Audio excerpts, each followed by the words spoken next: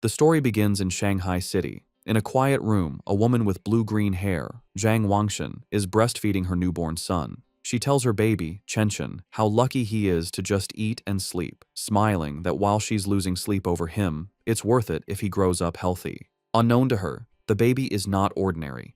He is reincarnated and has the consciousness of his former life. As he feeds, he notes his brain isn't fully developed, yet he is aware. A blue, game-like status screen appears, identifying him as Lin Zichen, 33 days old, with a biological level of ordinary Tier 1.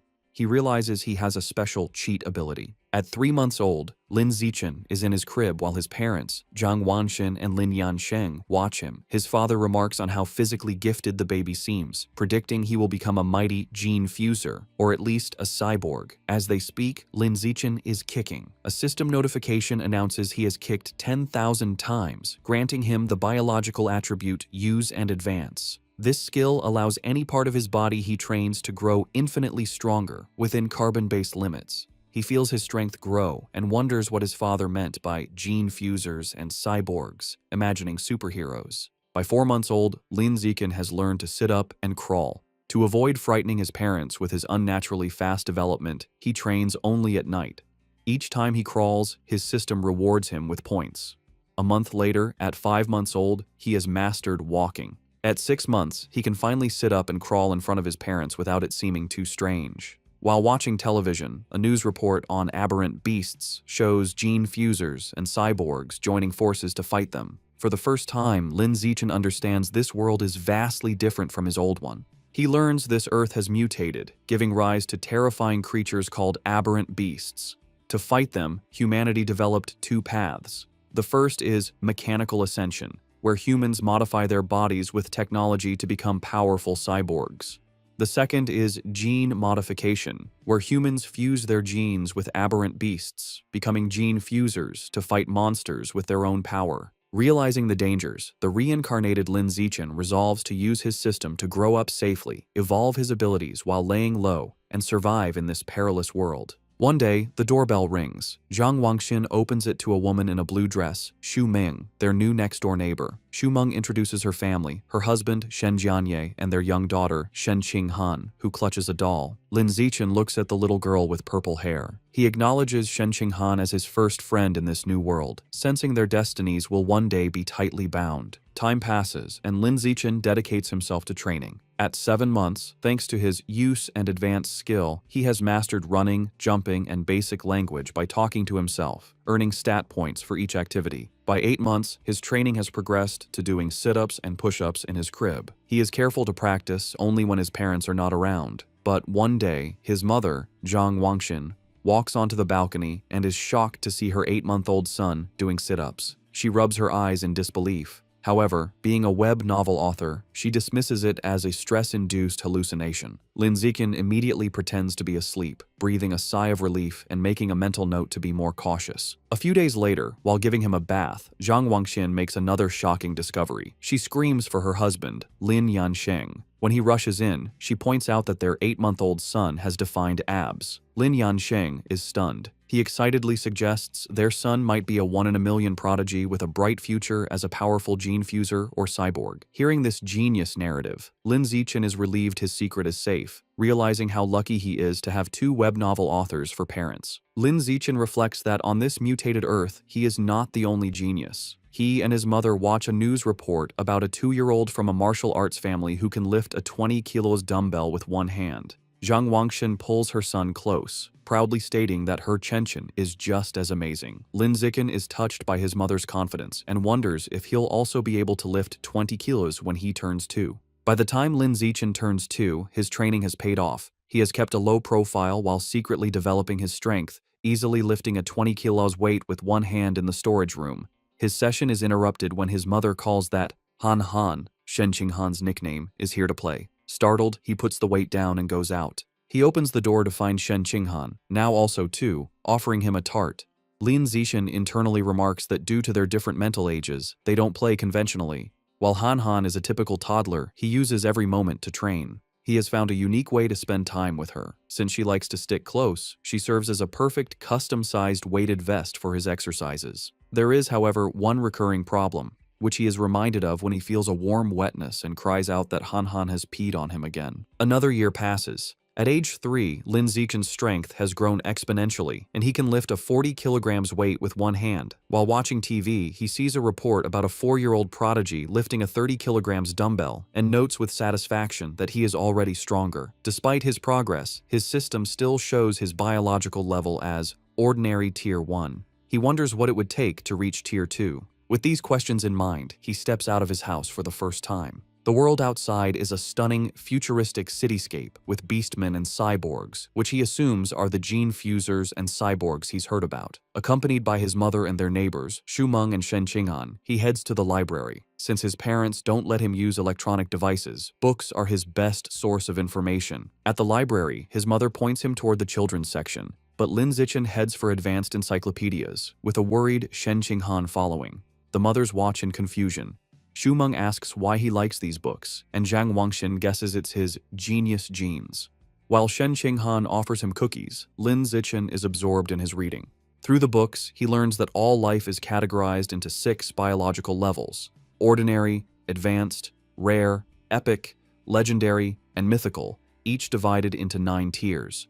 He realizes normal humans like his parents are at the bottom, ordinary Tier 1, as insignificant as ants compared to higher-level beings. This knowledge lights a fire under Lin Zichen. He must accelerate his training while maintaining his cover.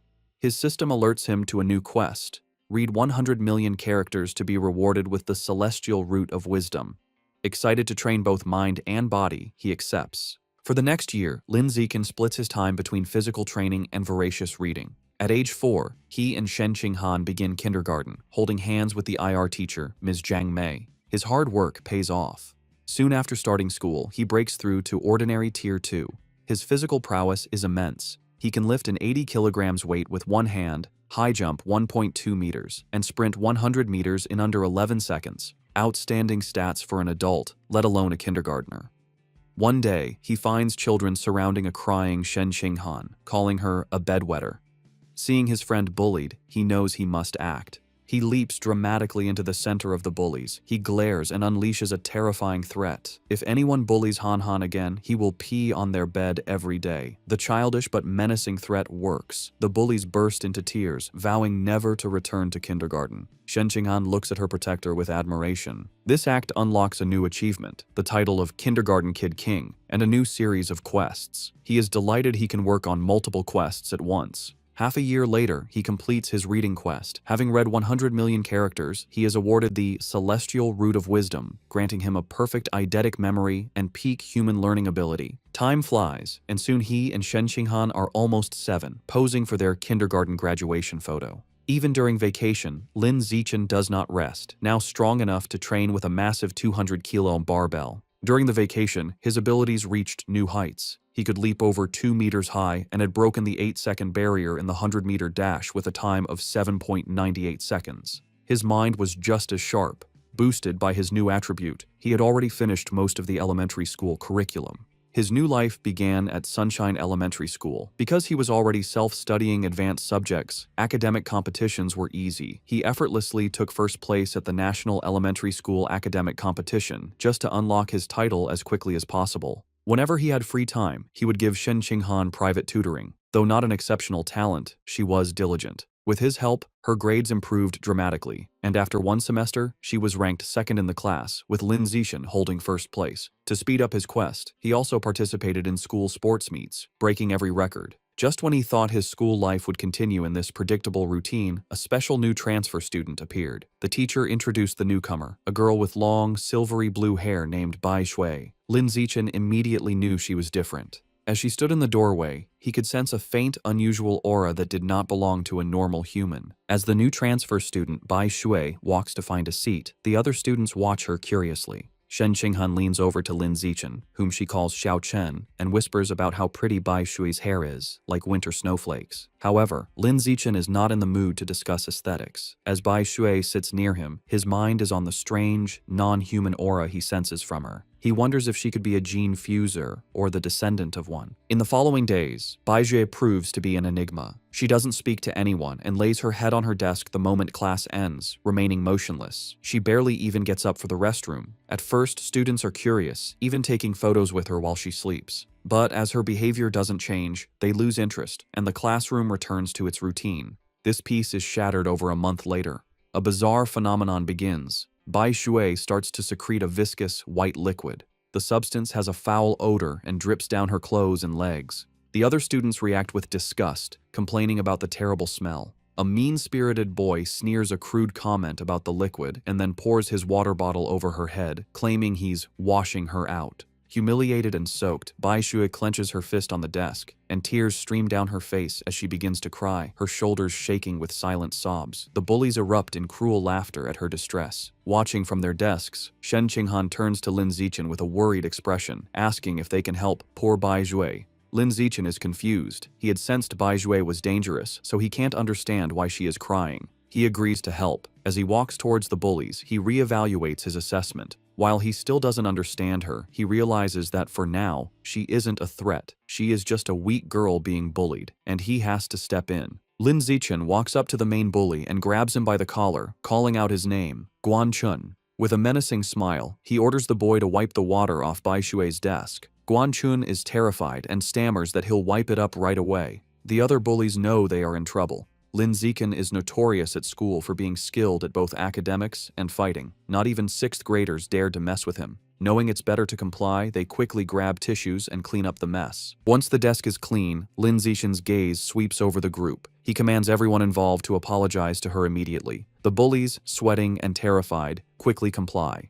They line up before her desk and bow their heads, offering apologies and promising never to bully her again. With the bullies gone, Bai Shui looks up, her eyes still tearful. She gratefully thanks both Lin Zichen and Shen Qinghan. Shen Qinghan puts a comforting hand on Bai Shui's shoulder, telling her that classmates are supposed to help each other. From that day on, Shen Qinghan makes it her mission to befriend the quiet, white-haired girl, always dragging Lin Zichen along. The three begin spending their free time together. Shen Qinghan is especially kind, always sharing her tastiest snacks with Bai Shui first. During one of these moments, as Shen Qinghan offers her a treat, Bai Shui hesitates. She looks at them and asks if they aren't disgusted by her because she smells so bad. She explains she's sorry for not trusting them, but since she was little, she has always been ostracized by everyone. Having someone be nice to her feels so unreal that she thinks she must be dreaming. Bai Shui looks up in surprise when Shen Qinghan tells her firmly that this is not a dream. Shen Qinghan smiles gently and says she knows what it's like, so she would never be disgusted by her. She declares that as long as Bai Shui is willing, they will be friends forever, pulling a slightly exasperated Lin Zichen into the promise. Overcome with emotion, Bai Shui tightly hugs Shen Qinghan. Tears of gratitude stream down her face as she thanks them for their kindness. After composing herself, she tells them she wants to give them a gift in return. She holds out a necklace with a pair of beast fangs, explaining it was a birthday present from her mother. She gives it to them, hoping it can be a symbol of their friendship.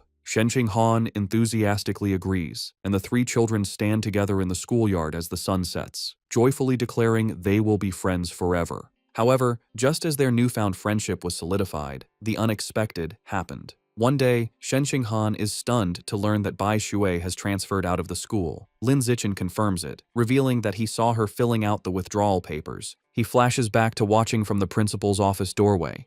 He saw Bai Shui with the principal and a large, intimidating man with cybernetic arms. The principal assured the man that Bai Shui's paperwork was complete and her information would be kept confidential. The encounter confirmed Lin Zichen's suspicions that Bai Shui's identity was not simple. From that day on, he never saw Bai Shui again, left to wonder about her. But he notes that the events that followed were what truly captured his attention. Sometime later, Lin Zichen is at home giving his mother, Zhang Wangxin, a shoulder massage. She sighs in relief, telling him the massage is perfect after a long day of typing. Lin Zichen internally notes that he learned professional massage techniques thanks to his celestial root of wisdom, and is surprised by its usefulness. Their quiet evening is interrupted by a major news report. It features another incredible achievement by the Kyoto prodigy. At just 10 years old, the boy has successfully fused with aberrant beast genes and can now lift a 500 kilograms boulder with one hand. Lin Zichen recognizes the boy and realizes with a jolt that his rival has already begun gene fusion. His father, Lin Yansheng, complains that the Kyoto prodigy is always on TV, questioning if they are trying to turn him into an influencer. The parents discuss it. Lin Yansheng explains the boy is from a 1,000-year-old martial arts family, so they likely have advanced gene fusion technology. Zhang Wangxin argues it's wrong to use a child as a guinea pig. Her husband counters that for such a family interests come first, earning a sarcastic "you know everything" from his wife. While his parents bicker, Lin Zikin is deep in thought. He recalls that before the fusion, the prodigy could lift 100 kilograms. Now he can lift 500 kilograms, a 5-fold increase. In comparison, Lin Zikin, at only 8, can already lift a 300 kilograms weight with one hand without any gene fusion.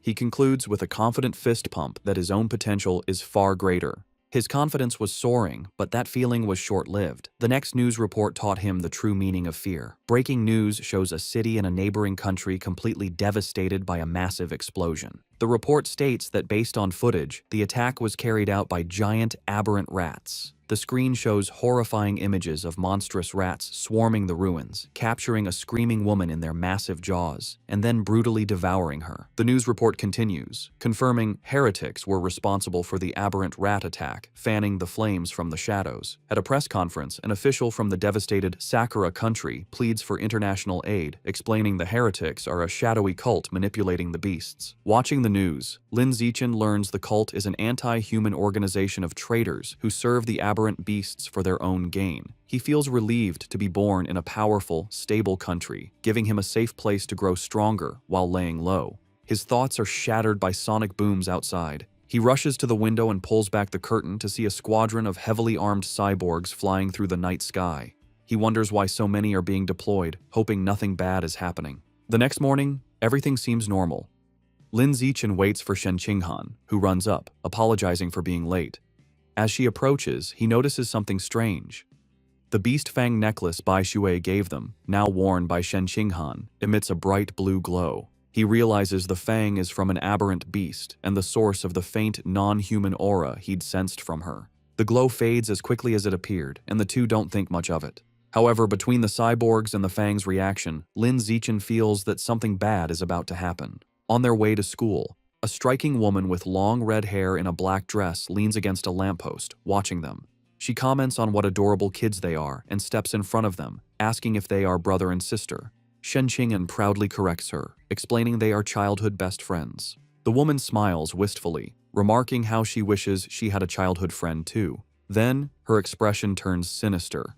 She leans in, eyes glinting, and asks why they're going to school alone and where their parents are. As Shen Qinghan begins to answer, Lin Zichen quickly grabs her hand, cutting her off. He pulls her along, stating they're going to be late, leaving the mysterious woman behind. Once a safe distance away, he gently scolds Shen Qinghan, reminding her not to talk to strangers. She nods. After school, Lin Zichen leads them through a deserted alleyway. Shen Qinghan nervously comments on how creepy it is. Lin Zichen explains the area is scheduled for demolition, and everyone has already moved out. Their walk is interrupted by a familiar voice. The red-haired woman from the morning appears, commenting on how they are finally out of school. She's not alone. A large, muscular man named Sheng is with her. The woman tells Sheng she's got the kids over here. Lin Zichen is alarmed. He had deliberately chosen a different route, but she had somehow followed them. The woman tries to lure them closer with a sweet voice, offering them treats. Her accomplice, Sheng, grows impatient. He tells her to stop talking and just knock the kids out so they can get it over with. Without another word, Sheng rushes toward them with a cloth, shouting he's in a hurry to sell them for cash. As he closes in, Lin Zichen shoves Shen Qinghan out of the way and squares up to face him. He clenches his fist and throws a powerful punch with all his might. The blow connects squarely with Sheng's face, stopping the larger man in his tracks. The immense force sends Sheng flying backward down the alley with a pained cry. The red-haired woman watches in utter disbelief, shocked that an elementary schooler could send a grown man flying. On the ground, Sheng coughs up blood, stunned. With Sheng down, Lin Zichen turns to the red-haired woman. Before she can react, he lands a solid punch to her midsection, followed by a powerful uppercut that knocks her unconscious. Standing over the defeated kidnappers, his expression hardens. He picks up a nearby brick, his intentions grim. He reasons that with no cameras in the deserted alley, he must finish them off. If they live, his superhuman powers will be exposed, ruining his plan to lay low and grow stronger. Just as he is about to deliver the final blow, the ground trembles violently. A powerful earthquake shakes the alley, catching them off guard. A moment later, a massive, clawed hand smashes through a nearby building wall. A monstrous giant aberrant rat emerges from the dust and rubble, towering over them. The beast ignores the children and looms over the unconscious woman, but instead of devouring her, it decapitates her with a swift swipe of its claws. The rat then picks up her severed head as Shen Qinghan screams in terror. Recognizing the danger, Lin Zichen scoops the horrified Shen Qinghan into his arms. He tells her it's a giant aberrant rat and they have to get to safety. He turns and sprints away, carrying her as they flee. As they escape, a flash of red and gold streaks through the sky. A female cyborg with blonde hair and rabbit ear attachments on her helmet dives into the alley. She moves with incredible speed, a blur of motion as she zips past the rat. Shen Qinghan, looking over Lin Zichen's shoulder, exclaims how unbelievably fast the cyborg is. The cyborg lands gracefully behind the monster. Facing the rat, the female cyborg prepares her attack. Her gauntlet glows as she charges her weapon and announces, "Anesthetic smoke." She fires projectiles at the monster, causing massive explosions that rock the alley. Lin Zichen shields Shen Qinghan from the blast. The aberrant rat is caught in the fiery explosions, roaring in pain, and is left dazed by the anesthetic smoke. Seeing her opening, the cyborg surges forward and finishes off the weakened beast in a flurry of strikes. Later, Lin Zichen watches a news report about the incident at home. He analyzes the fight, concluding the cyborg's power level probably isn't very high. He reasons she had to weaken the rat first, and it still took her 7 minutes to kill it. He reflects on the danger of giant aberrant rats, knowing they are tough creatures that can grow over 10 meters long and reach ordinary 5th tier. Fortunate that they escaped unharmed, the incident reminds him of the world's dangers. He resolves to increase his training to protect himself and those he cares about. He is later seen in his training space, doing weighted squats with a heavy barbell, his system rewarding him with points. Although the threat of aberrant rats looms, life continues. Soon, he and Shen Qinghan celebrate their 9th birthday with both families around a large cake. After making wishes, they exchange gifts. Thanks to his celestial root of wisdom, Lin Zichen had taught himself to carve in one night and crafted an intricate wooden hairpin for Shen Qinghan. She is overjoyed, placing it in her hair and exclaiming how much she loves it. Time passes quickly, and soon Lin Zichen and Shen Qinghan graduate from elementary school and start middle school. As they leave, his system notifies him that he has completed the Dominate 9 years of compulsory education achievement, unlocking the Kindergarten Kid King and Elementary School Top Dog titles. He becomes excited to unlock the Middle School Overlord title next, which will grant him the Survival of the Fittest attribute. During the break, he sticks to a high-intensity training regimen. His training includes 1,000 push-ups with a massive boulder on his back, granting him huge stat boosts. His hard work pays off. Just before school begins, after a 10 kilometers run, his system announces his biological level has broken through to ordinary 3rd tier. His physical attributes increase dramatically. He can now lift 700 kilograms with one hand, has a vertical jump of 4 meters, and can run the 100-meter dash in 6 seconds. As his power grows, he wonders what level the Kyoto prodigy has reached. Coincidentally, a news story airs on TV the night before school starts. The report reveals the now 14-year-old prodigy has fused with giant ant genes and can lift a 2,000 kilograms alloy block with one hand. Lin Zichen calculates that since giant ant genes increase strength by a factor of 4 to 8, the prodigy's true lift without the gene enhancement is only around 500 kilograms. This means Lin Zichen is still fundamentally stronger. He smiles, imagining how powerful he will become with future gene fusion. The next day, middle school begins. Because he was the city's top student, all the best middle schools tried to recruit him. He accepted the invitation from Shanghai Middle School, but only if Shen Qinghan could be in his class. During registration, they are welcomed by the principal and their new homeroom teacher, who express how much they are counting on him. After a few pleasantries, he makes an excuse and leaves with Shen Qinghan. The real reason he chose Shanghai Middle School was for its excellent athletic facilities. They had planned to play badminton on the school's court before classes officially started. On the court, an excited Shen Qinghan tells Lin Zichen, "Xiaochen, they should start." She serves with a flourish, calling out her fairy's curveball. Lin Zichen easily catches the shuttlecock mid-air, but their game is interrupted. A group of upperclassmen approaches, and their leader, in a backward cap, snatches the shuttlecock, informing them the court is reserved. His friends mockingly offer to let Shen Qinghan stay and spar with them. Shen Qinghan stands her ground, telling them they have to follow the rules, and they were there first. Lin Zichen, seeing them get too close to Shen Qinghan, steps in with a cold expression. He tells them to get away from her and reminds them of the first come, first served rule. The leader scoffs, arrogantly declaring he is taking the court. The leader holds the shuttlecock and tosses it up, but before he can serve, Lin Zichen moves. He declares that from now on, his rules are the only ones that matter. With a surge of power, he leaps and smashes the shuttlecock with incredible force. The shuttlecock rockets across the court, a white blur. It moves so fast, the leader barely has time to react. The force of the impact shatters his racket and sends his cap flying. The upperclassmen are left in shock, sweating and trembling. They wonder if Lin Zichen is even human, questioning if he's a gene fuser. One notes with terror that if the shot had been off by a little, their boss's head would have been taken off.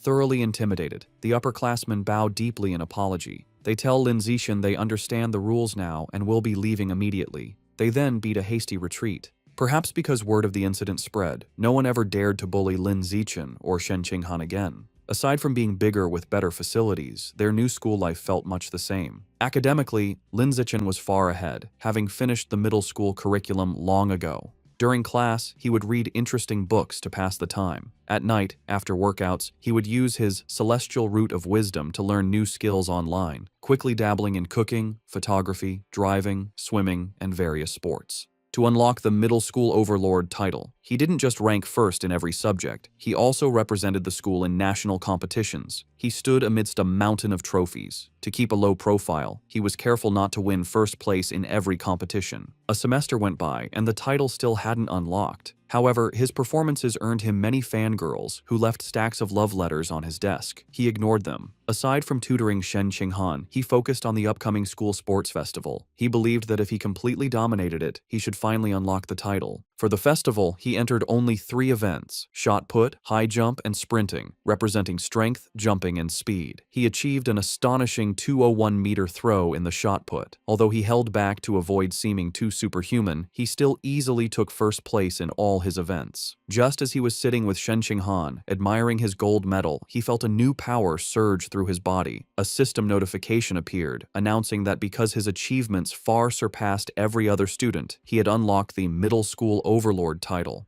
With all 3 school-age titles unlocked, the Dominate 9 years of compulsory education achievement was complete, and he had obtained the new biological attribute, survival of the fittest. As the power flowed through him, he realized with satisfaction that the title had finally unlocked. As Lin Zichen and Shen Qinghan leave school, he considers his new survival of the fittest attribute. The ability lets a predator devour the life essence of other creatures to evolve. He wonders what life essence is, lost in thought until Shen Qinghan calls for him to wait. Snapping back to reality, he gets an idea. He asks Shen Qinghan if he can borrow her beast fang necklace. She agrees and hands it to him. The moment his fingers touch the fang, a system notification appears. It informs him he has devoured a trace of the abyssal giant butterfly's life essence, unlocking a new guidebook with 1% progress. A spectral image of a massive, dark butterfly with eyes on its wings appears around him. He is stunned to realize the fang is a butterfly's tooth. That night, hoping to learn more, he searches for abyssal giant butterfly online. To his surprise, the search returns no results.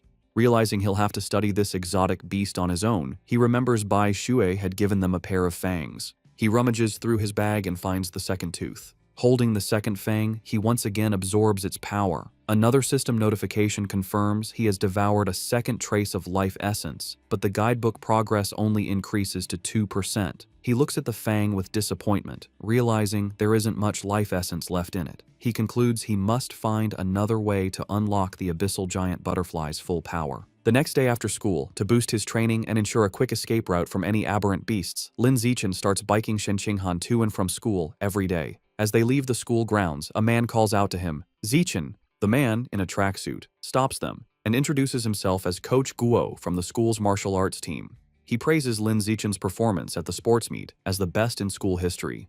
With great enthusiasm, Coach Guo formally invites him to join the team, insisting his athletic talent surpasses his academic abilities. He urges Lin Zichen to say yes, but also offers him time to learn about the team before deciding. Coach Guo speaks so quickly and passionately that Lin Zichen doesn't get a chance to say no. Waving goodbye as they ride off, the coach tells them the martial arts team is in room C of the gym and that he'll be waiting for him if he's free to visit the next day. As the sun sets, Lin Zichen is back in his room, ready to test his new ability. He claps his hands, squashing a cockroach and a mosquito he found. He opens his hands to examine the dead insects, but feels no power surge. He realizes killing such small, ordinary creatures didn't trigger the skill. He deduces that only powerful or exotic beasts carry enough life essence to be devoured for his evolution. To verify his new theory, Lin Zichen decides to visit a supermarket that sells beast meat.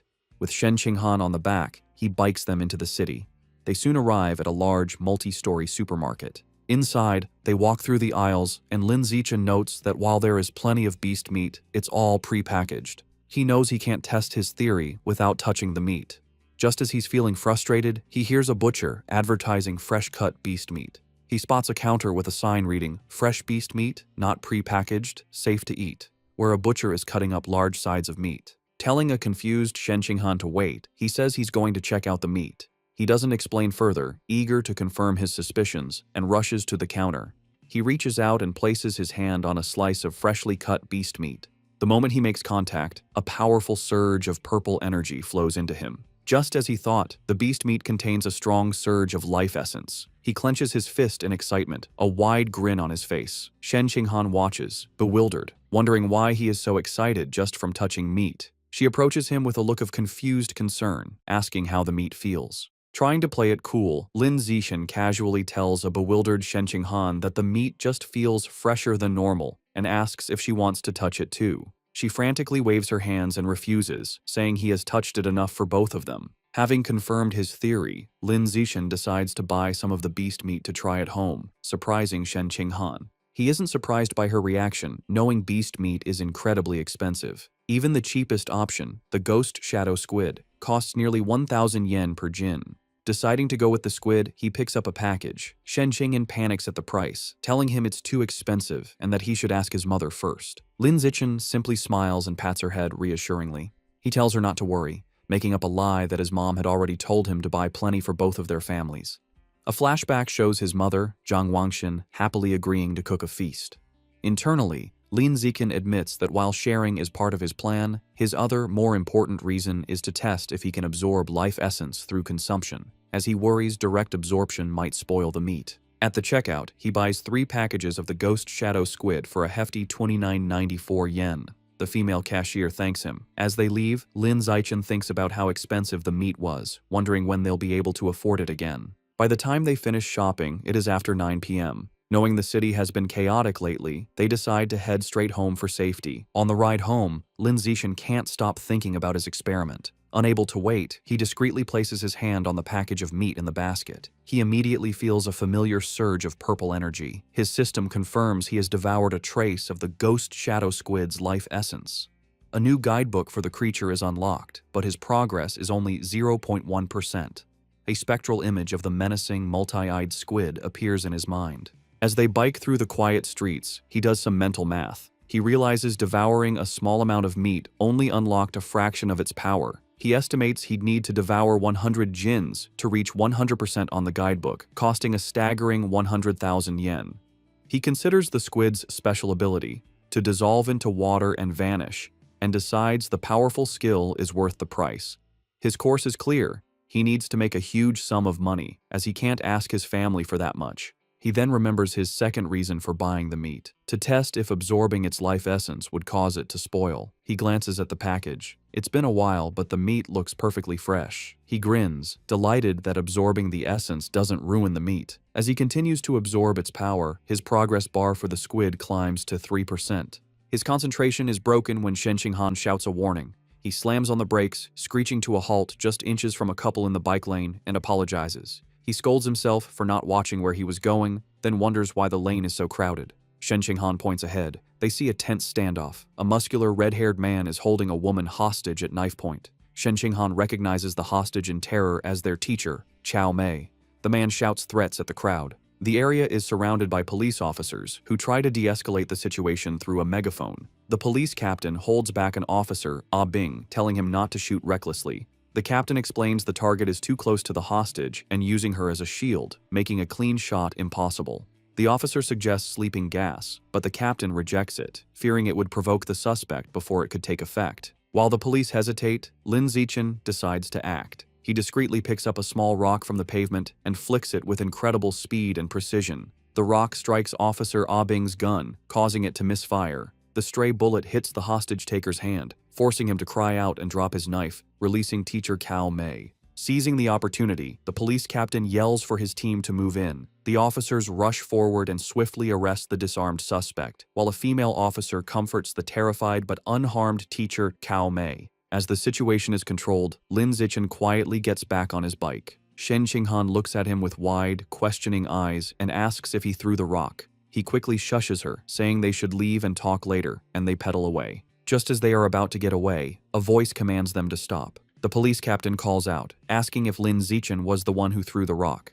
Panicked at being caught, Lin Zichen quickly denies everything with a nervous smile. The captain watches them pedal away, finding it strange that someone wouldn't want to admit to a good deed. He muses aloud that there's a reward for bravery. The word reward instantly catches Lin Zichen's attention. Needing money, he slams on his brakes, skids to a halt, and rushes back to the captain. He sheepishly retracts his denial, admitting he threw the rock and explaining that the money is really important to him. The captain tells him to come to the station to make a report, promising to help him apply for the reward. After informing their families, Lin Zichen and Shen Qinghan prepare to head to the police station. He assumes everything will go smoothly, but as the police lead the cuffed suspect away, something goes horribly wrong. The suspect's face begins to twist grotesquely. The police realize with horror that he's a heretic and is mutating into a giant aberrant rat right before their eyes. The monster breaks its cuffs and goes on a rampage, swiping its massive claws at the officers. The police captain gets on his radio, ordering all forces to open fire but to protect the civilians. The officers unload their weapons, but the bullets have no effect. A frantic report comes in, identifying the heretic as having fused with Rat King genes and calling for immediate backup. Realizing the danger, Lin Zichen apologizes, grabs both of them and pulls them away, urging them to run. He is relieved the monster isn't chasing them, but knows they need to get away fast. As they flee, a new figure streaks down from the sky in a purple aura. It's a female cyborg in sleek, futuristic armor. She lands a powerful blow on the giant rat, sending it staggering backward.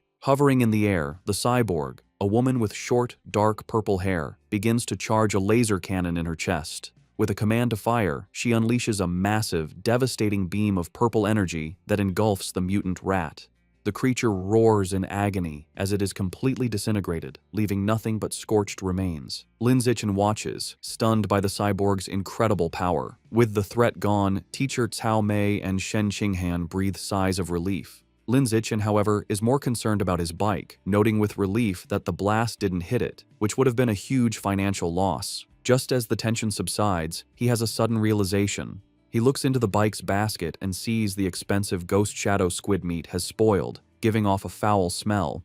He now understands his initial theory was correct. Absorbing the life essence causes the meat to spoil, but there's a delay. Holding up a limp tentacle, he realizes he needs an excuse and decides to blame the fight and the now deceased heretic. Putting on a dramatic show, he throws the spoiled tentacle down, loudly blaming the heretic and the cyborg's attack for roasting the meat. Teacher Cao Mei comforts him, saying what matters is that they're all safe. Although they plan to go home, at the captain's request, they end up riding with the security team to the station.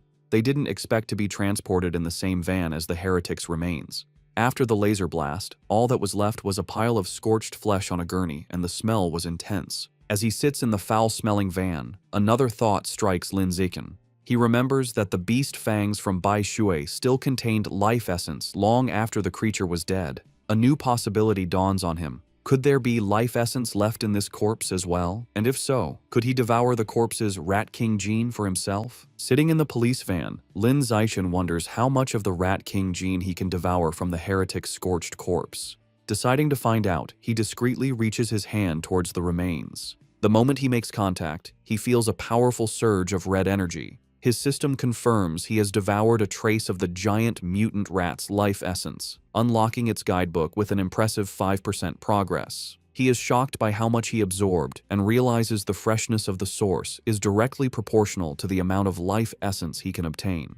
The escorting officer, Ah Bing, notices his movement and tells him to sit still. Lin Zichen quickly claims he just needed to stretch. Later, at the public security office, he knows that while Ah Bing was easy to fool, the security captain is sharper. The captain informs Lin Zichen that he has applied for his bravery reward, but then questions him more seriously. He asks how a middle schooler, at such a distance and in poor lighting, managed to so precisely hit the heretic's knife hand with a rock. Lin Zichen gives a vague answer, claiming it's because he often trains his right hand.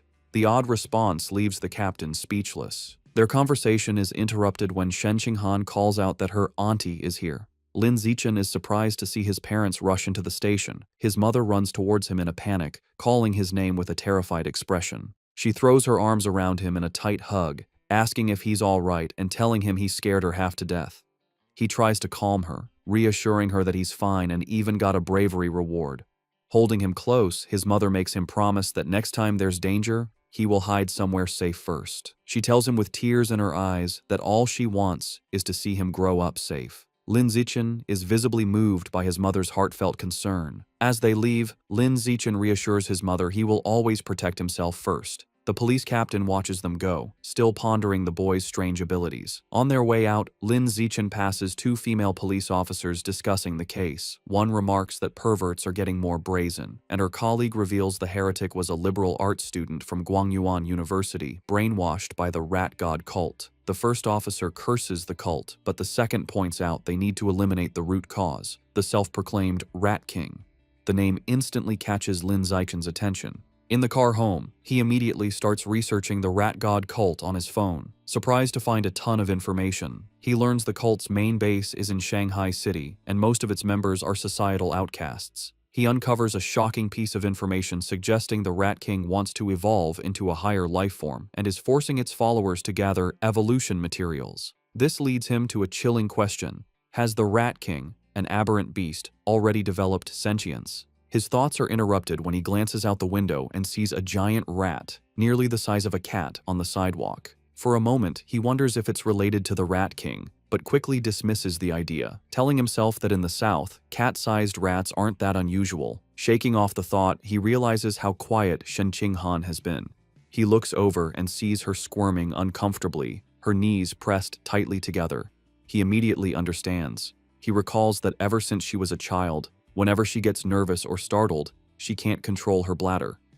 While embarrassing for her, Lin Zichen has always felt this peculiar reaction might be linked to some hidden potential within her. When they get home, Lin Zichen's mother, Zhang Wangxin, is shocked that the nearly 3,000 yen worth of beast meat is gone. Lin Zichen quickly thinks of an excuse, sheepishly claiming that during the emergency, he must have dropped it while running away. His mother immediately puts his safety first, telling him to forget the meat and that all that matters is he is unharmed. Lin Zichen breathes an internal sigh of relief, glad he fooled his mother. However, his father, Lin Yansheng, is more stubborn. He announces he is going back to look for the expensive meat, boasting that a fated wage slave like him is tough. Lin Zichen tries to stop him, arguing it's too dangerous and the meat is already spoiled. His father becomes suspicious, asking how he could know it had gone bad. Sweating nervously, Lin Zichen quickly claims it was an obvious guess. Meanwhile, back at the now empty public security office, the police captain is still pondering the night's strange events. As he smokes a cigarette, he can't shake the question of how an ordinary middle schooler could have thrown a rock with such incredible power and precision. Suddenly, he hears a strange noise from the corner. His eyes widen in shock as he sees a massive rat, far larger than any normal rodent, perched on top of the filing cabinets. Before he can react, the giant rat leaps down. The captain instantly draws his pistol and opens fire. The confrontation is swift and violent, ending in a bloody blur. The next day in class, Lin Zichen sighs at his desk. Reflecting on the previous night, he concludes he is still too weak compared to the powerful heretic and the female cyborg. He needs to make money fast to buy more beast meat like the ghost shadow squid to fill his guidebook's progress bar. He considers becoming an influencer or selling study materials, but dismisses the idea as too flashy and against his goal of keeping a low profile. Suddenly, an idea strikes him. He remembers that in this world, martial arts and gene fusion are more important than academics. He decides it's time to act. Later, he heads to the gym where the martial arts team practices in Building C. He finds Coach Guo drinking from a thermos and greets him. A surprised Coach Guo asks if he is there to join or just to learn more about the team. Instead of answering, Lin Zichen leans in and discreetly asks if joining the team offers a chance to compete in city tournaments, and if the prize money is high. The coach smiles, confirming he would have a chance, and that prizes are worth tens of thousands. With his main concern addressed, Lin Zichen shakes the coach's hand and announces he is joining the martial arts team today. Coach Guo happily welcomes him. The coach gathers the team to announce their new member. He introduces Lin Zichen, reminding them of his performance as the sports meet champion. The other team members, Zhang Kai, Huang Tianxing, or Ah Xing, Li Shutong, and Han Yiguo, introduce themselves. Finally, Lin Zichen introduces himself. Since Lin Zichen has no formal martial arts training, Coach Guo demonstrates basic fist and leg techniques. The coach explains the moves look simple, but are difficult to master, noting that the team's fastest learner, Li Shutong, took a week to perfect them. He then encourages Lin Zichen to try. Lin Zichen assumes a ready stance. Thanks to his celestial root of wisdom attribute, which grants him heaven-sent martial insight, he has already memorized and understood every detail of the demonstration just by watching. As he practices the fist techniques, a system notification awards him points in vitality, strength, dexterity, and proficiency. He executes the hand and fist movements with flawless precision and speed. He transitions seamlessly into the leg techniques, performing powerful, fluid kicks. Another system notification grants him points for his leg muscles, dexterity, and proficiency. The coach and the team watch in stunned silence. The coach's jaw drops, and he almost fumbles his thermos, unable to believe it. He wonders how someone could learn the complex forms perfectly after one look. Staring at the flawless performance, a single thought forms in his mind. He must be a once-in-a-million martial arts prodigy. That evening in Shanghai, Lin Zichen's mother, Zhang Wangxin, calls him for dinner. He rushes out eagerly, spoon in hand, asking what she made. She proudly presents a large platter of the ghost shadow squid he wanted. The aroma is incredible, and he tells his mother how amazing it smells. She urges him to eat while it's hot. He takes a bite and praises her cooking as the best in the world. Pleased, she tells him to eat a lot, as she bought 3 full gins for him. As he eats, a system notification appears. He has devoured a trace of the ghost shadow squid's life essence by consuming it, bringing his guidebook progress to 3.01%.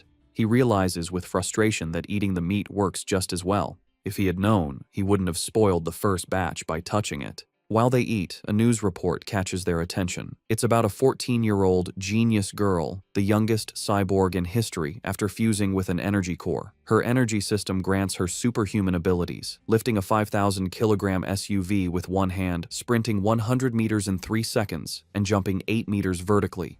Watching this, Lin Zichen ponders the debate in his world. Between the Kyoto prodigy's gene fusion and this girl's cybernetics, which path is stronger? His thoughts are interrupted by another breaking news story. It announces that the security captain they met, He Chun-shan, was killed in his office. Surveillance footage showed he was attacked and devoured by a giant mutant rat that infiltrated the station. Medics are shown wheeling his body into an ambulance. Lin Zichen is horrified. He recalls the large rat he saw the night before and wonders if it was connected. He imagines a giant rat rampaging through the city. The captain's death is a grim reminder of the escalating danger. Staring intently, Lin Zichen decides he must intensify his training immediately. Following the police captain's death, Lin Zichen dedicates himself to a grueling training regimen. After intense practice, he can now sprint 100 meters in a blistering 4.61 seconds. His physical power has skyrocketed. His vertical jump is 5.3 meters, and he can lift an astounding 1,200 kilograms with one hand. In addition to his personal training, he continues his martial arts practice with the school team, hoping to boost his strength quickly for the upcoming tournament. The next morning at school, he heads to the gym to practice, with a curious Shen Qinghan tagging along. On their way, a girl with pink hair warmly greets Lin Zichen and offers him a bottle of fresh milk. He politely declines, thanking her, and walks past with Shen Qinghan, leaving the girl disappointed. Watching from a distance is his teammate, Zhang Kai. He clenches his fist in anger, resentful that the person who beat him at the sports meet is rejecting a gift from the girl he admires. Unable to contain his frustration, Zhang Kai rushes forward and blocks their path. He confronts Lin Zichen, scolding him for his poor manners and for hurting the girl's feelings. When Lin Zichen calmly explains he is allergic to milk, Zhang Kai refuses to believe him and calls him a liar. Enraged, Zhang Kai points at Lin Zichen and challenges him to a spar. He sets the terms. If he loses, he will never bother Lin Zichen again, but if Lin Zichen loses, he must drink the whole bottle of milk. Just as the challenge is issued, a new system notification appears. A new achievement mission has been triggered.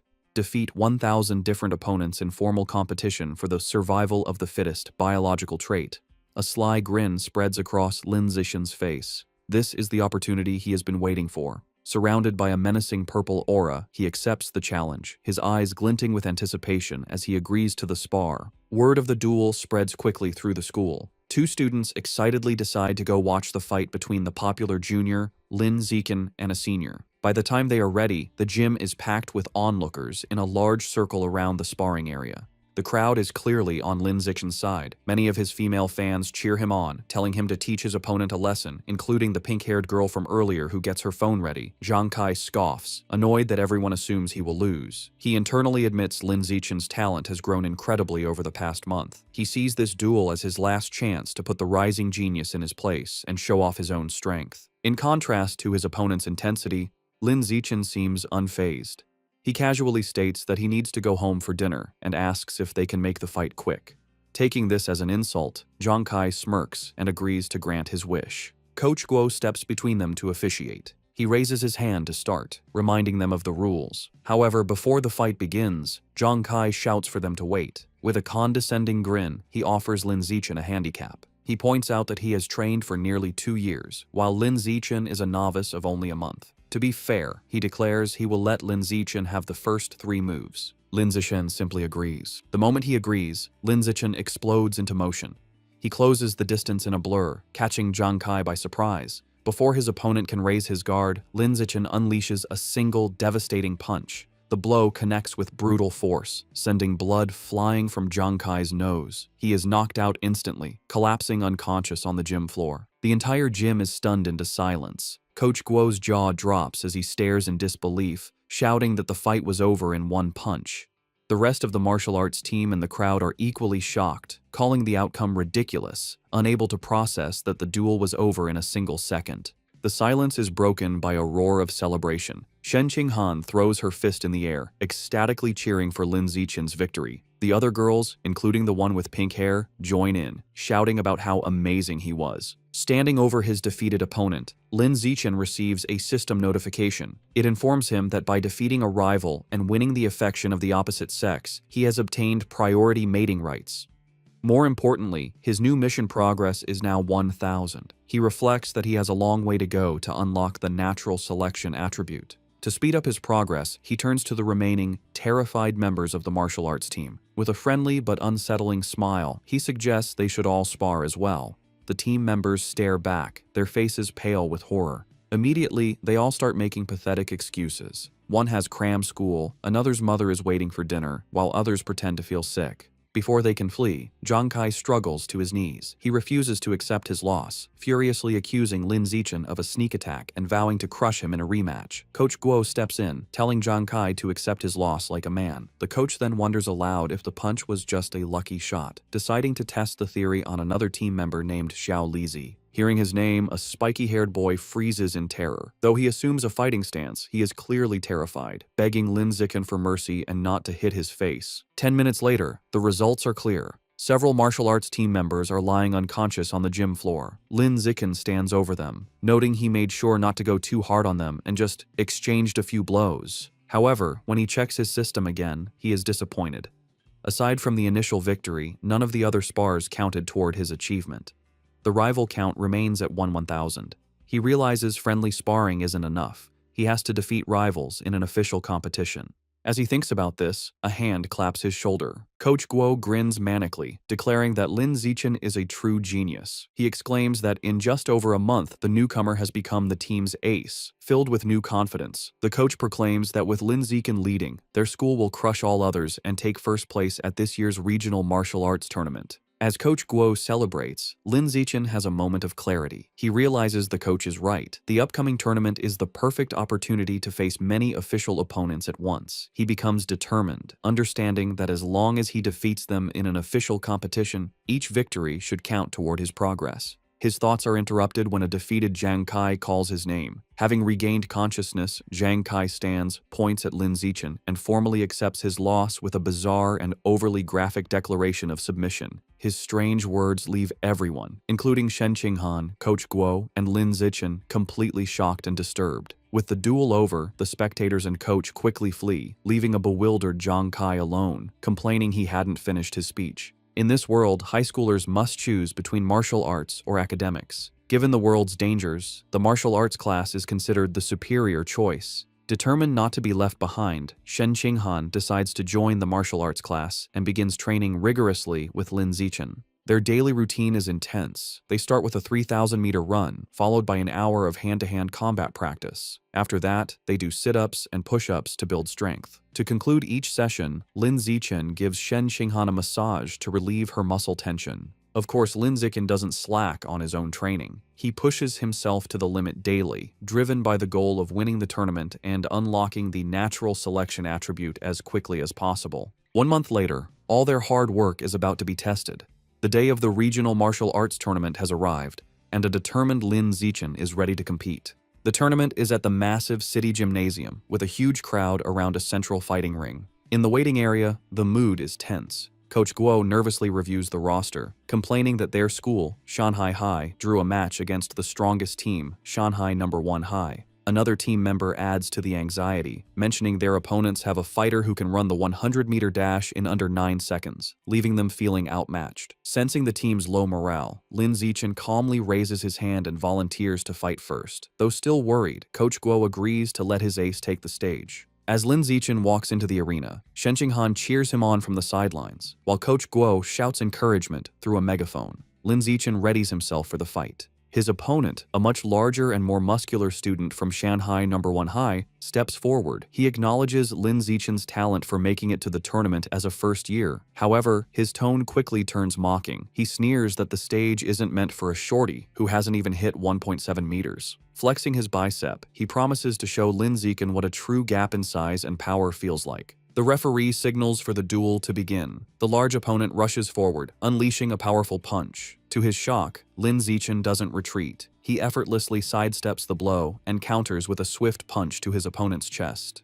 The impact is devastating. The force sends the massive student flying backward across the arena, knocking him out cold. The announcer stares in stunned silence before stammering a victory for Lin Zichen. On the sidelines, Shen Qinghan jumps to her feet, cheering that her Xiao Chen was amazing. The rest of the Shanghai High team erupts in celebration, mobbing their coach and shouting that Lin Zichen is insane, dismissing his opponent's strength as dead muscle. Meanwhile, on the other side, the coach for Shanghai No. 1 High is furious. He berates his defeated student for charging in blindly without using his footwork. Back in the ring, Lin Zichen receives a system notification confirming he has defeated another tournament rival, improving his ranking and bringing his elimination count to 1,000. He clenches his fist, satisfied that these matches are what he needs to advance. The opposing coach, determined to stop this, calls his next fighter forward, a boy named Chen Feng, and orders him to crush the first year as quickly as possible. Chen Feng calmly agrees. He steps onto the stage and assumes a ready stance, looking far more composed than the last fighter.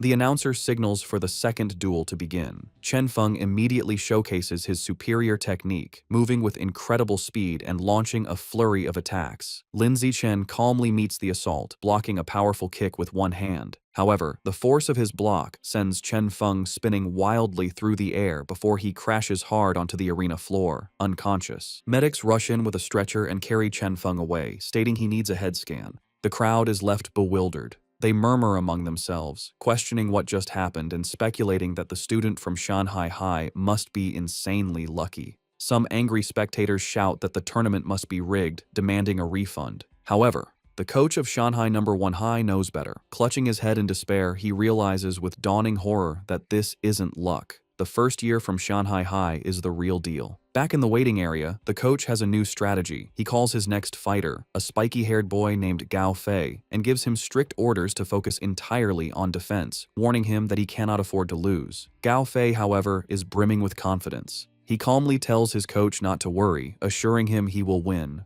As he walks to the ring, Gao Fei internally dismisses Lin Zichen's victories. He believes his opponent isn't strong and has only won through tricks. With his superior speed, running the 100-meter dash in under 9 seconds, and greater experience, he is certain he can't lose. The crowd is buzzing. Spectators discuss Gao Fei's reputation, marveling at his speed. One person mentions his father is a gene fusion user, explaining his enhanced abilities. The consensus is that Lin Zichen's impressive run is about to end, though they acknowledge his great potential. The announcer signals for the duel to begin. Ignoring his coach's instructions, Gao Fei immediately goes on the offensive, lunging at Lin Zichen with a powerful kick. He follows up with rapid strikes, unleashing his special technique, the flowing water shattering rock fist. His coach watches in fury, shouting at his disobedient student for attacking. Gao Fei scoffs at defense, believing a genius like him doesn't need it.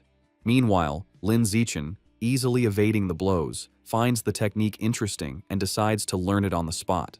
Gao Fei grows frustrated as he can't land a single hit. He stops out of breath and demands to know how Lin Zichen is dodging his attacks. Unfazed, Lin Zichen calmly asks if he has any other moves, taunting him. Enraged, Gao Fei unleashes another desperate barrage of punches. Seeing the same predictable moves, Lin Zichen decides the time for observation is over. He thinks, "All right then, let's end this."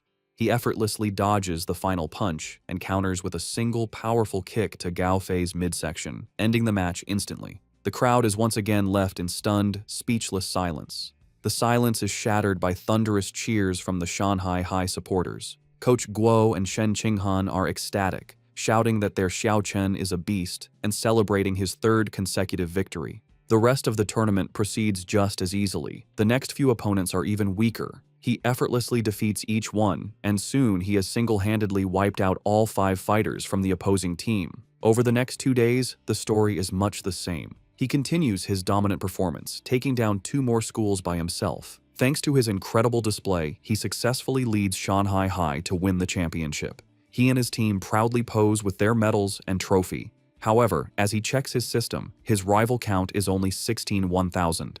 He realizes with disappointment that at this rate, it will take years to unlock the natural selection attribute. Despite his slow quest progress, there is a silver lining. He didn't expect Coach Guo to be so generous, but he gets the bulk of the tournament prize money, a full 20,000 yuan. Combining this with prize money from academic competitions, he now has around 30,000 yuan. That money doesn't last long. He immediately spends it all at the supermarket on a massive supply of ghost shadow squid meat. For the next several weeks, he devours the expensive meat at every meal. After consuming 30 jin, his codex unlock progress for the ghost shadow squid reaches 33%. His intensive training and consumption of beast meat pay off. By his second year of middle school, he breaks through to the next level, advancing from ordinary Tier 3 to Tier 4. His physical abilities reach new heights. He can now effortlessly lift 1890 kilograms with one hand, jump 5.65 meters vertically, and sprint 100 meters in just 4.49 seconds. Time flies, and soon he and Shen Qinghan graduate from Shanghai's middle school division. However, when the high school entrance exam results are released, their paths seem destined to diverge. A heartbroken Shen Qinghan sits in her room, crying. She asks Lin Zichen why, after all her hard work, they can't go to the same high school anymore. He explains that while he ranked first in both liberal arts and martial arts, and her academic scores were excellent, her martial arts score wasn't high enough for the elite class at Shanghai High. As he comforts the crying Shen Qinghan, she asks what will happen now. He tells her the principal of Shanghai High is coming to his house, likely to recruit him, and asks if she will come. Feeling hopeless, she tearfully replies that it has nothing to do with her, as the principal is obviously only coming for him. Taking her hand, Lin Zichen pulls her up and leads her out of the room. He tells her not to worry. He has a plan. He reveals his one condition for staying at Shanghai High. Shen Qinghan has to be his deskmate. As promised, the principal of Shanghai High visits Lin Zichen's home. She, his mother, and Shen Qinghan discuss his future for several hours, with the principal expressing how much she wants him to stay at her school. As the meeting concludes, the principal stands to leave. As a final offer, she tells Lin Zichen that if he agrees to stay, she will grant any request he has. Taking the opportunity, Lin Zichen states his one condition. Shen Qinghan must be allowed to continue in the same class with him. The principal looks at the nervous Shen Qinghan and confirms her name. Without hesitation, she agrees. With a smile, she tells them both to report to Shanghai High together for the new school year. Overjoyed, Lin Zichen and Shen Qinghan thank her. With their high school future secured, Lin Zichen participates in his final junior high martial arts tournament. As expected, his overwhelming power easily leads his team to another championship. He decides to use the prize money to finally unlock the Ghost Shadow Squid Codex. He was only 20% away, and the new prize money was enough to max out the progress bar. Unsure what might happen, he travels to a secluded forest outside Shanghai for safety. Deciding not to waste time, he begins devouring the life essence from the last of the squid meat. A powerful blue energy surrounds him as a system notification confirms he is absorbing a large amount of essence. His eyes widen as he feels a final surge of power, and the Codex progress bar hits 100%. A new notification announces he has unlocked the Ghost Shadow Squid Codex and obtained a new biological attribute, Blessing of Liquid Affinity. The ability enhances his affinity with water, allowing him to move freely and even vanish in aquatic environments. However, as the power settles, he stands in the quiet forest holding the limp squid tentacles and feels his new ability is kinda underwhelming. Still feeling underwhelmed, Lin Zichen tests his new ability in a nearby pond. He finds his Blessing of Liquid Affinity has some benefits. He can soak for long periods without his skin wrinkling, and swimming is much easier with reduced water resistance. However, there are no other noticeable effects. He sits in the water and rationalizes that since the Ghost Shadow Squid is a low-tier beast, it's fair the ability isn't very powerful. He resolves that to get better attributes, he will either have to save up for higher-grade beast meat or become strong enough to hunt powerful wild mutant beasts himself. The memory of the terrifying giant mutant rats strengthens his resolve, and he clenches his fist, determined to grow stronger. With less than a week before school begins, Lin Zichen's mother and Shen Qinghan's family decide to go on a trip. To better study his new liquid affinity, Lin Zichen suggests they go to the beach. As they stand in the ocean, Shen Qinghan shivers and complains the seawater is cold. Lin Zichen, however, feels perfectly at home. He tells her to ease into it, and then dives into the water, swimming with incredible speed. As he moves, his system rewards him with stat points for swimming and diving. From the shore, a nervous Shen Qinghan calls out, asking him to teach her how to swim. Lin Zichen pops his head out of the water, suddenly remembering his childhood friend doesn't know how yet. He begins patiently teaching her the basics. Given her average athletic talent, he assumes she will struggle. However, Shen Qinghan proves him wrong. She excitedly exclaims that swimming is surprisingly easy and that she learned it right away, diving effortlessly. She swims gracefully and surfaces with a look of shock, surprised she can dive without any instruction. Lin Zichen watches in shock as a strange blue aura of water seems to emanate from her. After she surfaces, she excitedly tells him how amazing it feels. She notes that while opening one's eyes underwater usually stings, she feels no discomfort. In fact, she finds it cool and pleasant. Her words leave Lin Zichen deep in thought. He watches her swim away, finding the situation unusual. He reasons that even with a natural talent for water, there's no way she could have mastered all the skills so instantly. Her rapid learning is simply not normal. Suddenly, a realization dawns on him. He recalls her lifelong problem with bedwetting when nervous. He wonders if this weakness is actually a sign of a powerful, innate water affinity she was born with. The idea excites him. He becomes convinced she might possess some kind of special cultivation body, like a character from his parents' Xianxia novels. To test his theory, they continue diving. Her performance shocks him even more as they explore the underwater world. He notes they have been holding their breath for over 10 minutes, an incredible feat for a beginner like Shen Qinghan. As they swim, Shen Qinghan's expression suddenly changes. A strange, swirling sound begins to vibrate through the water around her. Both look up, trying to find the source. They surface abruptly, and Shen Qinghan cries out as the glowing blue water swirls around her. Later that night, as they walk along the beach, Lin Zichen asks what happened. Shivering, she explains that underwater, she kept hearing strange and creepy sounds right by her ear. He comforts her and asks what kind of sounds. She tells him she couldn't understand the language, but it was a female voice that echoed non-stop until she surfaced. To help a frightened Shen Qinghan calm down, Lin Zichen brings her back to their hotel room. Later, he searches online for information about the strange female voice, but finds no results.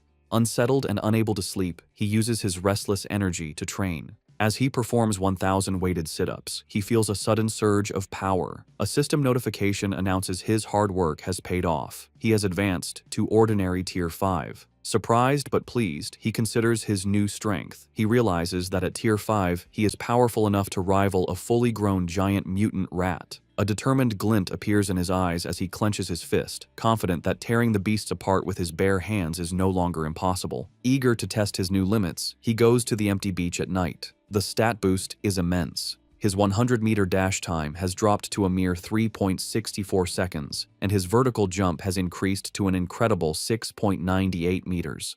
To test his strength, he finds a nearby car and discovers he can now lift the 1,600-kilogram vehicle with one hand. With this new progress, his life moves forward. The vacation ends, and he and Shen Qinghan begin high school at Shanghai High. On their first day, they arrive early for class duty. Two new female classmates immediately recognize him, whispering excitedly about how handsome he is and how lucky they are to be on duty with him. While he is surprised his classmates know him, something even more unexpected happens. Simply performing class duty triggers a new system quest. The achievement requires completing 1,000 cooperative tasks for a new biological attribute, social animal. As he cleans the classroom with Shen Qinghan, he wonders what this new attribute will do. Since the school year has just begun, he takes the opportunity to visit the Mammoth supermarket after school. Now that he has unlocked the Ghost Shadow Squid Codex, he knows it's time to choose a new target for his ability. As he browses the expensive beast meat section, his eyes lock onto a new item.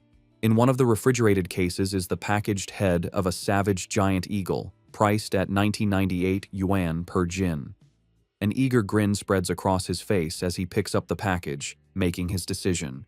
This will be his next target. The savage giant eagle is a higher-tier aberrant beast than the ghost shadow squid. It has incredibly powerful vision, 30 times stronger than a normal human's, making it a formidable hunter that can precisely capture even the fastest prey. Back in his room, Lin Zichen examines the eagle meat. He concludes that unlocking its guidebook is a worthy goal, as its enhanced vision would provide a massive combat advantage. He also notes its price of 1,998 yuan per jin makes it one of the more affordable options. He places his hand on the meat, and a blue energy surrounds him as his system confirms he has devoured a trace of the savage giant eagle's life essence, unlocking 1% of its guidebook. After some calculations, he realizes that since 1 jin of meat provides only 1% progress, he will need to spend over 200,000 yuan to fully unlock the guidebook.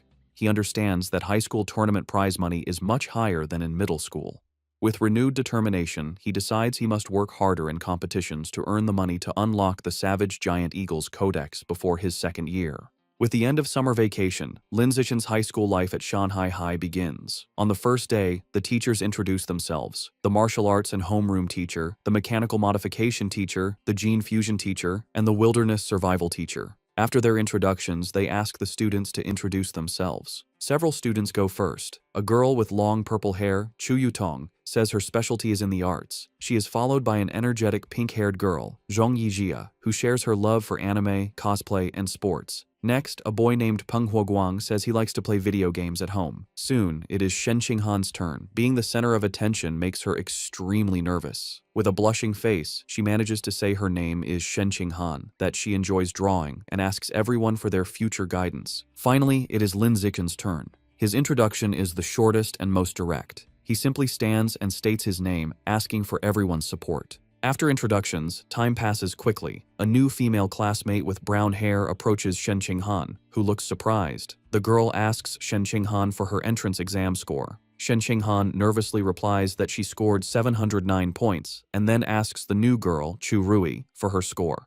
Chu Rui is impressed, exclaiming that Shen Qinghan's score is more than 10 points higher than her own 698. Chu Rui then asks about the physical fitness portion, admitting she only scored 95 out of 100. This question makes Shen Qinghan extremely uncomfortable. She stammers that her score wasn't as good, internally panicking because her score of 79 was so low she almost didn't make it into the elite class and feels too embarrassed to say it out loud. Not getting the hint, the persistent Chu Rui continues to guess if Shen Qinghan scored 94 or 93. Shen Qinghan, looking down in shame, quietly tells her it was even lower.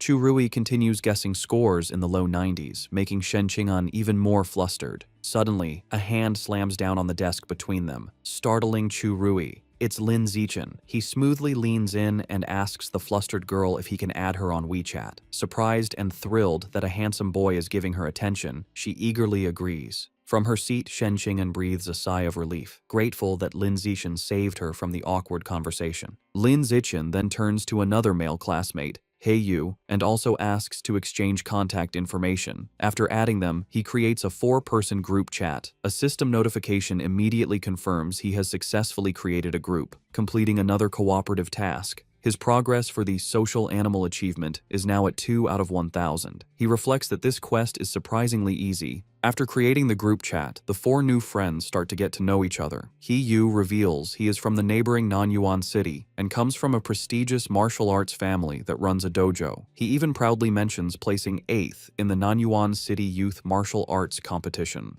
Churui shares that her family owns a chain of clothing stores, making her wealthy. After Lin Zichen and Shen Qinghan also share their backgrounds, the 4 quickly become a close-knit group. Just as they are getting comfortable, He-Yu asks the others to guess who the strongest student in their class is. Churui immediately points to Lin Zichen, guessing it must be him since he was the top scorer on the entrance exam for their entire district. This shocks He-Yu, who had no idea his new friend was so accomplished. However, Lin Zichen humbly suggests that being the top scorer doesn't necessarily make someone the strongest. He reveals a surprising fact. The principal had spent a lot of money to recruit 2 exceptionally powerful students from Nanyuan City for their class.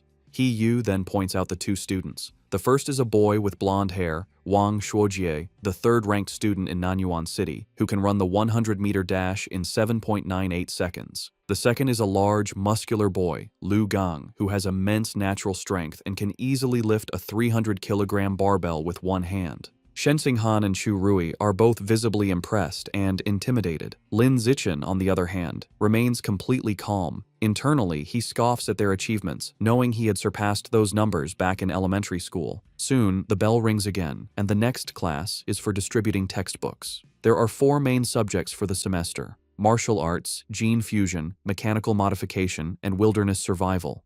Since Lin Zichen had already self-studied all the material, he decides to use the free time to find a secluded spot to train. As he trains, his thoughts turn to the larger threats. He remembers the dangerous rat god cult is still active. The police have only captured some lower-level heretics, but the powerful Rat King, their leader, remains at large. This grim reality fuels his determination. He clenches his fist, resolving to increase his power as quickly as possible and reach at least Tier 6, a level he believes will be strong enough to confront even the Rat King. The first practical class is Wilderness Survival. The teacher, Shi Chungbei, gathers the students in a wooded area and asks if any know how to make a fire by drilling wood. He-Yu mutters, "It's a useless skill." To everyone's surprise, both Wang Shuojie and Lu Gang step forward and successfully start fires using the primitive method. The teacher is impressed and asks how they learned. Lu Gang explains he learned at a summer camp, while Wang Shuojie says he taught himself by watching videos online. After they are done, Lin Zichen easily teaches the same technique to his own small group, and they quickly master it. Later, in martial arts class, the teacher, Yao Yuanfeng, announces he will teach them a special breathing and cultivation technique. Once again, Wang Shuojie and Lu Gang loudly declare they have already learned it, showing off for the class. Though their demonstration is a bit clumsy, they manage. Lin Zichen, who already knows these skills, decides to maintain his low profile. In this way, over a month passes uneventfully. One day in mechanical modification class, the teacher, Kai Yuanfei, announces a test to check their progress. To motivate them, he reveals cash prizes for the top 3, 888 yuan for first, 666 for second, and 333 for third. Lin Zichen's eyes light up when he hears about the prize money, realizing the first-place reward is almost enough to buy half a jin of the expensive savage giant eagle meat. With everyone motivated, the class begins the exam. Coincidentally, the gene fusion teacher, Liu Duren, has the same idea and also springs a surprise exam with the same prize structure. After the 2 difficult exams, the students are drained. He-Yu collapses onto his desk, groaning. The other students complain about how difficult the questions were. One girl laments that she was hoping for a 90, but would be lucky to get a passing grade of 60. While everyone else complains, Wang Shuojie and Lu Gang begin to casually brag. Lu Gang asks Wang Shuojie how he did. Wang Shuojie confidently replies that he should score a 95, as he only struggled with the last part of the final question. Lu Gang nonchalantly agrees, stating he is in the same boat and also expects a 95. Listening to their arrogant exchange, He-Yu glares at them, clenching his fists in fury and thinking about how badly he wants to punch them. The teacher announces the results of the mechanical augmentation test. He reads the scores, revealing that Guo Yunling received 52 points, while Shen Qinghan passed with 61. Shen Qinghan excitedly tells Lin Zichen she passed, and he congratulates her on her hard work. The teacher continues, announcing, He-Yu scored an impressive 88 points. His friends praise him, and he humbly replies he was just lucky, promising to treat them to a meal with his third-place prize of 333 yuan. Next, the teacher confirms Lu Gang and Wang Shuojie both scored 95 just as they predicted, complimenting them for being only one question away from a perfect score. Wang Shuojie confidently claims that with 10 more minutes, he could have solved the final problem, and Lu Gang agrees. Listening to them brag, Yu is frustrated, but comforts himself with the thought that third place is still his. However, the teacher then reveals a shocking result. Despite the test's difficulty, one student achieved a perfect score, Lin Zichen, with 100 points. Wang Shuojie and Lu Gang are stunned, shouting the result is absurd. The rest of the class erupts in cheers. Even a defeated Yu joins in. Recognizing Lin Zichen is on another level, Shen Qinghan and Chu Rui celebrate his victory as the glory of Shanghai. Ignoring the praise, Lin Zichen's focus is on the prize. He raises his hand and asks Teacher Kai when the 888 yuan prize for first place will be distributed. The teacher promises to send it later, internally finding Lin Zichen's intense focus on money strange. An hour later, the gene fusion exam results are announced. The teacher, Kai Yuanfei, reads the scores. This time, the non-yuan duo did not perform as well. Lu Gang scored 81 and Wang Shuojie 83. Though still good scores, they are clearly disappointed. In contrast, Shen Qinghan achieves an excellent 78, placing her in the top 5, and she celebrates with Chu Rui. To the shock of his classmates, Lin Zichen once again secures a perfect score, effortlessly winning another prize. This second crushing victory deals a huge blow to the confidence of Yu, Wang Shuojie, and Lu Gang, who are left demoralized. Unable to accept their defeat, Wang Shuojie and Lu Gang question how anyone could get full marks on such a difficult test, openly suggesting Lin Zichen must have known the answers in advance. The teacher, Kai Yuanfei, immediately shuts down their accusation, stating firmly that it is impossible. He explains that he personally designed every question, and the answers are not available online, making cheating impossible.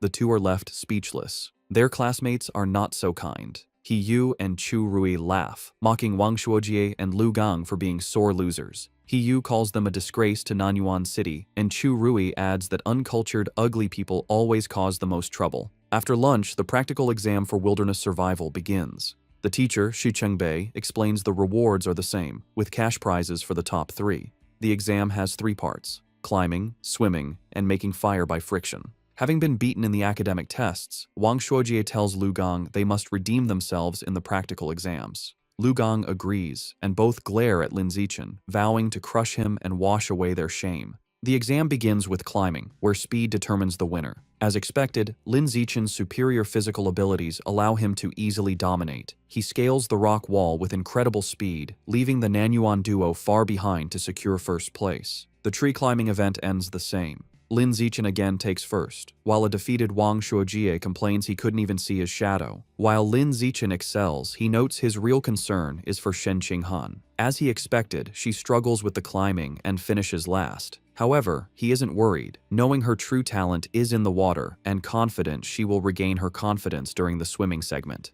Next is the fire starting segment. With his eyes on the prize money, Lin Zichen knows he must continue to crush the Nanyuan duo. He starts the task with intense focus and speed, successfully creating a fire in just 58 seconds. Wang Shuojie and Lu Gang watch in utter disbelief, wondering how he can be so fast at everything, bewildered by his insane hand speed. The final part of the wilderness survival exam was swimming. This time it was Shen Qinghan's turn to shine. Tapping into her natural affinity for water, she swam with incredible speed, easily crushing the Nanyuan duo and delivering another heavy blow to their shattered confidence. Wang Shuojie was left in disbelief, unable to understand how Shen Qinghan could suddenly exhibit such explosive power in the water, concluding he must be hallucinating. After the exam, a defeated Wang Shuojie and Lu Gang were completely silent for a long time. However, their silence only lasted through lunch. In the afternoon, the final exam for martial arts began. The teacher, Yao Yuanfeng, announced it was time to test their progress with a sparring competition. The top 3 would receive prizes, motivating the class. For Wang Shuojie and Lu Gang, this reignited their hope. Filled with determination, they resolved to reclaim their pride.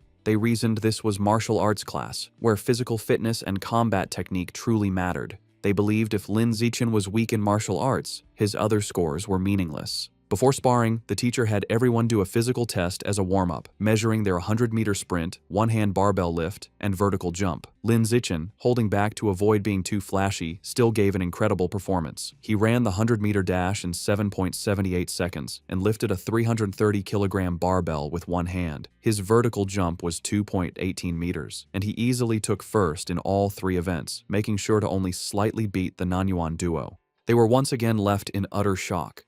Wang Shuojie couldn't understand how Lin Zichen could be faster, while Lu Gong was baffled by how someone who didn't look muscular could be so strong. Trying to rally, Wang Shuojie reminded Lu Gong that failing the physical test didn't mean they would lose in sparring, as real combat also required technique. They convinced themselves their superior technique gave them a chance. After the test, everyone moved to the dueling area for the sparring matches. Eager to complete his survival of the fittest achievement, Lin Zichen stepped into the ring first. However, after his overwhelming display, no one dared to challenge him. Even Wang Shuojie and Lu Gong held back to observe first. Seeing the stalemate, the teacher intervened. He called out a student named Lu Wei and ordered him to spar with Lin Zichen. The two faced off, but the match was over before it began. To save time, Lin Zichen ended it instantly with a single devastating punch that sent Lu Wei flying. He then speed ran through the rest of his opponents, taking down every student in the class with the same brutal efficiency. Watching this, Wang Shuojie and Lu Gong are left in utter despair. Wang Shuojie realizes with horror that Lin Zichen is far stronger than they imagined, and probably wasn't going all out during the physical test. He wonders how anyone could compete with such a monster. Just as their spirits are crushed, Hiyu suddenly leaps into the ring, shouting Lu Gang's name. He points at Lu Gang, declaring he's warmed up and at his peak, and challenges him to a fight. Eager to vent his frustration, Lu Gang readily accepts. He reasons that while he may not be confident against Lin Zichen, he can certainly defeat Hiyu and vows to flatten him in 30 seconds.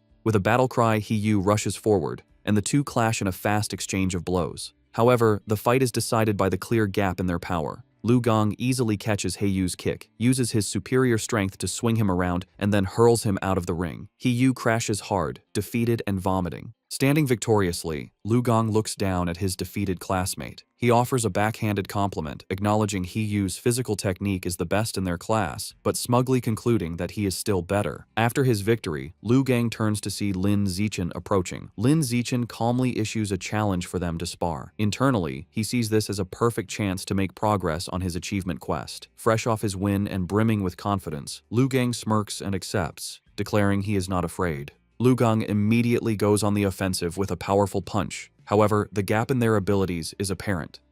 Lin Zichen moves with blinding speed, effortlessly dodging the attack and leaving afterimages. Before Lu Gong can register what happened, Lin Zichen counters with a swift kick. The powerful blow connects squarely with Lu Gang's back, and he is sent flying out of the ring, defeated in a single blow. With both Nanyuan duo members utterly defeated, the other students begin to taunt the last one standing. They shout at Wang Shuojie, asking if he's going to avenge his fallen bro, and telling him the pride of Nanyuan now rests entirely on his shoulders. They jeer, telling him not to chicken out. Annoyed, Wang Shuojie snaps at the crowd to shut up, claiming he was already planning to fight. He rushes into the ring to face Lin Zichen. As he stands before his overwhelmingly powerful opponent, he steels his resolve, telling himself that what is meant to come will come, and he must find a way to defeat him. Determined to win, Wang Shuojie shouts that he's going all out and rushes at Lin Zichen with a furious attack. However, his effort is futile. Lin Zichen effortlessly stops the punch with one hand and counters with a single devastating blow that sends Wang Shuojie flying upside down. He crashes hard onto the gym floor, knocked out and foaming at the mouth, defeated as easily as everyone else. With the Nanyuan duo taken care of, Lin Zichen proceeds to systematically take down the rest of the boys in the class one after another with the same effortless efficiency. After defeating all the male students, he checks his system. He notes that according to the survival of the fittest achievement rules, defeating the same person multiple times only counts once. This means his only remaining opponents in the class are the girls. He wonders if any of them will even be willing to spar with him. To his complete surprise, the girls are more than willing. A crowd of his female classmates gathers, blushing and eagerly making heart gestures, all wanting a chance to fight him. The first to volunteer is Chu Yutong, who excitedly raises her hand and challenges him. She leaps into the ring and attacks with surprising speed and agility. However, Lin Zichen is still on another level. He easily dodges her attack, leaving her to comment on his incredible speed.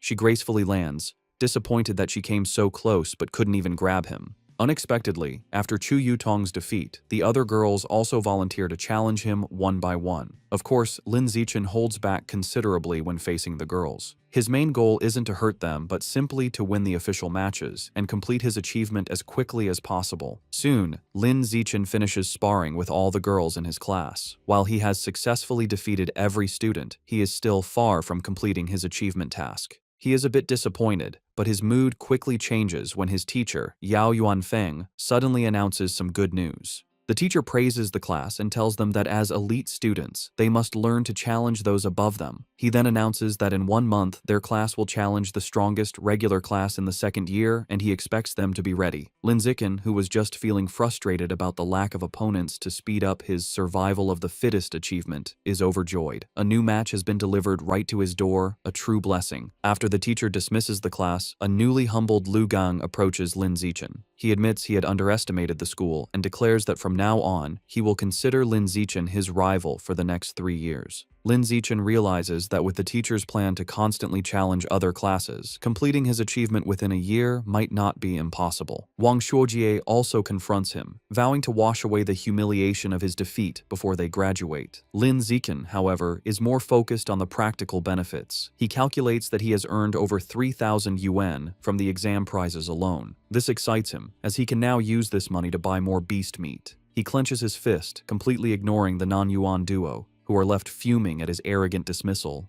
That night, back in his room, he considers his financial situation. Although he earned some money from the rewards, it is still far from enough to buy all the beast meat he needs. To earn more money, he decides to follow in his parents' footsteps and registers as a web novel author, beginning his writing journey. Thanks to his celestial root of wisdom, his writing is exceptional. The next morning, he finds a contract invitation from the Yuiwen platform in his messages. After signing the contract, a piece of news from that very day catches his eye. The report is about a terrifying incident just 2 hours ago. A giant mutant rat had attacked a frozen meat cold storage facility on the outskirts of the city. The news report details the horrific attack. The mutant rat was over 5 meters long and so powerful that it bit a responding cyborg in half. In a final, desperate act, the captured cyborg activated its hidden backup energy core to self-destruct, taking the enemy with it. The resulting explosion was massive, blowing the giant mutant rat to pieces on the spot. Reading the news, Lin Zichen is horrified. He stares at an image of a monstrous rat, wondering with growing dread how many more of these giant mutant rats are hidden in Shanghai City. He also questions where such enormous creatures could possibly be hiding. The day of the sparring session against the strongest regular class of the second year arrives, and the students gather at the Shanghai High Gymnasium. Before the match, the teacher Yao Yuanfeng holds a strategy meeting with his top fighters. He warns them that while their top fighters are strong, the opposing class is stronger overall and will likely use defensive tactics to wear them down. He orders them to finish their fights as quickly as possible. The moment the meeting is over, Lin Zichen rushes towards the ring, eager to defeat as many new opponents as possible to complete his survival of the fittest achievement. He volunteers to go first. His opponent, a tall girl with long blonde hair from the second-year class, steps into the ring. Seeing who she's up against, she immediately complains to her teacher, pointing out that the elite class has sent their strongest fighter out first. She claims she is the weakest student in her own class, and questions how she is supposed to fight him. Hearing this, teacher Yao Yuanfeng storms over to the opposing teacher, an older man he calls Brother Feng. He angrily accuses him of breaking the unspoken rules of class sparring, which dictate that the weakest students should fight first. He demands to know why the other teacher sent his strongest student to fight in the first match. To settle the dispute, Teacher Yao orders Lin Zichen down from the stage, telling him he can go later and to let the weaker students go first. Lin Zichen reluctantly agrees and steps down. The teacher then points to Zhong Yijia and tells her to go first, but she is caught off guard and protests that she isn't ready. Seeing an opportunity, Shen Qinghan steps forward. She volunteers to fight, telling Teacher Yao that since she is the weakest, she should be the one to go first. Shen Qinghan nervously enters the ring to face the tall blonde girl, clearly intimidated. From the sidelines, her classmates, including Chu Rui and He Yu, begin to cheer loudly, shouting encouragement for their friend, Han Han. However, the sudden pressure only makes Shen Qinghan even more nervous. The match begins, and the blonde girl immediately attacks with a powerful punch, which Shen Qinghan manages to block. Despite being outmatched, Shen Qinghan is determined. She knows she can't win, but resolves to hold on for as long as possible, adopting a purely defensive strategy to drain her opponent's stamina. Her plan proves surprisingly effective. 3 minutes later, the blonde girl is breathing heavily, surprised by Shen Qinghan's endurance. She realizes that if the fight continues, she will run out of stamina and decides she must finish the match quickly. She rushes forward with a final decisive punch. The blow lands, and Shen Qinghan is knocked to the ground, defeated. As she gets back on her feet, she is visibly embarrassed. The teacher, Yao Yuanfeng, praises her performance. He gives her a thumbs up, telling her she did great and that her defensive strategy was very smart. Lin Zichen also comforts her, patting her head gently. He tells her she did well, lasting over 3 minutes against a senior with an extra year of training, and that she has made big progress. Reassured, Shen Qinghan looks up at him with a happy smile. Following Shen Qinghan's defeat, another female classmate with brown hair from the elite class steps into the ring. Seeing that her senior opponent is running out of stamina after the previous match, she sees an opportunity and rushes in to attack. She throws a powerful kick, but the more experienced senior easily dodges the blow and counters with a swift punch to the face. The brown-haired girl is quickly overpowered and pinned to the ground, where she cries out in pain and is forced to surrender. Standing over her defeated opponent, the senior mockingly asks if she was looking down on the regular class by charging in so recklessly. She continues to taunt the girl, telling her that while she may not have her talent, she has trained for a whole year longer. She dismisses her, telling her to come back and fight again after she's trained for another year. Just then, Chu Rui steps forward. Filled with determination, she declares that she will avenge Shen Qinghan and crush the senior. Chu Rui proves to be a formidable fighter. She easily defeats her senior opponent with a single powerful punch. From the sidelines, Shen Qinghan cheers enthusiastically, calling out how amazing Chu Rui was. Lin Zichen tells Shen Qinghan that she was amazing too, explaining that Chu Rui's victory was easy only because Shen Qinghan had drained the senior's stamina first. Shen Qinghan smiles happily. 2 hours later, the sparring session continues, and the elite class has evened the score. Teacher Yao Yuanfeng approaches the second-year teacher, Brother Feng, and taunts him, pointing out that his class only has 4 fighters left and that he is confident his class will win the bet. However, he then turns to his students and warns them not to get complacent. He declares that the true strength of their class lies with their 4 top fighters, Lin Zichen, Wang Shuojie, Lu Gong, and He Yu.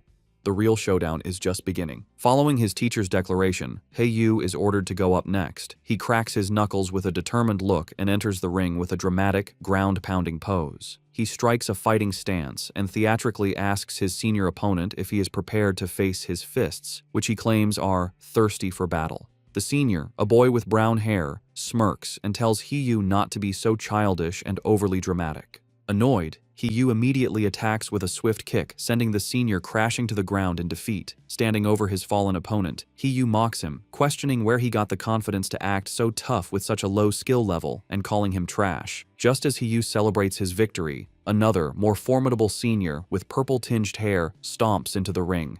He glares at He Yu, calling him arrogant for his taunts. The senior immediately lunges with a powerful punch, vowing to teach his junior opponent some intensity. To the senior's shock, He Yu moves with incredible speed, effortlessly dodging the attack. He Yu then counters with a powerful kick that sends the senior flying, knocking him out. Seeing his impressive victory, Chu Rui and Shen Qinghan erupt in cheers, shouting encouragement for He Yu.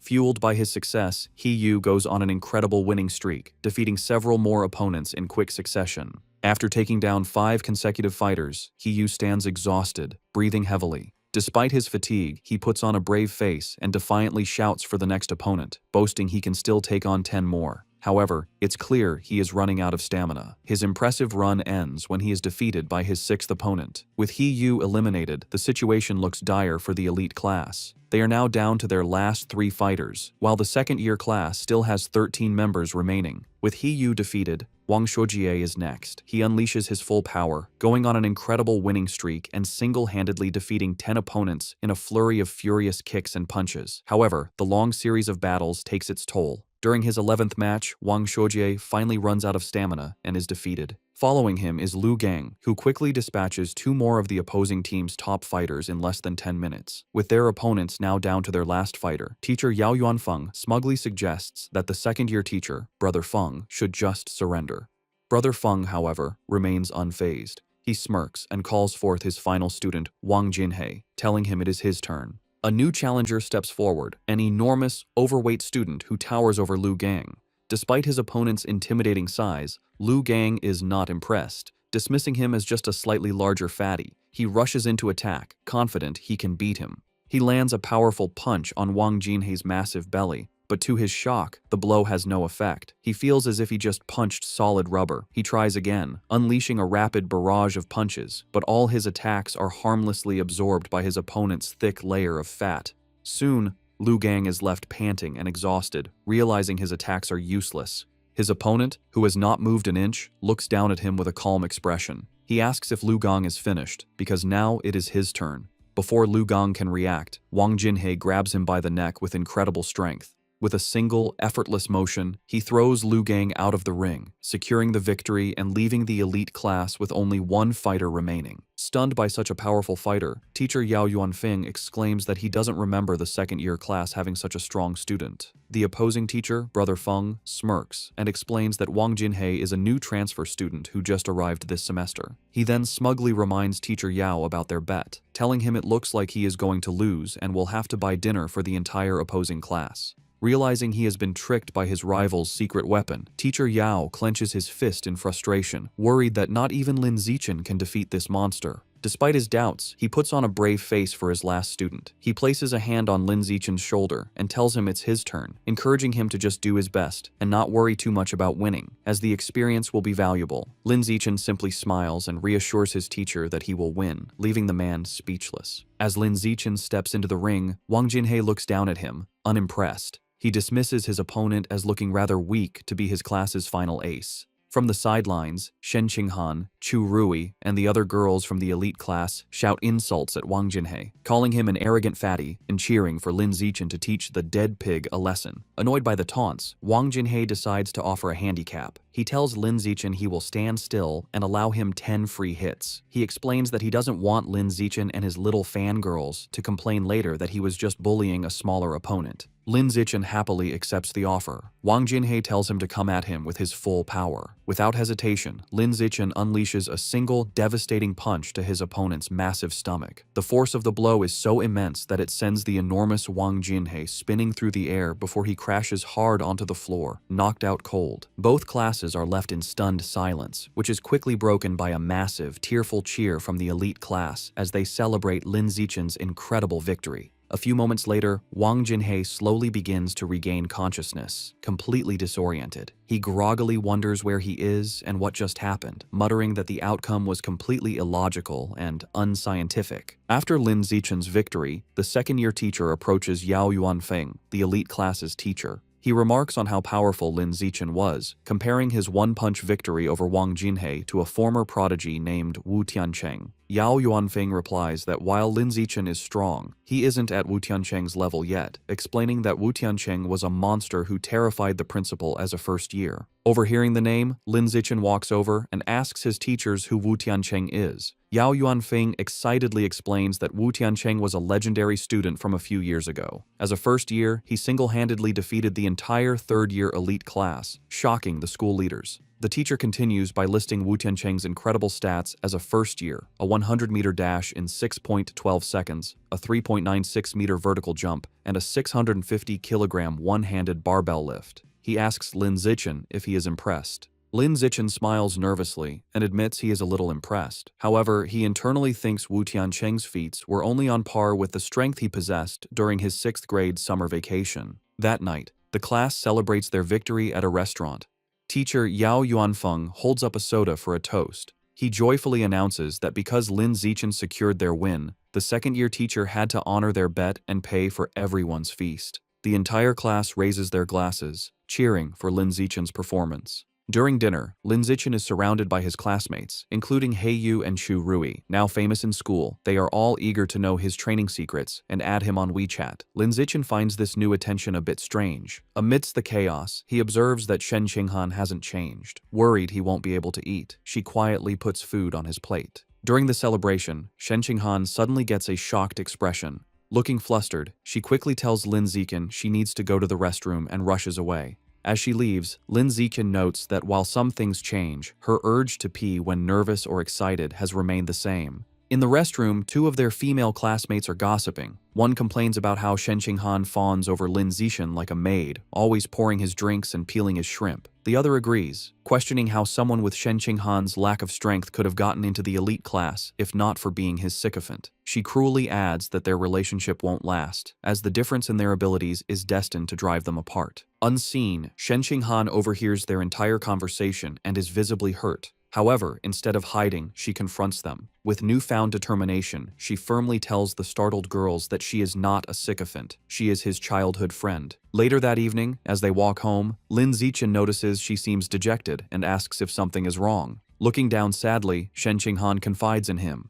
She explains her mother always said she would grow out of wetting her pants. However, she reveals with frustration that even now, she still has to wear diapers to bed every night. Looking up at him, she says she feels disabled, like she can't even control her own bladder. Lin Zixin looks at a distraught Shen Qinghan and firmly tells her she is not disabled.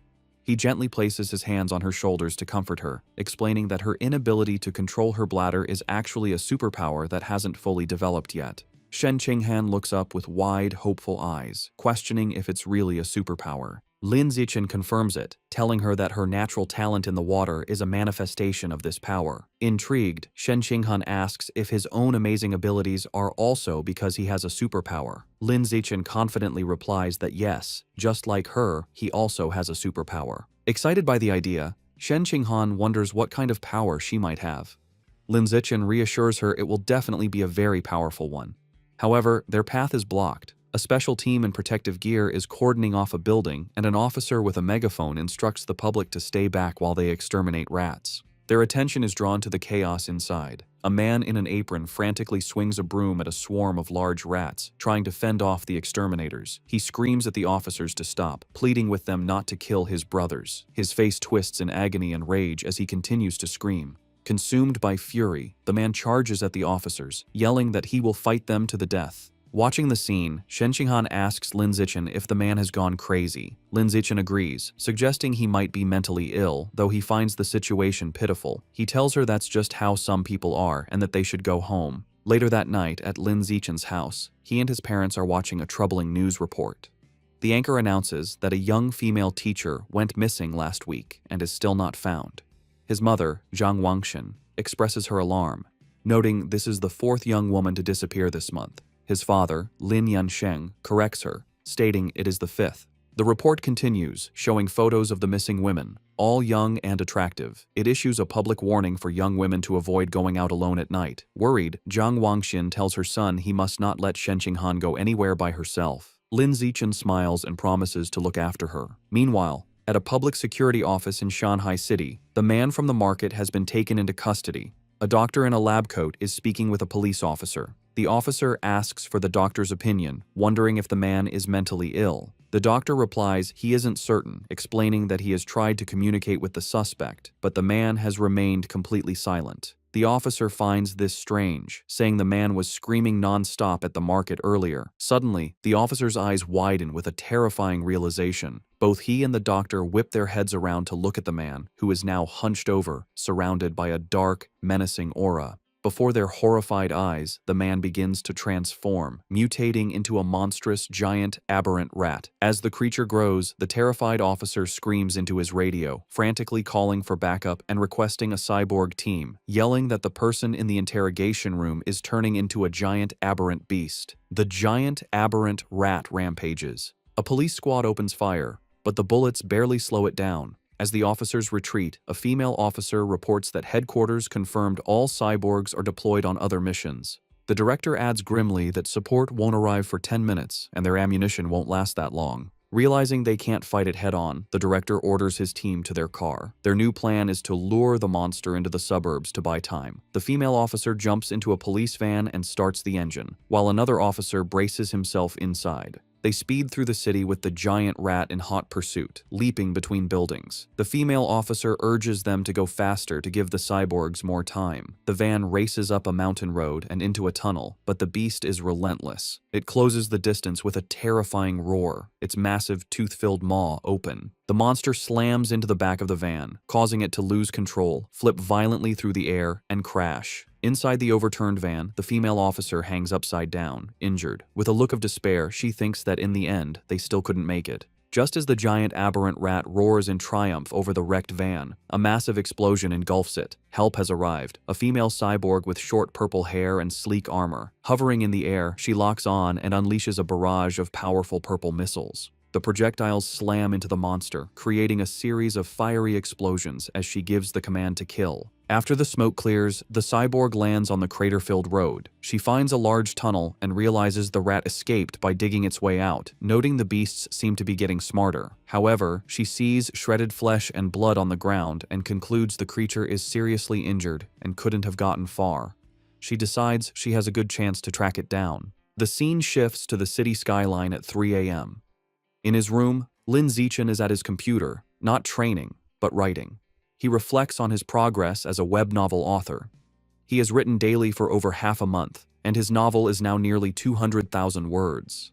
More importantly, his paid income has already surpassed 10,000 won. He thinks about the novel's future potential, noting it is still in the new book period. He eagerly wonders how much money he will make once it is officially launched. Too excited about his novel's income to sleep, Lin Zichen decides to train. He finds a deserted, unsurveilled alley to test his recent efforts. As he practices, he is pleased with his progress. His 100-meter sprint time has dropped to an incredible 3.43 seconds, and his vertical jump has reached 7.22 meters. He feels that if he continues improving at this rate, he will eventually achieve a saintly body. His training is interrupted by an unsettling gnawing sound. He turns and sees a shadowy figure hunched in a dark corner. The figure is a grotesque, rat-like creature, a mouseman. It is chewing on a human arm. Noticing Lin Zichen, the creature begs for its life, pleading for forgiveness and explaining it was just too hungry. It strangely promises that once full, it will come and pay its respects every year. Lin Zichen stares in horror, recognizing the creature as a mouseman. He immediately connects this sight to the news report about the giant mutant rat that escaped. He wonders with dawning dread if this creature is that same beast, now in a more humanoid, but no less monstrous form. Realizing the extreme danger, Lin Zichen decides he must inform the police. However, as he turns to leave, the mouseman panics, thinking he is its next meal. It stammers that it doesn't have to eat him and can go find others to devour instead. Before Lin Zichen can react, the creature springs into action. It leaps off the alley walls with blinding speed, ricocheting from side to side in a series of lightning-fast jumps. The mouseman lunges at him, screaming it wants to eat human meat as hunger overrides its fear. The attack is so fast that Lin Zichen realizes there is no time to dodge. With no other option, he faces the monster head-on. As the creature closes in, Lin Zichen meets its charge with a single, devastating kick to its jaw. The impact sends the mouseman spinning through the air before it crashes hard to the ground. The beast struggles to its feet, clutching its bleeding chest. It stares at Lin Zichen in disbelief, wondering how a weak-looking student could possess such overwhelming strength. Stunned and injured, the mouseman stares back at Lin Zichen, shocked by his unexpected power. Before it can recover, a rock suddenly flies through the air and slams into its head. Seizing the advantage, Lin Zichen gives the monster no chance to retaliate. He unleashes a furious storm of rocks, throwing them with incredible speed and precision. The mouseman is completely overwhelmed by the relentless assault, unable to defend itself as the rocks pummel its body. After a few moments, the onslaught stops. Lin Zichen stands at the end of the alley, breathing heavily. He watches the spot where the creature fell, noticing it is no longer moving. He approaches cautiously and finds his attack was more devastating than he imagined. The mouseman is obliterated, reduced to a steaming pile of skeletal remains. Wondering if the creature was truly dead, Lin Zichen touches the pile of bones. A surge of blue energy flows into him, and a system notification confirms he has devoured a trace of the giant mutant rat's life source, increasing his codex progress to 7%. He is disappointed to only absorb 2% this time, compared to the 5% from the scorched corpse. He theorizes the difference is due to the varying amount of Rat King gene each heretic had consumed. Realizing it was nearly morning and unsafe to stay, he heads home. Moments after he leaves, the purple-haired female cyborg lands in the empty alley. She stands over the steaming bones, wondering who could have killed the Rat Man. The scene shifts to a dark building where a sinister ritual is happening. A hooded cultist carries an unconscious woman to a large, glowing red summoning circle. He places her in the center and kneels, offering her to his Lord Rat God to enjoy. From the darkness, menacing, multi-lensed red eyes glare back. A deep, angry voice questions why there is only one woman, accusing the cultist of trying to starve it. The voice complains the offering isn't even a mouthful and threatens to make the cultist part of the sacrifice. The cultist prostrates himself in terror, desperately begging to explain. Still on the floor, the terrified cultist explains that young women have become cautious lately, rarely going out at night and always traveling in groups, making them hard to capture. The massive, shadowy rat god looms over him, its deep voice commanding that if women are too difficult, he should catch young men instead. The cultist immediately agrees. Suddenly, a large, bloody chunk of raw meat is thrown onto the floor. The cultist greedily grabs it and begins to devour it raw, thanking his Lord Rat God for the blessing. As he eats, the ritual reaches its gruesome climax. Massive red tentacles emerge from the summoning circle, wrapping around the unconscious woman and lifting her into the air. The monstrous, multi-eyed maw of the rat god opens wide and devours her whole. Sounds of chewing and crunching echo through the building. After its meal, the Lord Rat God gives one final, chilling order. It tells the cultist not to capture ordinary people next time, complaining their meat is too bitter. The entity declares it wants to eat nobles who live in luxury, believing their meat will be more tender. To help Shen Qinghan improve her martial arts grades, Lin Zichen holds special training sessions with her at her house. During one session, he acts as her personal coach, correcting her form. He adjusts her arm, stance, and shoulders, explaining how to generate more power and maintain better balance. Once her posture is corrected, he tells her to attack him with her full strength. She lunges at him with a determined punch. Lin Zichen easily catches her fist, praising her for the precise angle and improved power. He also catches her follow-up kick, pointing out a flaw in her form and demonstrating the correct technique by physically moving her leg into the proper position. After the intense session, an exhausted and sweaty Shen Qinghan collapses onto the floor. She catches her breath, telling him that even though she is exhausted, she can feel her martial arts strength has genuinely improved. Still kneeling on the floor, a motivated Shen Qinghan tells Lin Zichen that training 3 times a week isn't enough and asks if they can do it every day. Lin Zichen tells her that isn't necessary, explaining her body couldn't handle a daily high-intensity regimen. Shen Qinghan agrees and decides to stick with their current schedule. Just then, Lin Zichen's phone buzzes. As he takes it out, Shen Qinghan leans in curiously, asking if it's a special news report. He looks at the screen and sees 2 major headlines. The first announces that the Jishin Corporation will provide free treatment for former mechanical prodigy girls left disabled by early mechanical modifications. The second, more shocking report reveals a genius from Beijing University has successfully fused with the 1,000-threaded spider beast gene, breaking the record for the youngest person to undergo a dual gene fusion. Lin Zichen's eyes widen as he reads the second story, immediately realizing this genius must be the same prodigy from the capital he has been competing with for years. Most people cannot undergo gene fusion until adulthood, as a younger body can't withstand the backlash from beast genes and risks severe mutation. However, this prodigy has now successfully undergone a second gene fusion at the young age of 18. Lin Zichen is left to ponder the prodigy's incredible physical talent and wonder if gene fusion is indeed the best path to power. At his house, Lin Zichen is busy with his new career as a web novel author. Thanks to his incredible writing speed, his novel is an instant hit. The comment section is filled with readers amazed by his output, with one calling him a tentacle monster for posting 50,000 words on the first day. Lin Zichen reflects that with his use in advance and celestial root of wisdom attributes, a month of practice allows him to type at 10,000 words per hour. This efficiency means writing takes only about an hour a day, leaving him plenty of time for training. His father, Lin Yansheng, enters and praises his success. He estimates that if Lin Zichen maintains a stable plot and a 10,000-word daily pace, he could earn around 50,000 yen in his first month. He adds that once the novel's word count grows, making 100,000 yen a month would not be a problem. Lin Zichen is thrilled. With an income of 50 to 100,000 yen a month, he will no longer have to worry about funding his quest to unlock the Exotic Beast Codex. He sets a firm goal. He will use his first 2 months' fees to finally unlock the Savage Giant Eagle Codex. The scene shifts to his martial arts class, where the teacher, Yao Yuanfeng, announces a sparring session to assess progress. Lin Zichen's overwhelming power is on full display. He completely crushes the field, effortlessly defeating every opponent with powerful kicks and punches. No one lands a single hit on him. After the session, his teacher presents him with his prize money. Lin Zichen reflects on the successful day, pleased that he not only earned another 888 yuan, but also gained crucial experience points toward his survival of the fittest achievement. While Lin Zichen dominated, Shen Qinghan's results were not as stellar. As usual, she ranked last. Her friend Chu Rui tries to comfort the dejected girl. However, her training with Lin Zichen has clearly paid off. She now has the ability to fight back. A flashback shows her previous match against Wen Yuntong, the second worst student in the class, where she was defeated in under 3 seconds. This time, Shen Qinghan held her ground for nearly 3 minutes. More impressively, she actively traded blows, landing several punches and kicks. Her martial arts teacher, Yao Yuanfeng, was very impressed by her progress. He praised her hard work and encouraged her to keep it up.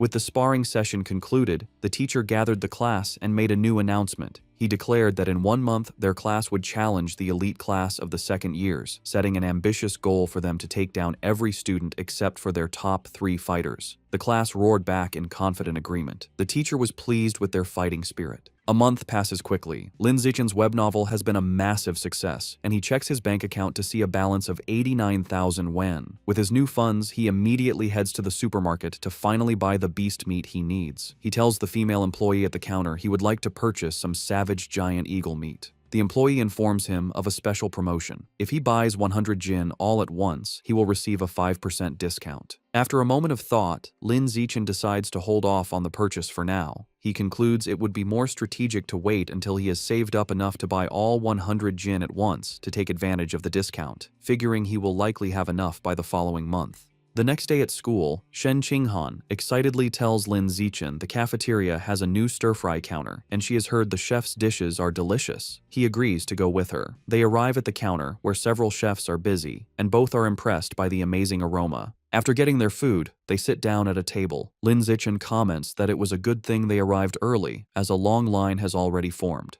Their meal is interrupted by a loud argument in the line. One student accuses another of cutting, but the second claims his desk mate was saving his spot. The argument escalates, with the first student insisting saving a spot is still cutting, and the second becoming defiant. Shen Qinghan recognizes one of the voices and points out to Lin Zichen that their friend, He Yu, is the one arguing. She asks if they should check on him. Lin Zichen glances over and calmly tells her it probably isn't necessary, observing that He Yu has an aggressive presence and seems to have already scared the other guy off. Lin Zichen's assumption is incorrect. The student He Yu was arguing with stands his ground, looking down at He Yu with a condescending expression and calling him a punk. He Yu finds himself surrounded as the student is joined by his friends. The leader of the group asks He Yu what his deal is. One of the other bullies smugly states they have no deal. They are simply cutting in line. Enraged, He Yu yells at them to get to the back of the line. He is shocked by their audacity and realizes he is outnumbered. Despite this, He Yu tries to hold them back, spreading his arms to block them. He wonders why no one in the crowded cafeteria is stepping in. From their table, Shen Qinghan watches with concern, pointing out to Lin Zichen that their friend He Yu is being bullied.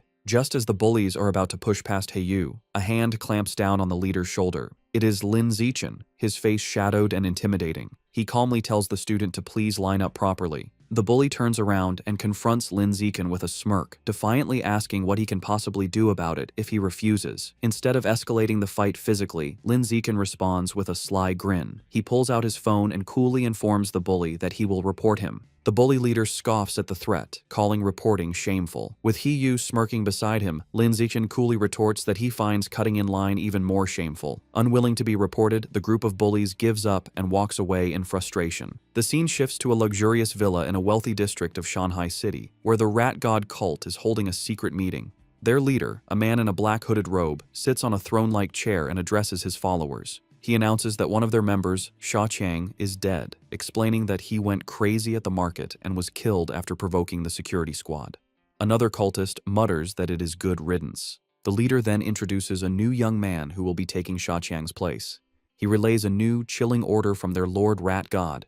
From now on, they must only capture and sacrifice noble elites, as their god finds ordinary people to be too bitter. This new directive causes concern. 2 members speak up, arguing that capturing nobles is too risky. They reason that while a missing ordinary person might be overlooked, a missing noble would cause serious trouble.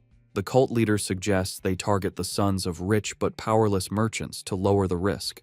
He then turns his attention back to the newcomer. He instructs him that, as he is new, he should not go after nobles yet. Instead, he is to practice by capturing a handsome young man as a sacrifice to one of the rat god's subordinates. The newcomer, his face hidden in the shadows of his hood, confidently accepts the mission, promising he will not just find any handsome man, but will offer the most handsome man in the entire city to the divine child. In the classroom, Yu is still fuming about the cafeteria. He tells Lin Zichen he investigated the students who cut in line and discovered they are from Class 3 of the second year, the same top honors class they are scheduled to challenge. Yu can't believe students from an elite class could be so rude. Leaning against the lockers, Lin Zichen looks at his phone and remarks that good grades don't mean a person has good manners. His expression shifts as a news alert catches his eye. He reads that another wealthy heir has gone missing, the fifth recently. Knowing the kidnappers haven't asked for ransom and remembering the rat god cult's order to capture nobles, Lin Zichen grimly concludes the cult is behind these disappearances.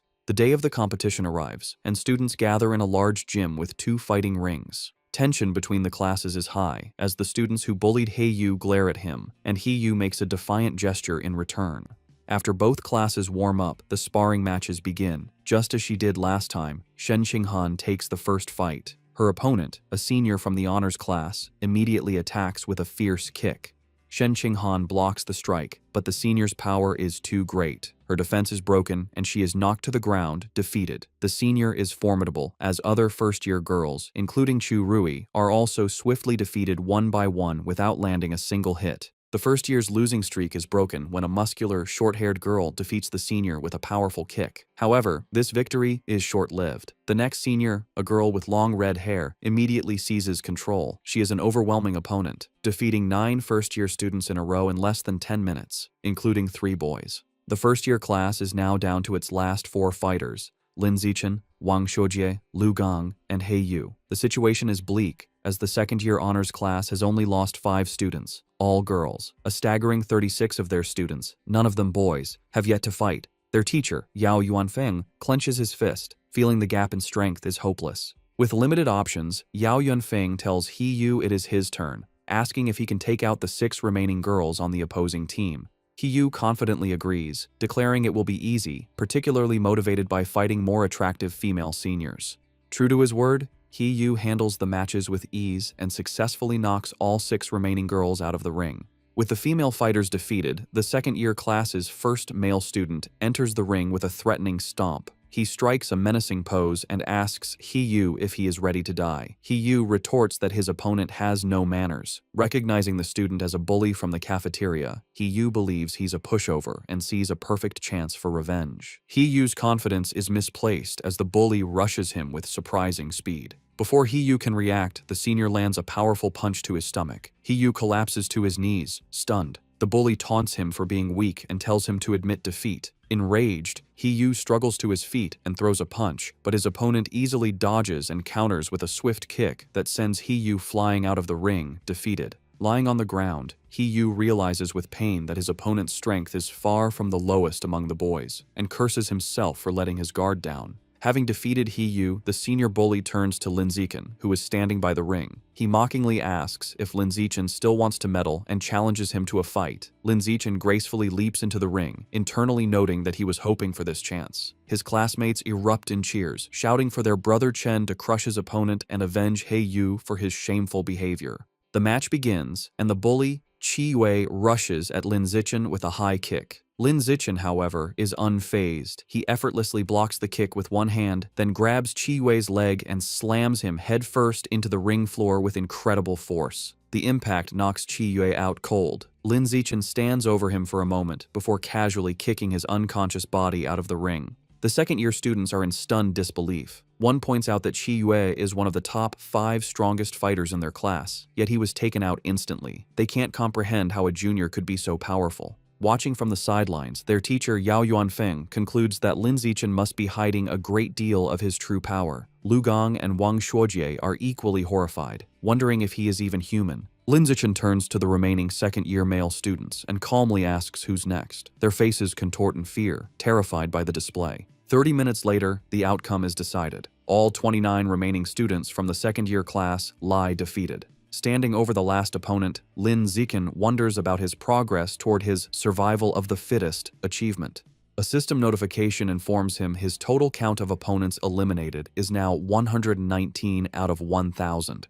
He looks at the number with disappointment, realizing the progress is far too slow. He reflects that in every class sparring session, he is always the last to fight, and he decides this slow pace cannot continue. Concluding his strength has far surpassed the high school level, he sees no reason to follow their rules anymore and resolves to make the rules himself. The following Monday, a shocked shout is heard from the principal's office. Inside, the principal of Shanghai High stares at Lin Zichen in disbelief, asking if he truly wants to hold a personal challenge match with rewards. Lin Zichen confirms his request, boldly stating that he wants to challenge the entire school. In her office, the principal of Shanghai High presses her hand to her forehead, bewildered. She asks Lin Zichen if he is serious about challenging the entire student body as a first year. He confirms his intentions and asks her to come to the gym, promising to prove he has the necessary strength. Later, they arrive at the empty gym. The principal crosses her arms and asks why he brought her there so late. As he removes his school jacket, revealing his muscular build, he confidently tells her he is there to show his true power. The principal, flustered, momentarily misinterprets his intentions and tries to stop him. However, Lin Zichen walks over to a heavy barbell and grips it. To her astonishment, he lifts the massive 700-kilogram barbell into the air with one hand, holding it effortlessly. The principal stands frozen in shock. It dawns on her what he meant by showing his power. She realizes his strength already surpasses that of the school's most legendary student, Wu Tiancheng, during his first year. Completely convinced, the principal gives Lin Zichen a thumbs up. She agrees to his request, promising to arrange an event for him to challenge the entire school. With a sheepish grin, he reminds her they must set up rewards, explaining that without prize money, no one would be motivated to challenge him. He then lays out his clever plan for the prizes. He suggests two types of rewards, a participation prize to encourage everyone, and a larger, cumulative prize pool that grows with each challenger. Whoever defeats him wins the entire pool. If no one can beat him within the time limit, all the money will be his. The principal, intrigued, smiles and agrees. Lin Zichen makes one final request: keep his true strength a secret for now. Otherwise, students might be too intimidated. She playfully pats his shoulder and agrees. Later, in her office, she shows Lin Zichen the finalized plan. He confirms it is perfect, thanking her for her hard work. As they speak, two teachers, Yao Yuanfeng and Liu Deren, walk by. They are shocked to see the principal's unusually cheerful demeanor towards Lin Zichen, wondering what is going on. Yao Yuanfeng is bewildered, remarking internally how the principal, usually a stern-faced she-devil, is now smiling so pleasantly, completely misinterpreting the situation. At 2 in the afternoon, the student body gathers in the gym, surrounding two large fighting rings where Lin Zichen and the principal stand. The principal takes the microphone and begins the announcement. She introduces Lin Zichen, details his recent victories, and explains the rules and prizes for his personal challenge against the entire school. The announcement causes an uproar. The crowd erupts in disbelief and mockery, with many shouting that the principal must have gone crazy. They are insulted by a first year's arrogance, questioning his confidence. One student angrily points out that defeating the second year's strongest class doesn't mean he can take on the third year's, while another calls him arrogant. Facing the hostile crowd, Lin Zichen calmly announces that starting the next day, he will be in the gym for 2 hours every afternoon, welcoming challengers. Internally, he is pleased by their anger, thinking that with so many eager to fight, he has a good chance of completing his survival of the fittest quest early. The scene shifts to a bustling city street at night. A young man with blonde hair walks alone, sipping a drink. His walk is interrupted when two attractive women step in front of him and invite him to a bar. The blonde man looks at them with a cold expression and bluntly tells them to get lost. As they walk away, they mutter that he has no charm. The young man watches them go, annoyed, wondering if Shanghai City is always this lame. The blonde young man is a new member of the Rat God cult, struggling with his first mission. Looking down at the people, he complains that after searching for days, he still hasn't found a single man attractive enough to be a worthy sacrifice. He is consumed by anxiety, picturing his cult leader and worrying how he will be perceived if he fails. He fears failure will lead to being ostracized. He had considered kidnapping a male celebrity, but realized it was impossible, as they are constantly surrounded by bodyguards, and he lacks the power to overcome them. As he walks, the pressure mounts. His deadline is fast approaching, and he is growing desperate. Just as he is lost in thought, Lin Zichen, out for a run in a tank top and shorts, sprints past him. The blonde man turns, and his eyes widen. He is immediately struck by Lin Zichen's appearance, thinking he has finally found an incredibly handsome man. He has found his target. The blonde cultist watches Lin Zichen run, feeling triumphant relief. After searching for so long, he has found the perfect target without even trying. A wide, sinister grin spreads across his face as he confirms his decision. Lin Zichen will be his sacrifice. He begins to follow his target, watching as Lin Zichen turns down a deserted industrial alleyway. Seeing the secluded area, the cultist's face twists into a horrifying black-eyed grin. He knows this is the perfect opportunity. Deciding it is time to strike, he unleashes his power and undergoes a grotesque transformation, his body contorting into a monstrous beast with a massive, tooth-filled maw. However, just as the transformed cultist is about to attack, a brick comes flying out of nowhere and smashes directly into its head with a sickening, bloody impact. The transformed cultist stumbles, clutching its head in pain and confusion after being struck by the brick. From the shadows, Lin Zichen emerges, holding the brick he just threw. He calmly remarks to himself that he didn't expect to find a rat person while out for a run, seeing it as a fortunate chance to increase the unlock progress for his guidebook. The monster trembles in terror, thinking that this human is horrifying and is speaking words it cannot comprehend. It feels incredibly unlucky to have run into him. Before it can react further, the monster collapses to the ground, dead. Lin Zichen looks on in surprise, finding it hard to believe that he killed the creature just by picking up and throwing a single brick. He wonders how a follower of the rat god cult could possibly be so weak. Deciding not to dwell on it, he quickly kneels beside the dead monster to absorb its life essence before anyone else arrives.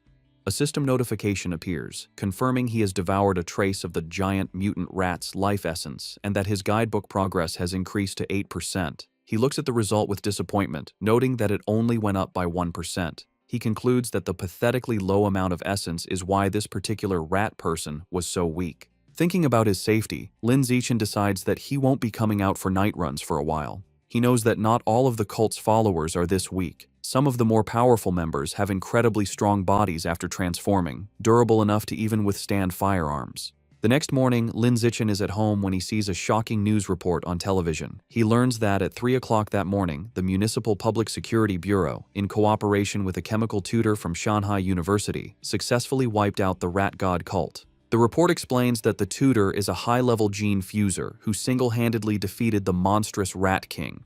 The broadcast shows footage of the incredible battle, where the massive, multi-eyed beast unleashes a terrifying barrage of sharp spikes at the winged, red-haired gene fuser. The tutor endures the powerful attack but ultimately emerges victorious. The entire fight lasted only 30 seconds, ending with the colossal Rat King collapsing in defeat as the gene fuser lands, securing a swift and decisive victory. Watching the display, Lin Zichen is left in deep thought, his expression grim. He contemplates the immense power he just witnessed, wondering if this is the true strength of a high-level being and acknowledging how truly formidable it is. In a modern, well-lit room, two men in tactical gear are having a conversation. A blue-haired man, sipping from a cup, asks his companion, a man with spiky orange hair named Tiancheng, if he has been able to contact their teacher yet. Tiancheng confirms that their teacher is still out of contact. He adds that the entire group of powerful individuals who went to suppress a riot at a place called Source Site 36 remain missing. The blue-haired man then asks about the current situation at the site.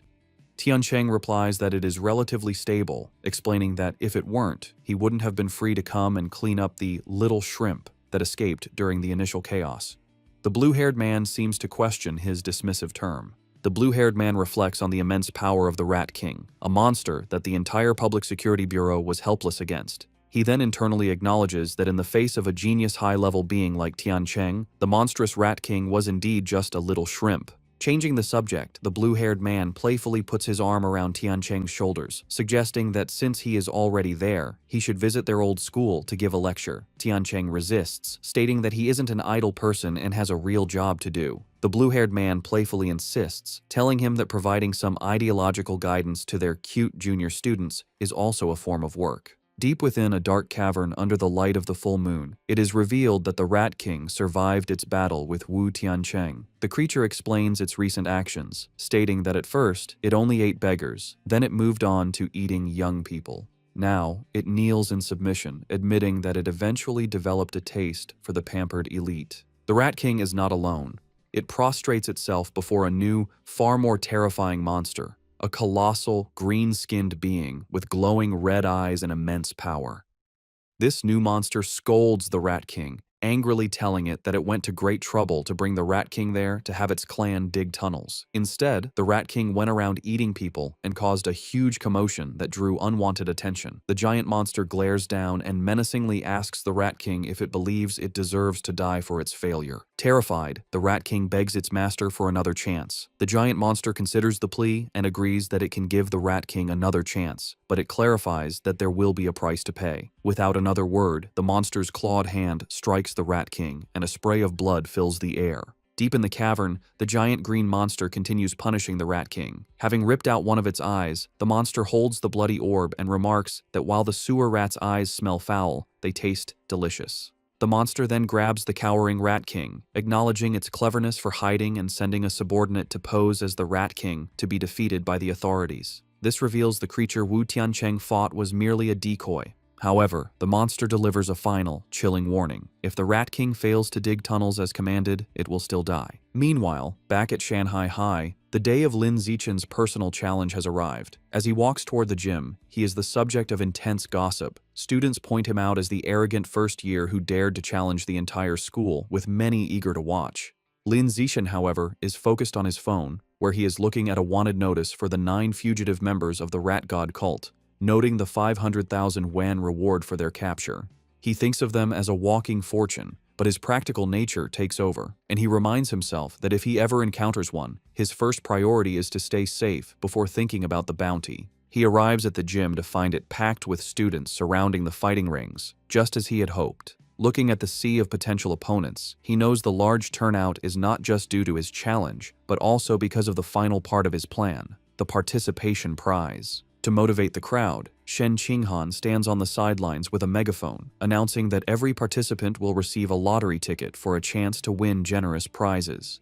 The announcement works perfectly, and the male students erupt in excitement. They shout about the amazing prizes, including the latest game consoles and smartphones, though one boy is more interested in the possibility of touching Shen Qinghan's hand during the lottery. This same boy eagerly reaches forward to be the first volunteer. However, before he can finish speaking, a female student leaps over him, stepping on his head as she declares she will go first. This opens the floodgates, and a massive, chaotic crowd of female students rushes forward, trampling the boys as they all clamor for a chance to fight Lin Zichen. Soon, the fighting ring is filled with a large group of girls who have surrounded Lin Zichen, eagerly declaring they want to challenge him. The challenge, however, quickly becomes his female classmates fawning over him. One girl touches his arm, excitedly exclaiming how strong he feels, while another caresses his face, admiring how handsome he is. Completely surrounded, Lin Zichen thinks the situation has taken a strange turn. He feels reluctant to fight girls but steels his resolve. Knowing that to complete his achievement, he has no other choice, he begins to concentrate his power. With a series of gentle but firm pushes, he sends the girls flying out of the ring one by one. Finally, he unleashes a wave of energy that repels them all at once, apologizing as they are cleared from the ring. After the chaos has settled, Lin Zichen checks his system. A notification shows his progress for the survival of the fittest achievement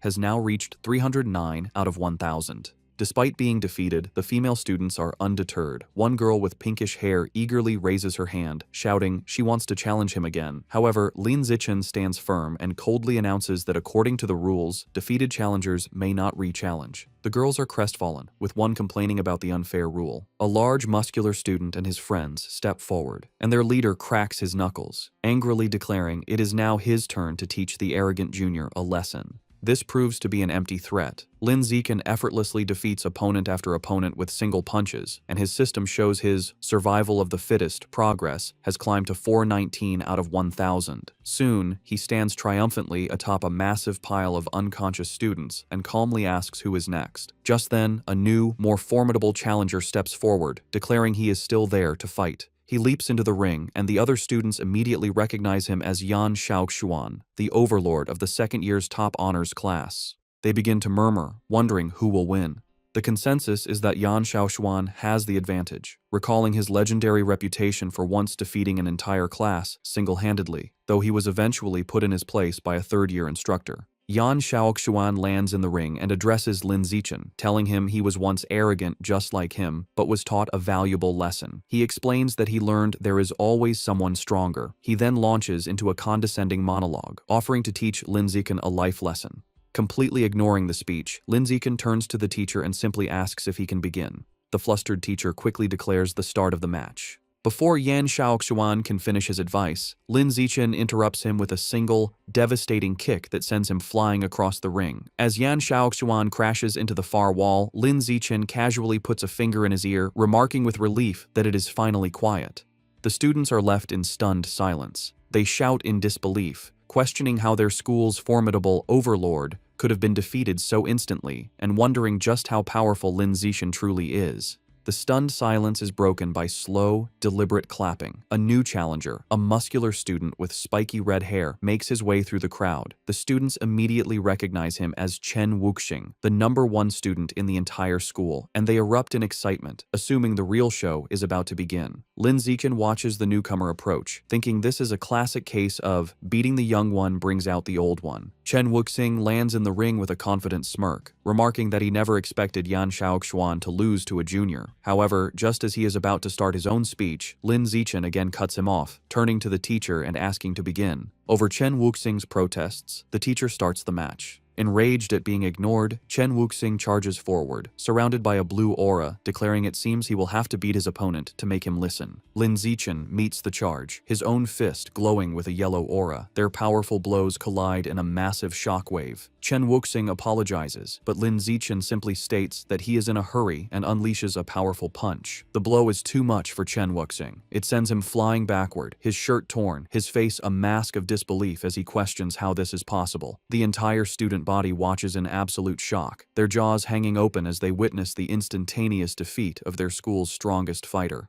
With the school's strongest fighters defeated, Lin Zichen turns to the still stunned crowd. He points to a random student and tells him to get in the ring to fight. The student points to himself in disbelief, and Lin Zichen confirms it, stating they haven't fought yet. The student nervously asks him to be gentle, but Lin Zichen smiles and reminds him that if he participates, he will get a lottery ticket. Motivated, the student rushes into the ring, and Lin Zichen promises to go easy. His promise is short-lived, as he immediately knocks the student out with a single punch. A system notification confirms that his achievement progress for survival of the fittest has increased by 1. Seeing this, the rest of the student body realizes there is no shame in losing to someone so overwhelmingly powerful, and they still have a chance to win the lottery prizes. Renewed enthusiasm sweeps through the crowd as they all surge forward, motivated by the prospect of winning a new smartphone. What follows is a systematic and effortless series of victories for Lin Zichen. He stands his ground, easily dispatching every student who challenges him, with his system's counter ticking up by 1 with each defeated opponent. After the final student is defeated, a large system notification appears, announcing that by eliminating 1,000 different competitors, he has successfully completed the achievement. Another notification immediately follows, confirming he has finally acquired the new biological attribute, survival of the fittest. Lin Zichen clenches his fist, a look of pure triumph on his face, ecstatic that his long and arduous challenge has finally paid off. With his quest complete, a system notification details Lin Zichen's new reward. He has acquired the biological attribute, survival of the fittest, which increases the damage he inflicts on other living beings. He strokes his chin thoughtfully, concluding that while it is a simple and practical damage-boosting ability, he is slightly annoyed the system doesn't specify the exact value of the increase. His objective achieved, Lin Zichen leaps down from the ring and announces the challenge is over. The female students are disappointed, complaining it ended too quickly, and they wanted to watch him more. Wasting no time, Lin Zichen grabs Shen Qinghan's hand, leads her through the parting crowd, and they quickly leave the emptying gym. Later, a hearty laugh is heard from the principal's office. Inside, the principal of Shanghai High sits on her desk, congratulating Lin Zichen for officially earning the title of the school's #1 fighter. Leaning in close, she playfully questions him, suggesting that since he defeated even Chen Wuxing in an instant, he must surely be hiding his true strength. Sitting on the couch with Shen Qinghan, Lin Zichen sips his drink and modestly replies that he only hid a little of his power.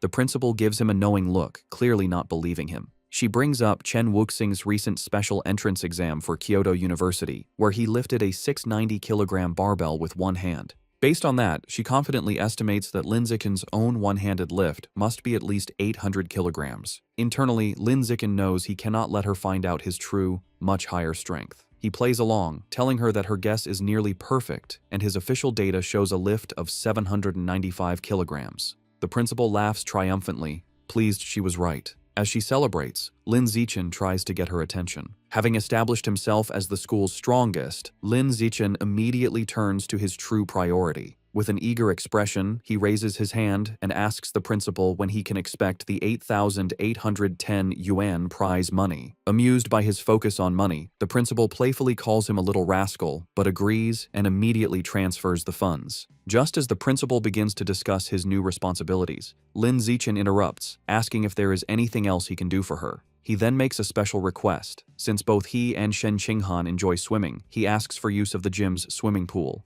He clarifies that he wants exclusive access, meaning the pool should be closed to everyone else whenever they use it. The principal smiles and readily agrees. Internally surprised at how easily she consented, Lin Zichen adds one more condition. He explains that he dislikes being watched in his swim trunks, so he will be covering the security cameras during their private sessions. This statement causes Shen Qinghan to blush furiously. The principal's mind immediately jumps to a suggestive conclusion, thinking about the implications of a boy and girl being alone in a pool with the cameras covered. Her imagination runs wild, picturing a romantic and steamy encounter between the two of them. Playing along with her own misunderstanding, the principal retrieves a key from her desk, telling Lin Zichen that she will, of course, satisfy all of his requests. She hands him the key, officially designating the pool as their exclusive, private swimming area. As he takes it, she leans in close and whispers a final, teasing warning, telling him to just be careful not to create a new life while they are in there. Her suggestive comment leaves Lin Zichen completely baffled, as he wonders what she could possibly mean by a new life. As they walk down the school hallway, Lin Zichen looks at the key to the swimming pool.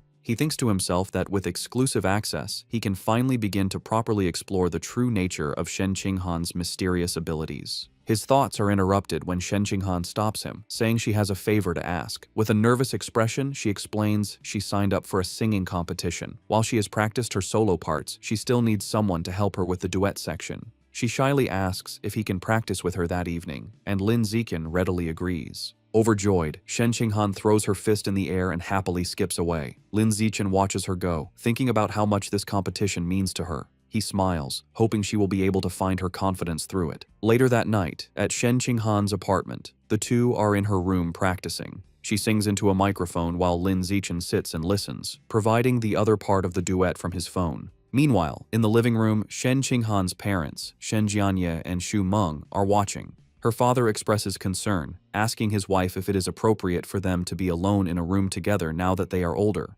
His wife quickly scolds him, retorting that they are childhood friends and questioning what right he has to object. She angrily tells him not to meddle, causing him to quickly back down. After overhearing her parents' conversation, Lin Zichen decides it's a good time to wrap up. He tells Shen Qinghan they've been at it for half an hour and it is time to focus on their studies. As he gets ready to leave, he reminds her about their plan for the next day, to go to the school's private pool so she can get more comfortable with her water abilities. He tells her not to forget her swimsuit, and she happily agrees. They say their goodbyes, and Lin Zichen heads home. Once alone, Shen Qinghan's thoughts are consumed by the upcoming trip to the pool, and a deep blush spreads across her face. She nervously goes to her closet, wondering what swimsuit to wear. She lays out two options on her bed, a modest blue one-piece and a more revealing black bikini. She picks up the black bikini, her blush deepening as she worries it might be too revealing. Her imagination runs wild for a moment as she pictures a scene of her and Lin Zichen splashing each other playfully in the water.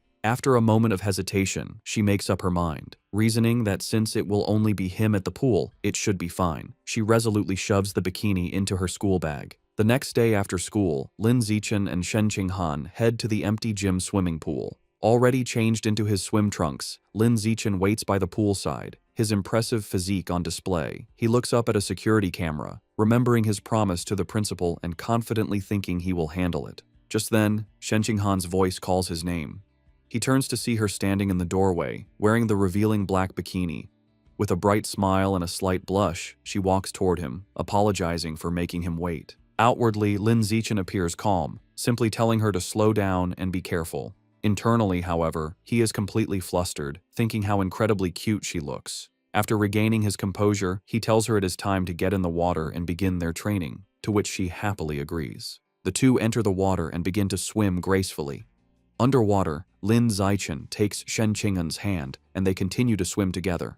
Suddenly, her eyes widen in shock as she feels something strange. She quickly gets Lin Zichen's attention, looking startled. She frantically points towards the surface, indicating they need to go up immediately. Understanding, Lin Zichen grabs her and pulls her swiftly towards the air. They break the surface with a splash, and a concerned Lin Zichen holds her close, asking what happened. With a look of utter astonishment and excitement, Shen Qinghan exclaims that the water can pass directly through her body. To demonstrate, she holds out her hands just below the surface and tells him to watch. Just as she described, the water flows straight through her palms as if they were intangible before splashing back into the pool. At the school pool, Shen Qinghan looked at her hands in amazement as water flowed right through them. Confused, she asked Lin Zichen why her body seemed to be leaking water. He observed her, realizing he was witnessing her latent superpower. He seriously asked to see her hand to examine it. Upon touching her palm, he noted that aside from the strange ability, there seemed to be nothing abnormal. To investigate further, he suggested they get out of the pool so he could check the rest of her body. A noticeably blushing and nervous Shen Qinghan shyly agreed. Shortly after, Shen Qinghan was lying on a lounger by the pool, covered in water from Lin Zichen's tests. As he poured water over her, she asked how much longer the examination would take. After checking her 3 times, Lin Zichen thoughtfully concluded there were no other abnormalities. Helping her sit up, he told her that, for now, it seemed only her hands had this ability, and she nodded in understanding. Sitting on the edge of the pool, Shen Qinghan asked if her lifelong problem of bedwetting could be related to this power, speculating that perhaps another part of her body also let water pass through. Lin Zichen admitted it was a possibility, and told her that the next time she felt the urge to pee, she should let him know. Visibly blushing, he added that she should try to feel if any other part of her body had the same sensation as her palms. He immediately felt embarrassed, thinking he had almost sounded like a pervert. Suddenly, Shen Qinghan's face lit up. She exclaimed with joy that this meant she wasn't a useless girl, but a superpower user with water-related abilities. With newfound determination, she thought that maybe, if she managed to fully develop her power, she could finally stand by Lin Zichen's side as a worthy partner. The story continues in a bustling city at night, with large holographic ads for cyborgs. Lin Zichen enters a supermarket, where a friendly female clerk welcomes him. He confidently walks to the counter, slides a card across it, and makes an astonishing request: 100 jin of the expensive savage giant eagle meat. The clerk is shocked by the massive order. She nervously takes his payment card and a note with a delivery address, stammering her agreement. As Lin Zichen leaves, the clerk watches him go, wondering which wealthy young master could be so extravagant. Despite her surprise, she professionally completes the order form, even asking for a good review with a smile. Later, in a secluded industrial area, Lin Zichen receives his delivery. He reflects on his finances, noting he had just received 120,000 yuan from his web novel, bringing his total funds to 210,000 yuan. He thinks this is more than enough to cover the cost. Looking at the large box of beast remains, he prepares to unlock its power, telling himself it's time to see what surprise the codex will give him as he places his hand on the meat. Immediately, a powerful vortex of white energy erupts and surrounds him. A blue system notification confirms he is devouring the savage giant eagle's life source, and the codex unlock progress has reached 100%. He then receives a vision of the eagle's power, the magnificent white bird soaring high, diving into the water, and hunting a massive purple squid-like creature with its powerful talons. As the vision fades, Lin Zichen stands in a radiant blue light. A final system notification announces he has successfully unlocked the Savage Giant Eagle Codex and acquired a new biological attribute, Eye of the Sky. A system notification explains his new ability, Eye of the Sky. It informs him that his field of vision and ability to track moving objects are greatly enhanced. As the power activates, his eyes glow with a brilliant golden light, the pupils becoming intricate and eagle-like. Putting his new skill to the test, Lin Zichen's perspective expands dramatically, giving him a panoramic bird's-eye view of the city. The power is incredibly precise, allowing him to zoom in on a single man in a crowd and even read the text on his phone from an immense distance. He marvels at how powerful an eagle's vision truly is. Afterward, Lin Zichen returns home. He is surprised to find his parents, Lin Yansheng and Zhang Wangxin, watching a grim news report about a high-level gene fuser who mutated in public, resulting in hundreds of casualties. The footage shows a horrific winged monster holding a truck above a scene of destruction. The broadcast then cuts to a heated debate. A man argues that gene fusion is a flawed path, claiming humans should be able to unlock their own latent potential and evolve. This is immediately challenged by another man who calls the idea a fantasy. angrily questioning how they could fight aberrant beasts without gene fusers, pointing out that traditional martial artists can't even stop bullets. Watching the debate, Lin Zichen's parents discuss the issue. Lin Yansheng remarks that gene fusers are like uncontrollable bombs. Zhang Wangxin dismisses his concerns, explaining that government regulations are very strict and the probability of such an incident is incredibly small. She adds that a more pressing issue is that gene fusers often lose their ability to have children. Lin Yansheng agrees, suggesting it's best to save their genetic material or have a child before the fusion process. As they were talking, Zhang Wangxin suddenly noticed her son had returned. She became flustered, realizing they had been having a conversation not meant for his ears, and greeted him with an embarrassed blush. Seeing their awkwardness, Lin Zichen suggested they all have dinner. While the family ate, Lin Zichen announced that his school would hold a campus singing competition the next day, and Shen Qinghan had signed up. His parents were thrilled. Lin Yansheng declared the entire family had to go cheer her on, and Zhang Wangxin enthusiastically agreed, adding that Shen Qinghan was like a daughter to her. Lin Zichen calmly agreed. The night of the competition was a massive event with a large, brightly lit stage and an energetic crowd. True to their word, Lin Yansheng and Zhang Wangxin were in the audience, cheering wildly for Shen Qinghan with supportive headbands and a large, glowing sign. Before the show, in an empty classroom, Lin Zichen was helping Shen Qinghan prepare. He gently applied makeup to her face. When she opened her eyes, she noticed he was staring intently at her. Blushing, she shyly asked why he was looking at her like that. Lin Zichen simply smiled and told her she looked beautiful. His sincere compliment made Shen Qinghan, dressed in an elegant black gown, blush even more deeply. Their intimate moment was interrupted by their friend, Chu Rui, who peeked in. She teasingly asked if they were finished with their affectionate display. A flustered Shen Qinghan frantically explained she had only asked for his help because of his excellent makeup skills. Chu Rui playfully dismissed her excuses, teasing them for acting like an old married couple. Lin Zichen is holding multiple makeup brushes, reinforcing his makeup master reputation. Xu Rui explained she only came to remind them they were on stage after the next two performers. With a final wave, she left. After she was gone, Lin Zichen told Shen Qinghan he would walk with her to prepare. However, Shen Qinghan remained seated, looking extremely nervous and trembling. With a deeply flustered expression, she shyly tugged on his jacket, struggling for words.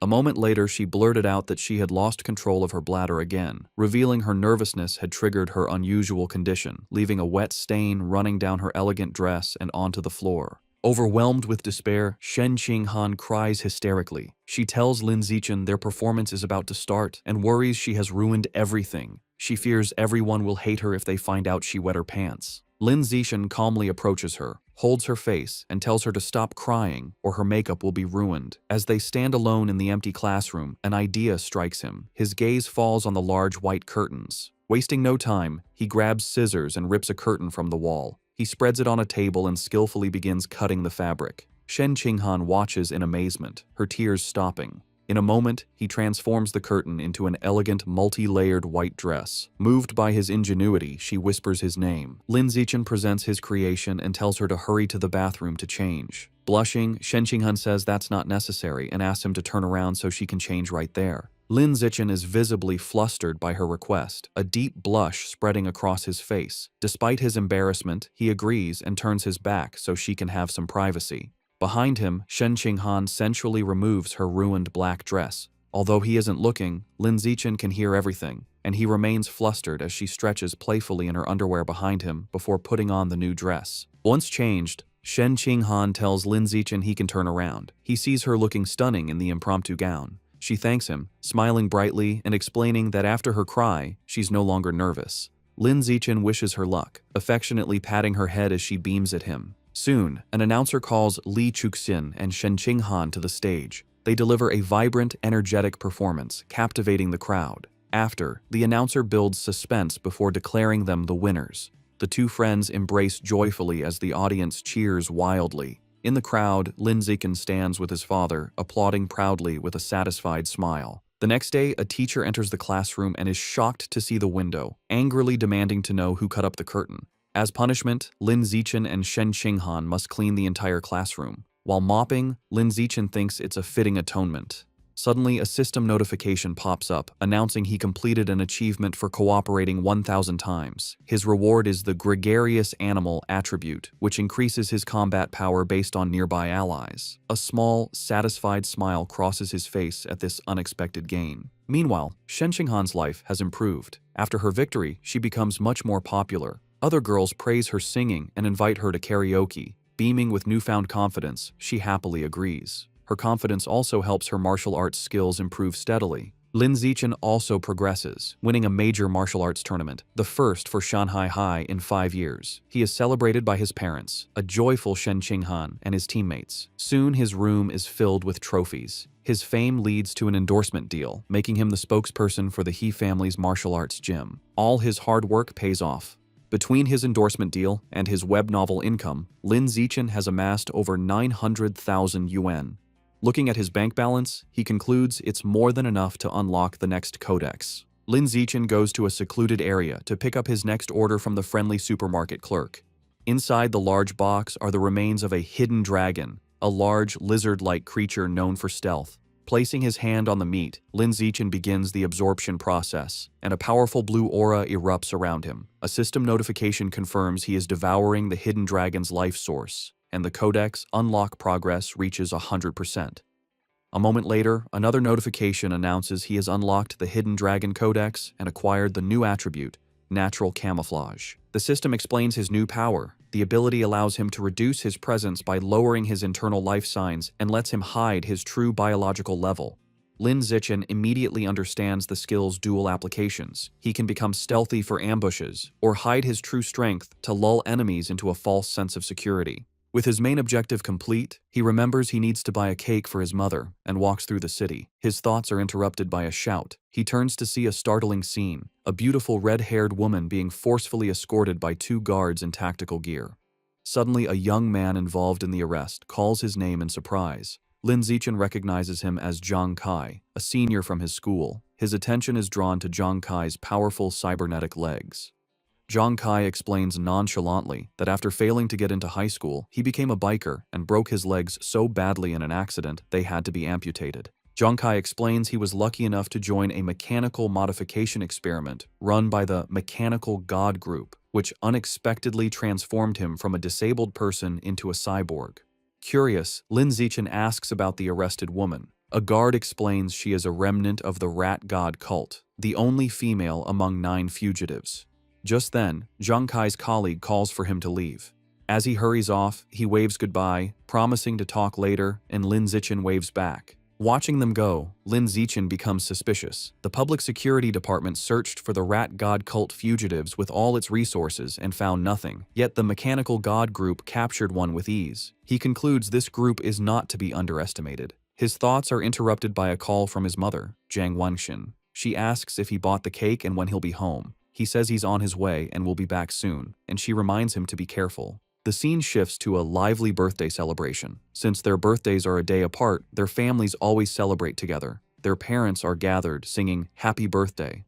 For their 18th birthday, they stand side by side and blow out the candle on their cake. After, their mothers tell them to exchange presents. As they happily give each other gifts, their happy moment is shattered as the room begins to tremble violently. The families are thrown off balance, someone shouting if it's an earthquake. Lin Zichen instinctively grabs Shen Qinghan to steady her, but Lin Zichen immediately senses this is no ordinary earthquake.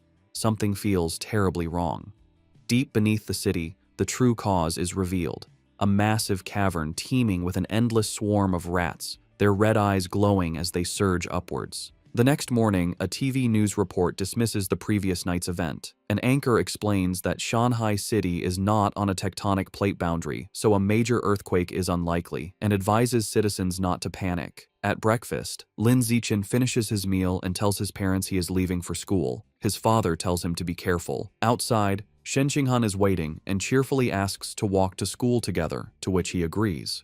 As they walk, she happily remarks that since they have celebrated their 18th birthday, they are officially adults. Lin Zichen adds that the college entrance exams are also approaching. Shen Qinghan admits she gets nervous just thinking about it. Some time passes, and Lin Zichen finally saves up enough money to unlock his next codex. He begins the absorption process, and a powerful purple energy swirls around him as he targets the Void Crocodile. A system notification confirms he is devouring the creature's life source, and the codex unlock progress reaches 100%. He receives a vision of a large, crocodilian beast with fish-like fins swimming powerfully, trying to escape from the savage giant eagle. A final notification announces he has successfully unlocked the Void Crocodile Codex and acquired a new biological attribute, danger perception. The system explains this ability allows him to sense hostility from other creatures within a certain range and makes it easier to judge their biological level. Lin Zichen thoughtfully concludes this will be a useful skill for preventing sneak attacks. To test his new power, he goes to a busy shopping mall. As he walks through the crowd, he uses his danger perception and can now see the power levels of everyone. He observes most people are ordinary Tier 1 or Tier 2, confirming the vast majority are normal people. While browsing the supermarket, he decides on his next target for the codex. He sees packages of life and death toad meat, which he speculates could grant a self-healing ability. However, his enthusiasm fades when he sees the price, a staggering 100,000 yuan per jin. He realizes his monthly income from his web novel isn't enough to afford it. With a determined look, he concludes he must find a way to increase his income after the exams. The story moves to the Nanjiang Provincial Education Department, inside the minister's office. A striking woman with light purple hair and antler-like horns, Mo Dongji, the vice principal of Shanghai University and Minister of Education for Nanjiang Province, sits listening to a report. A male subordinate is finishing a presentation on the educational situation across the province. Mo Dongji calmly sips her drink and thanks him. She then asks about the status of Origin Site number 36. Her assistant replies the situation has finally stabilized, expressing great relief. He explains that if it hadn't, the entire province would have been doomed. With nothing else to discuss, Mo Dongji tells him he can go. After he leaves, Mo Dongji is alone with her thoughts. She muses to herself that it has been many years since she last accepted a disciple. She walks to the large window, which looks out onto a beautiful tropical beach, and stares at her own reflection. The martial arts college entrance exam is an intense, 9-day ordeal. The first day consists of a written exam in the morning and a physical fitness assessment in the afternoon. From the 2nd to the 8th day, students are sent into a forest for a week-long practical combat and survival test. The final 9th day is dedicated to an aptitude test for gene fusion and mechanical modification. The story picks up on June 7th, the first day of the exam. Lin Zichen and Shen Qinghan walk together, but she is clearly on edge. She nervously tugs on his sleeve, confessing how tense she is, her primary fear being that she might lose control of her bladder again. Lin Zichen looks at her with a warm smile. He pulls her into a comforting hug, telling her not to be nervous. Holding her close, he reminds her that her theoretical knowledge is solid and she has already taken precautions by wearing a diaper, so she just needs to do her best. His closeness makes her blush. Flustered but comforted, she promises she will do her best and tells him he needs to do his best as well. He agrees. During the written exam, Lin Zichen sits with a confident expression, easily filling out the test paper. He finishes long before time is up. With nothing else to do, he rests his head on his hand and brainstorms new plot ideas for his web novel. After the exam, he notices Shen Qinghan walking with her head down, looking upset. He worries she might not have done well. He approaches to comfort her, putting a hand on her shoulder and reminding her they only need to pass the written portion. However, Shen Qinghan quickly tells him she did very well and doesn't need his comfort. Confused, Lin Zichen asks why she looks so unwell. Blushing furiously, Shen Qinghan quietly confesses she had an accident and wet her pants again. She quickly tells him to wait while she runs to the restroom. Lin Zichen reminds her to be quick, as the physical fitness assessment is about to begin. Later, during the weightlifting portion, Lin Zichen demonstrates his overwhelming power. An announcer declares his final score as he effortlessly lifts a massive 950 kilograms barbell with one hand, leaving the other students speechless. His classmates erupt in shouts of disbelief, recalling his other incredible results, a 5.12-second 100-meter dash and a 4.91-meter vertical jump. After completing her own tests, a tired Shen Qinghan, in her gym clothes, approaches Lin Zichen. He asks how she did. With a weary but proud smile, she reports her impressive scores: a 9.32-second 100-meter dash, a 1.62-meter vertical jump, and a 125-kilogram lift. She adds with a small sigh that her results are still nothing compared to his. Lin Zichen praises her, telling her that with scores like that, she is a top-tier female student. He gives her an affectionate pat on the head, and she looks up at him with a happy expression. Sometime after, their classmate He Yu runs up, excitedly announcing their written exam scores are available. He tells them he heard Wang Shuojie and Lu Gang scored in the high 80s, and he himself got an 80. As he asks about their scores, a nervous Shen Qinghan checks her phone. Her face lights up with joy as she exclaims she got an 82. Heyu is stunned. They both turn to Lin Zichen. He calmly holds up his phone, showing a perfect score of 100. Shen Qinghan cheers for him, while a dumbfounded Heyu mutters that Lin Zichen is as freakishly talented as ever. Later, as they walk home, Shen Qinghan expresses her nervousness about the next phase, the week-long practical test in the forest. Lin Zichen takes her hand and reassures her, telling her not to worry because he will stay by her side and protect her. Comforted, she agrees to stick close to him. Meanwhile, in a private room, two mysterious figures discuss the exam. One man in a formal suit and a sinister plague doctor mask hands a small wooden box to a younger man. The masked man instructs his subordinate to make good use of his position as a safety officer. The young man takes the box. Inside are 10 dark, seed-like objects, which the masked man calls demon seeds, that will aid him in his mission. The masked man promises that if the young man succeeds, he will be recommended to become a full member of their organization. The young man seems more interested in a different reward, stating he would prefer a rare, different fruit. The masked man scoffs, calling him short-sighted. He explains a single fruit could only help him evolve to a mid-tier rank, whereas joining their organization opens the door to evolving into a truly advanced being. After a moment, the young man is convinced, agreeing that becoming an official member is the more valuable prize. A convoy of buses travels through a dense, foggy forest. An announcement informs students they are about to arrive at the practical exam location. Inside a bus, Shen Qinghan is sleeping on Lin Zichen's shoulder. He gently wakes her, letting her know they have arrived. An automated voice directs students from Entrance 9 to get off the bus and proceed to the assembly point.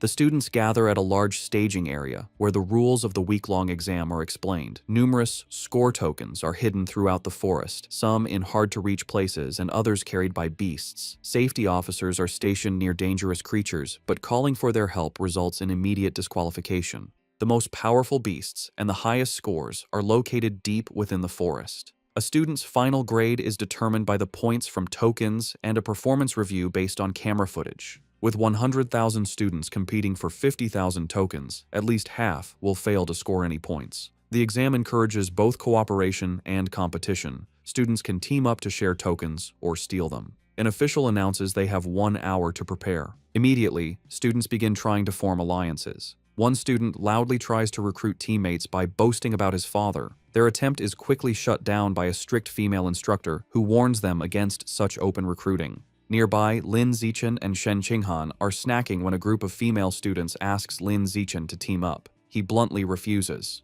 Just then, another student, a young man with brownish-red hair, walks up and asks if he could buy some of their food. Instead, Lin Zichen tosses him a package of toast as a gift. Impressed, the student suggests they team up, introducing himself as Hong Junping from a top high school. While eating his snack, Lin Zichen politely rejects the offer. A bit dejected, Hong Junping thanks him for the food and walks away. Watching him leave, Shen Qinghan comments on how strange the guy was. Lin Zichen gives her a knowing smile and explains that the man's true intention was not about the food, but about the great beauty with him. Realizing he was trying to hit on her, Shen Qinghan blushes. With their breakover, Lin Zichen takes Shen Qinghan's hand, and they set off into the forest. As they enter the vast wilderness, Lin Zichen decides on a cautious strategy.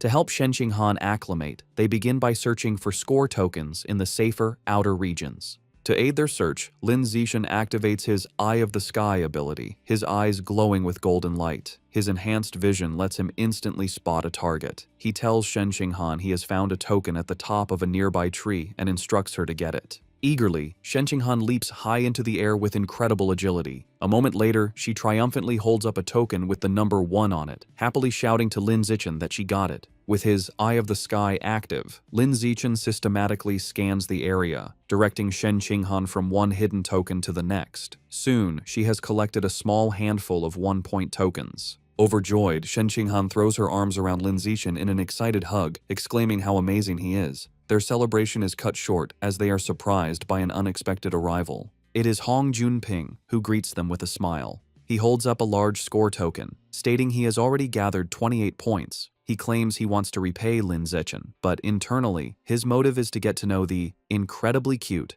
Shen Qinghan. He formally offers to team up, suggesting they split all points evenly among the three of them. Lin Zichen flatly rejects the offer. He tells Hong Junping that if he is serious about repaying them, he can simply hand over all his score tokens. Hong Junping is visibly shocked and angered by this outrageous demand. His friendly demeanor vanishes, and surrounded by a surging aura, he charges forward, shouting that they have chosen the wrong path. As Hong Junping charges, yelling they have chosen the wrong path, Lin Zichen calmly smirks, agreeing that Hong Junping is the one who has chosen wrongly. The fight is over in an instant. Lin Zichen lands a single, devastating punch to Hong Junping's stomach, causing him to double over in agony and spit up blood. With their opponent defeated, Lin Zichen and Shen Qinghan walk away arm in arm, with Lin Zichen now casually holding Hong Junping's score token.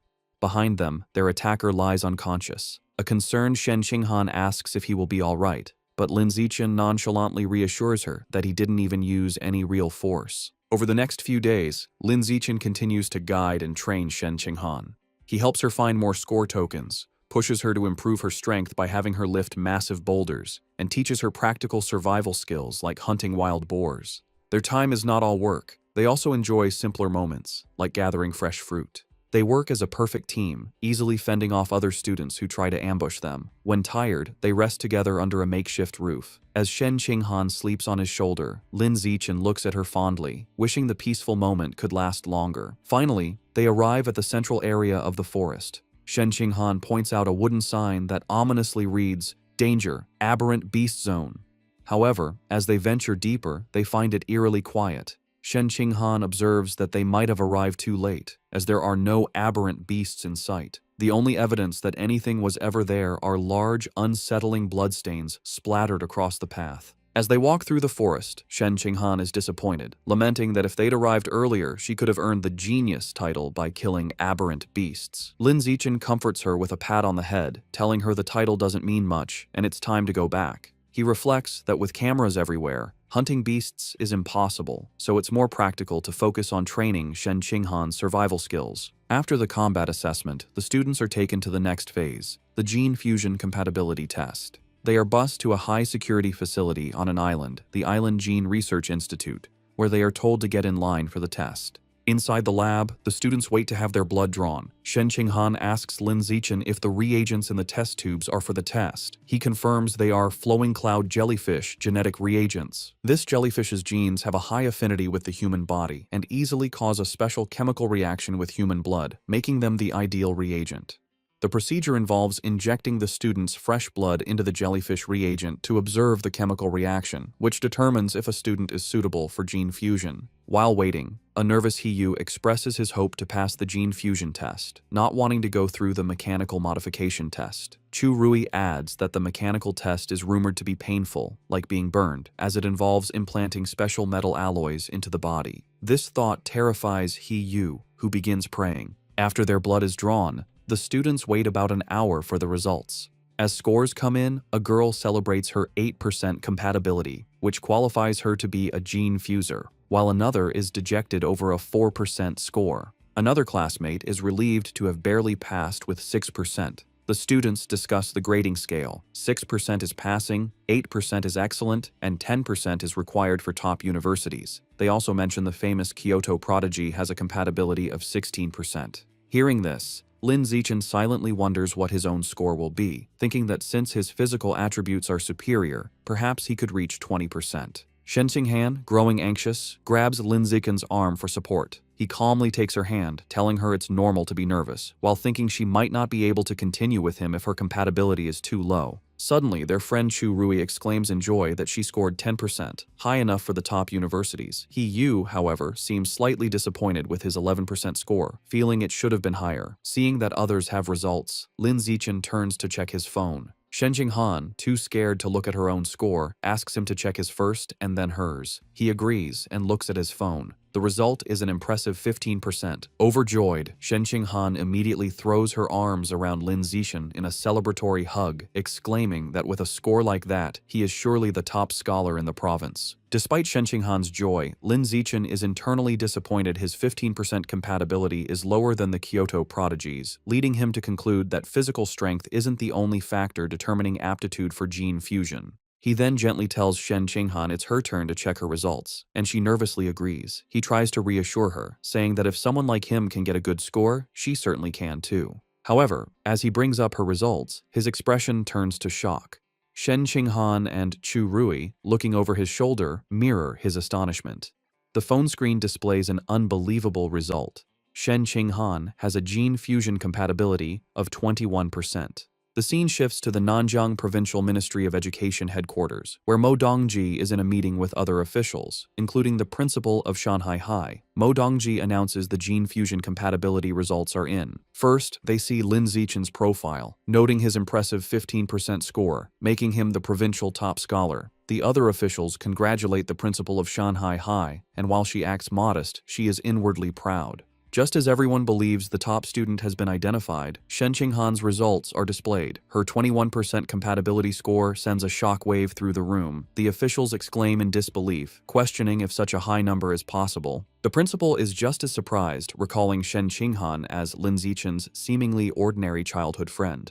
The extraordinary result piques Mo Dongji's interest, who asks for more information on Shen Qinghan. The principal of Shanghai High nervously suggests to Mo Dongji that Shen Qinghan's result must be a mistake, as her school performance has always been ordinary. With a sigh, Mo Dongji decides there's no other way and that she must go see for herself. Back at the testing facility, students are in an uproar over the 21% result, questioning if the test was wrong. Shen Qinghan herself turns to Lin Zichen in disbelief, asking if there was a mistake. Lin Zichen calmly tells her he doesn't think it's an error. He leans in close, explaining she has a natural high affinity for water, and since the test used a reagent from a water attribute beast, like the flowing cloud jellyfish, her result makes sense. Shen Qinghan's eyes light up with understanding. She excitedly realizes this means her body is highly compatible with water attribute beast genes, making her a natural genius. With newfound confidence, she looks at Lin Zichen, thinking she is finally worthy of standing by his side. Lin Zichen smiles warmly, happy for her. Their moment is suddenly interrupted when someone shouts for everyone to look outside. As they turn, they witness a massive whirlpool of water rising from the ocean, and standing atop it is Mo Dongji. The students watch in awe as she stands powerfully on the surging wave. The other students panic, wondering if she is a heretic, and fearing she is about to destroy the entire facility. Mo Dongji lands gracefully, the water receding around her. The Research Institute staff immediately recognize her, bowing and calling her name.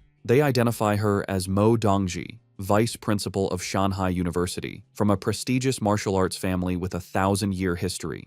Staff members whisper rumors that her family once tamed dragons and fused with their genes, which would explain her incredible ability to manipulate water. Ignoring the staff, Mo Dongji walks directly to Shen Qinghan and asks if she is the one. To verify the extraordinary test result, she orders a scientist to draw Shen Qinghan's blood and retest it 3 more times. Afterward, a drained Shen Qinghan sits with her friends. He Yu expresses his concern, and she admits her arm is a bit numb after the repeated blood draws. Soon, a scientist calls for Shen Qinghan to follow him, and she complies. She is led to a private office where Mo Dongji is waiting.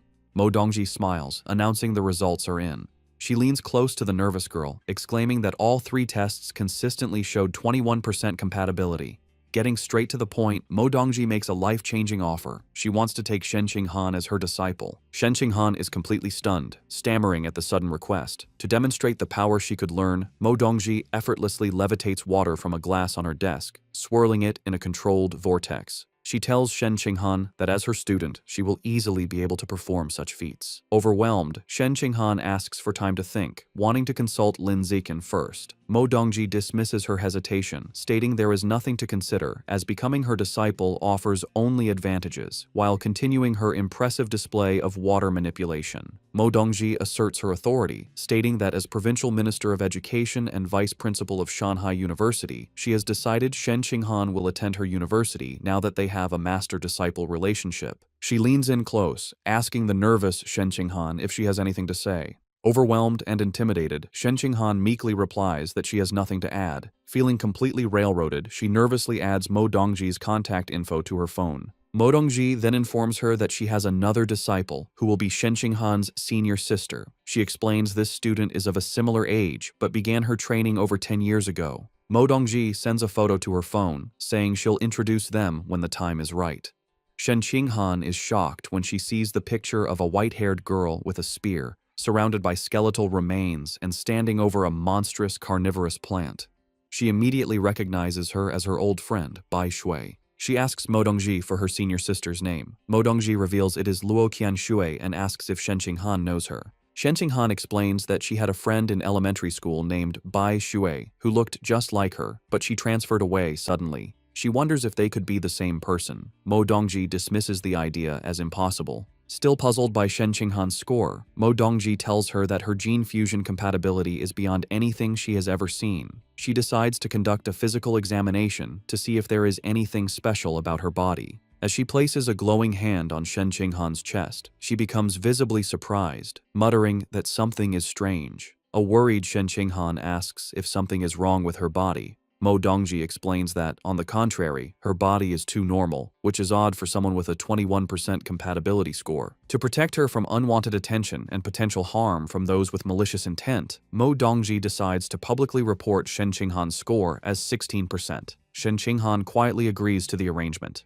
With their business concluded, Mo Dongji dismisses Shen Qinghan, telling her it is getting late and she can go home. Shen Qinghan nervously says goodbye to her new master and leaves the office. Once alone, Mo Dongji makes a phone call. The man on the other end, her father, tells her the new disciple is extraordinary and destined for greatness, which will bring them unimaginable rewards. He sternly warns her that her student's incredible talent must be kept a secret from everyone. Mo Dongji agrees, telling her father she understands. Later, as Lin Zichen gives Shen Qinghan a ride home on his bicycle, he remarks how strange it is that she so suddenly acquired a master. She agrees the situation feels very abrupt. Lin Zichen decides they should adopt a wait-and-see approach. He tells her if Mo Dongji proves to have no malicious intent, then it is fine to accept her as a master. However, he adds, if she turns out to be a bad person, they will end the relationship once Shen Qinghan is strong enough. Shen Qinghan agrees with his plan as she gets off the bike. As they arrive, their mothers, Zhang Wangxin and Xu Meng, greet them with great excitement. They announce they are all going to a restaurant to celebrate their children's success. They are overjoyed that Shen Qinghan is the provincial top scholar and that she and Lin Zichen can attend the same university together. At the restaurant, both families raise their glasses in a toast, celebrating Shen Qinghan and Lin Zichen for achieving the top 2 scores in the province. After the joyful dinner, the families part ways, wishing each other a safe trip home. That night, under a full moon, there is a knock at Lin Zichen's door. His mother, Zhang Wangxin, opens it to find Shen Qinghan standing there in her pink pajamas, looking flustered. Zhang Wangxin smiles and teasingly asks if she has come to sleep with Lin Zichen again. Flustered by Zhang Wangxin's teasing, Shen Qinghan quickly denies any romantic intentions, insisting she has something very important to discuss with Lin Zichen in person. She tells Zhang Wangxin she's going to find him and rushes into his room. Amused, Zhang Wangxin watches her go, wondering to herself if the important matter is a love confession. Shen Qinghan knocks on Lin Zichen's door, telling him she has something important to say. When he opens the door and asks what's wrong, she explains it is about the matter with her new master from earlier that day. Inside his room, she sits on his bed, hugging a pillow for comfort.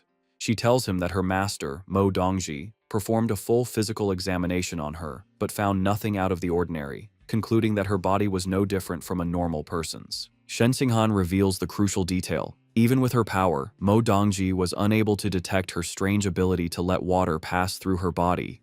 Lin Zichen is internally stunned by this revelation. He reflects on Mo Dongji's immense power, capable of controlling massive waves, yet she was unable to uncover the secret of Shen Qinghan's body. He concludes that her physical constitution is far more mysterious than he had ever imagined. He places a reassuring hand on her shoulder, advising her that they must keep this ability a secret from everyone for now, as they cannot predict the consequences if it were to be revealed. He suggests they can slowly study it later when they are stronger and more experienced. Shen Qinghan agrees, telling him she will follow his lead. She then brings up another topic, remembering that her master mentioned she has a senior sister. Shen Qinghan explains that she saw a photo of this senior sister and was shocked by how much she looks like her old friend, Bai Shui. She then shows the picture on her phone to Lin Zichen. He takes the phone and examines the photo of Luo Qianshu. He acknowledges the resemblance, but notes that her aura is completely different from the Bai Shui he remembers. His attention, however, is drawn to the strange, forested background of the image. He asks Shen Qinghan if she has any idea where the photo was taken. Shen Qinghan tells Lin Zichen she doesn't know where the photo was taken, but she will ask her master. She sends a text to Mo Dongji, asking about the location. Mo Dongji gives a one-word reply: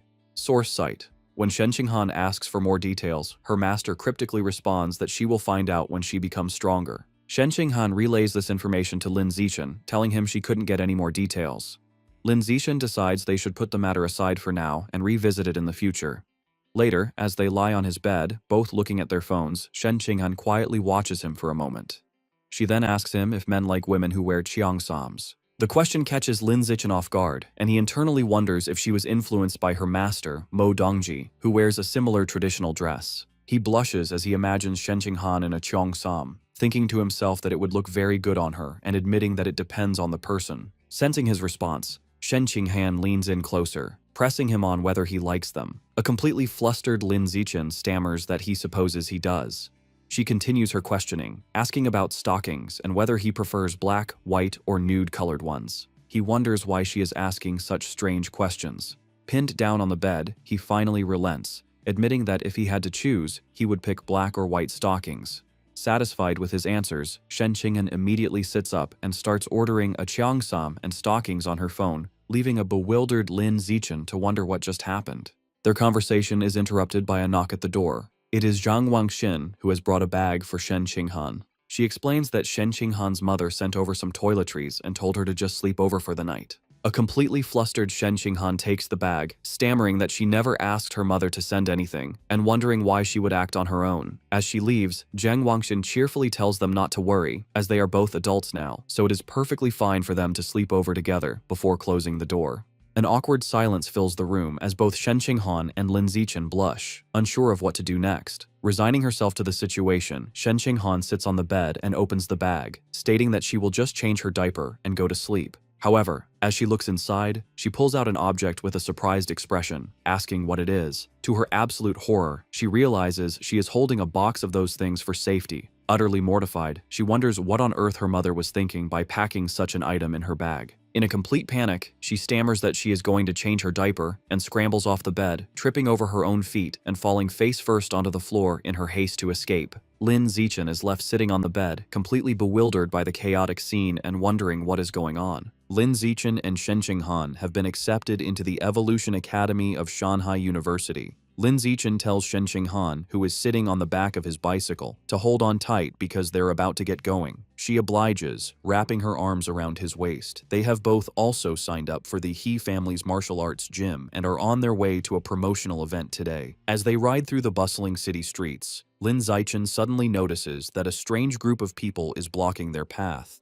A man in black and gold robes, accompanied by several men in white karate uniforms, stands before them and asks if he is Lin Zichen. Surprised, Lin Zichen stops the bike and asks them who they are. The man introduces himself as Liu Chuanwu, the dean of Shanghai University's Budo Academy. However, he clarifies that he is not there in his official capacity, but as a representative of an organization called Tianren-Ge. Tianren-Ge is a conservative organization that opposes gene fusion and mechanical modification, preferring to fight threats with traditional martial arts. Lin Zichen recalls hearing about them, but internally dismisses them, thinking their ideology is misguided and deludes its followers. Liu Chuanwu formally invites Lin Zichen to join Tianren-Ge. Ignoring him, Lin Zichen simply asks them to get out of his way. As Lin Zichen tries to pass, Liu Chuanwu places a hand on his shoulder to stop him, asking for a moment to talk. Attempting to persuade him, Liu Chuanwu offers him a new phone as a gift, but Lin Zichen is clearly made uncomfortable by the insistence. Later, Lin Zichen, Shen Qinghan, and Liu Chuanwu are sitting in a cafe. Liu Chuanwu explains that his organization, Tianren-Ge, researches how to unlock the potential of pure-blooded humans without gene fusion or mechanical modifications. He passionately claims that their goal is to help humans break through the ordinary biological barriers and evolve into advanced, rare, or even epic beings.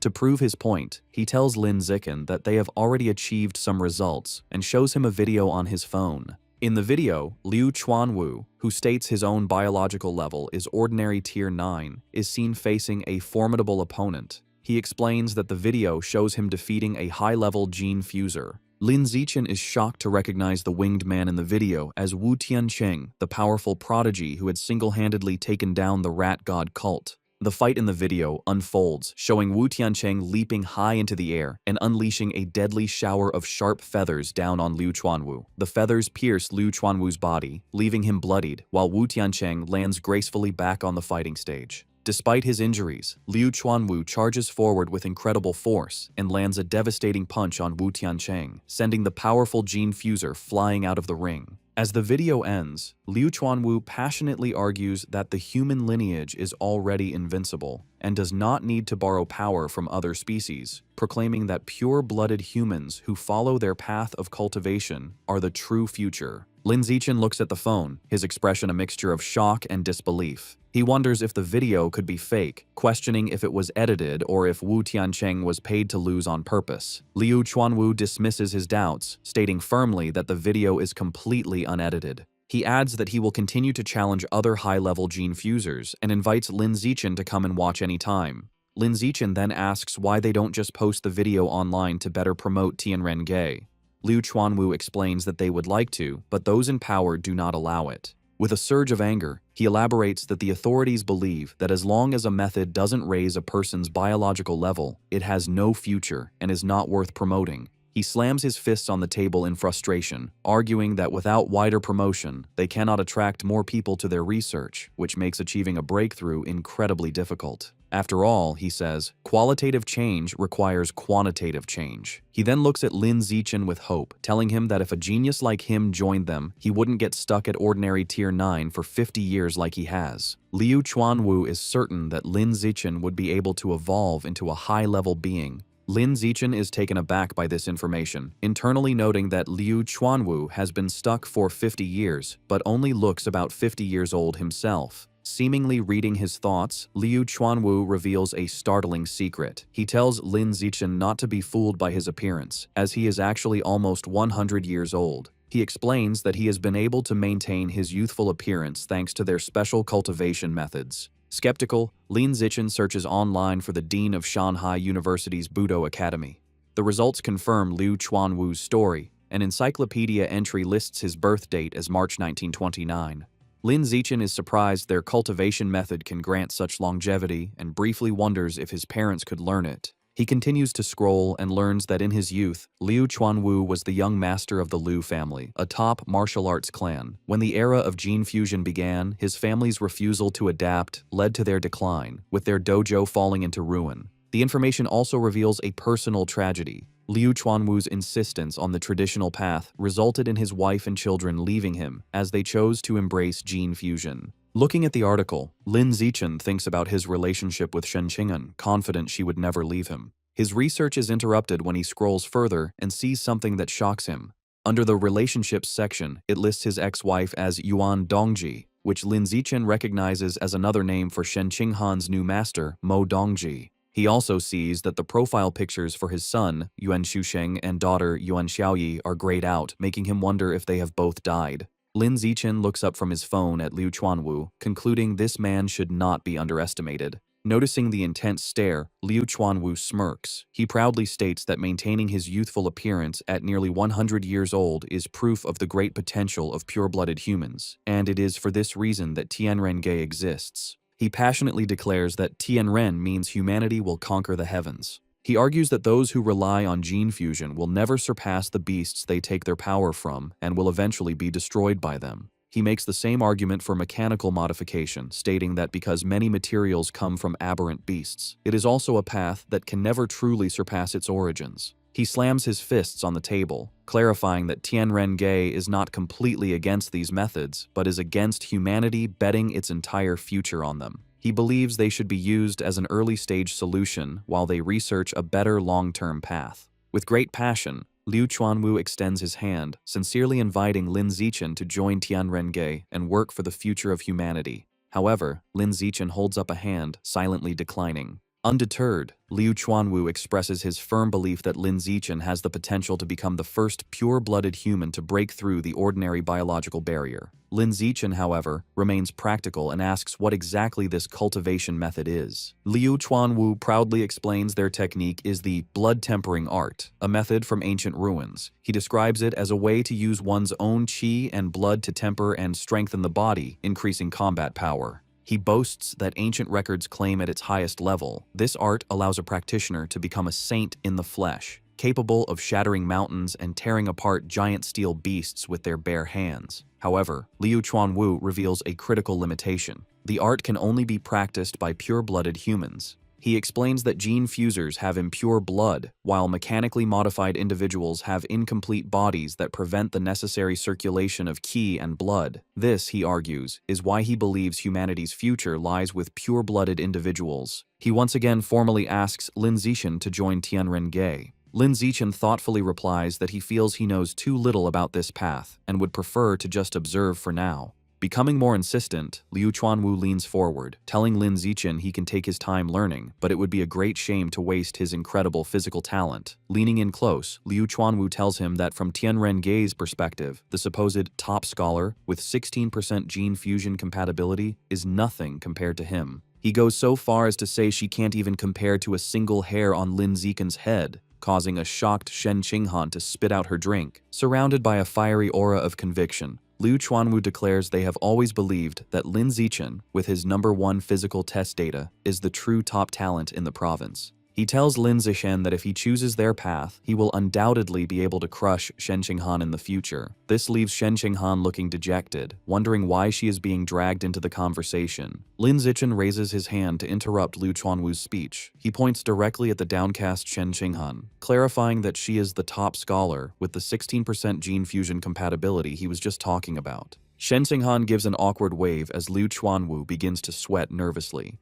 Deciding to end the conversation, Lin Zichen announces it is getting late. He picks up the phone Liu Chuanwu had offered him earlier. Standing up, he takes Shen Qinghan's hand, thanks Liu Chuanwu for the phone and drinks, and informs him they are leaving. In a panic, Liu Chuanwu reaches out desperately, pleading with them to wait and offering a trial period of half a year. As they walk away hand in hand, he shouts after them, offering to double whatever benefits the Evolution Academy gives him. When that doesn't stop them, he becomes even more desperate and raises his offer to triple the benefits. The word triple makes Lin Zichen stop, his eyes wide with shock. The scene changes abruptly as Lin Zichen is suddenly back at the table, telling Liu Chuanwu he has always agreed with Tianren-ge's philosophy. With a fiery look of determination, Lin Zichen clenches his fist and declares he has decided to bring his talent to Tianren-ge and contribute to the cause of pure-blooded humanity. Liu Chuanwu is left stunned and speechless, while a small chibi version of him cries over the vast amount of money he has just promised.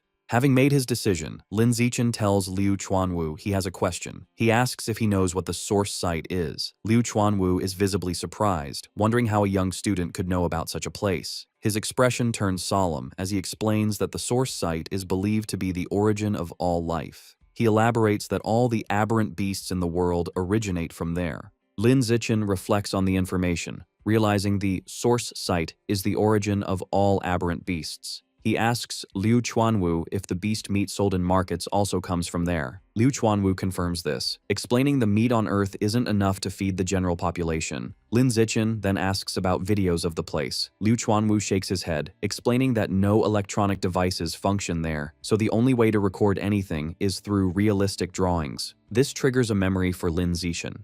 He recalls the image of Shen Qinghan's senior sister, Luo Qianshui, and realizes what he thought was a photograph was a highly detailed painting. Their conversation is interrupted by Lin Zichen's phone ringing. It is their friend He Yu asking where they are, as the promotional event at the gym is about to start. Lin Zichen assures him they are on their way. He stands, puts on his backpack, and tells Liu Chuanwu they have matters to attend to and must leave. Before they go, Liu Chuanwu hands Lin Zichen a blue book titled Blood Tempering Art, explaining it contains the detailed cultivation methods. However, he offers a caution, stating there's a threshold for practicing it. One must reach ordinary tier 4 and have sufficient qi and blood. He suggests that since Lin Zichen's physical test data is close to tier 4, he should study the book over the summer and begin practicing once he advances. Lin Zichen takes the book and casually stuffs it into his bag. To Liu Chuanwu's surprise, Lin Zichen reveals that he has already reached ordinary tier 6, so he plans to start practicing as soon as he gets back. The scene shifts to a high-rise building. Inside, a young woman with a ponytail is training intensely, delivering a powerful kick to a heavy bag that sends it swinging. She stops when she hears someone whistling happily. Turning, she sees Liu Chuanwu walking in with a spring in his step. Curious, she asks the dean what has made him so happy. Liu Chuanwu boasts to the young woman with a proud expression. He claims that thanks to his charisma, he recruited the student with the top physical test scores in the province into Tianren-ge. The young woman is shocked and asks if it is true. Liu Chuanwu shows her his phone with Lin Zichen's contact information, claiming it was all his personality, but she demands the truth. Under pressure, Liu Chuanwu nervously admits he had to offer Lin Zichen triple the benefits the Evolution Academy was offering. The young woman screams in horror, reminding him their organization is already heavily in debt. Liu Chuanwu tries to calm her by massaging her shoulders, reassuring her he has set up dates with 3 wealthy women to cover the costs, while she looks annoyed. Changing the subject, Liu Chuanwu asks how long it took her to sense her qi and blood when she first practiced the blood tempering art. She recalls it was 10 years ago and says it took about a week. He then asks how long it took to master blood control, and she replies, 2 months. Liu Chuanwu strokes his chin, praising her talent as expected of the former Kyoto exam runner-up. He admits that even he, a self-proclaimed genius, took 2 weeks to sense his qi and blood. The young woman looks sad, asking him not to mention her past title. She laments that since giving up gene fusion to join Tianrenjie, she hasn't evolved into a high-level being in years, and feels people mock her for fading into obscurity. Liu Chuanwu places a comforting hand on her shoulder, telling her to let them laugh. He assures her that in a few years, when she evolves, she will be the one beating them up. The young woman sighs, noting she has tempered her body twice, but still hasn't opened an acupoint. She asks about Lin Zichen, wondering how long it will take him to sense his qi and blood. Liu Chuanwu estimates that since Lin Zichen's physical data is exceptional, it should take him about 10 days. Hearing this, the young woman gets a mischievous look, declaring she will have to properly teach this new genius junior. Later that night, the city is quiet. In his room, Lin Zichen sits cross-legged on his bed, meditating with the blood-tempering art book open. He thinks to himself that sensing qi and blood was simple, noting he did it in just 3 seconds. Reading the book, he decides the next step is to control the qi and blood to temper his body, starting with his right arm. He focuses his energy, and his right arm becomes engulfed in a flame-like aura. A system notification confirms he is using qi and blood to temper his skin, increasing his skin strength and proficiency. Half an hour later, Lin Zichen tests the results. He takes a knife and swings it forcefully against his arm. To his satisfaction, the blade bounces off without a scratch. He realizes one session of tempering has made his skin impervious to blades, understanding now how Liu Chuanwu withstood Wu Tiancheng's attacks. Wondering how strong he will become after 5 sessions, he continues his cultivation. 3 hours later, an exhausted Lin Zichen sits on his bed, sweating. He calculates that at this speed, he can finish tempering all the skin on his body within a week, noting that while his arms are done, it consumed 1/3 of his qi and blood.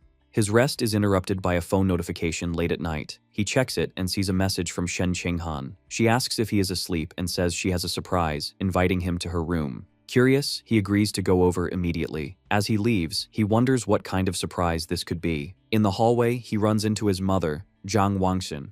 She knowingly asks if he is going to see Shen Qinghan, explaining the girl had messaged her about the surprise.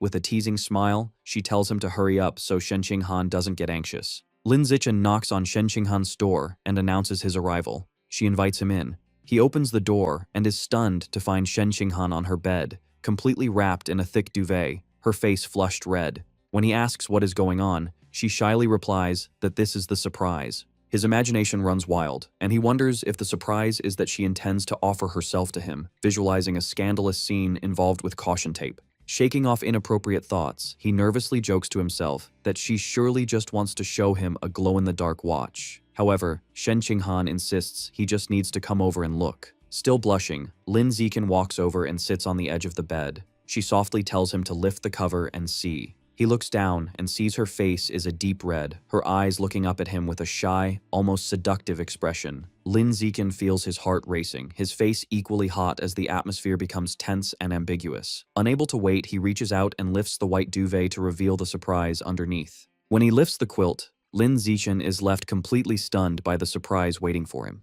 Shen Qinghan is lying on the bed, blushing, wearing the tight white cheongsam she bought online. Lin Zichen's face turns bright red at the sight of her, utterly shocked. Shyly, Shen Qinghan asks him if the outfit looks good on her. Nervous and unable to look away, he manages to nod and say she looks great. Encouraged by his reaction, she admits that she also bought black stockings and asks if he'd like to see how they look on her. Sweating nervously, he agrees with excitement, telling her to put them on so he can see. As Lin Zichen watches, Shen Qinghan slowly begins putting on the black stockings, which makes him blush even more. Once she's done, she asks again if she looks good. He assures her she looks stunning and that the outfit suits her perfectly. Playfully, she tells him the stockings feel very nice and invites him to touch them.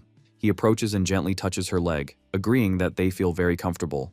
Lying down on the bed, Shen Qinghan moves closer to him and asks which feels better to the touch, her legs or the stockings. Blushing but smiling, Lin Zichen replies that her legs definitely feel better, something she seems to agree with. Suddenly, their intimate moment is interrupted by Zhang Wangshen's voice from the other side of the door. She shouts that Shen Qinghan's mother just brought her some toiletries and hung them on the doorknob for her to pick up later, startling a confused Lin Zichen. Startled by her sudden appearance, Lin Zichen stands up and heads to the door to answer her. With a puzzled expression, Lin Zichen picks up the bag her mother left at the door. When he looks inside, he blushes upon seeing a box of those things for safety that Shen Qinghan's mother prepared for him, confirming his suspicions. Embarrassed and a bit annoyed, he puts the box back in the bag, thinking to himself that they haven't even kissed yet and wondering why the rush. Shen Qinghan tells him it's already late and that he should stay the night. Then shyly, she asks him to turn around so he doesn't see her while she puts on her diaper. Blushing, Lin Zichen turns around while she changes clothes at the back of the room. Once she's done, she approaches him and says she's ready. They can turn off the light and sleep. Both of them are visibly nervous. Later, the two lie in bed, side by side under the same quilt. Unable to sleep, Lin Zichen asks Shen Qinghan if she used any perfume, since he notices a pleasant scent in the bed. With her eyes closed and a playful smile, she replies that it's her natural scent that perfumed the bed and invites him to smell if he doesn't believe her. Skeptical, he murmurs that that's impossible. Opening her eyes, Shen Qinghan gives him a seductive smile, leaving him speechless. He blushes intensely, captivated by the moment. Slowly, she moves closer to him and kisses him passionately.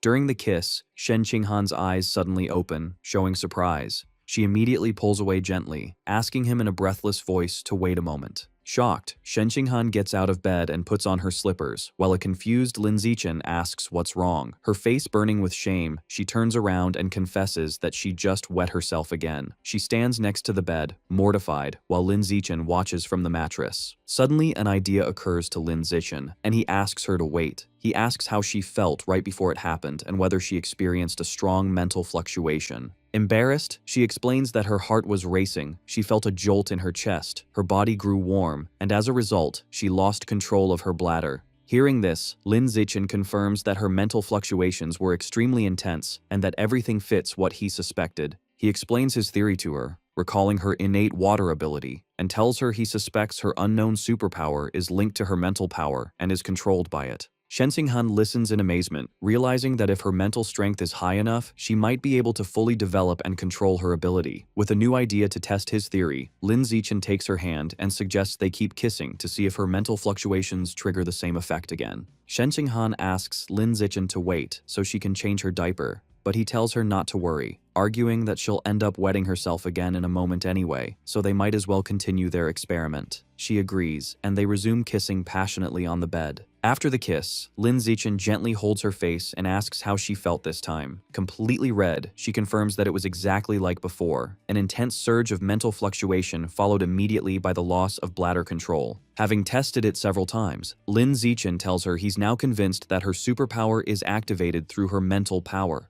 Shen Qinghan, drenched and embarrassed, says she has sweated a lot and is going to take a shower as she gets out of the bed. From the bathroom, she shouts that she forgot her pajamas and asks him to bring her a set. He agrees without hesitation.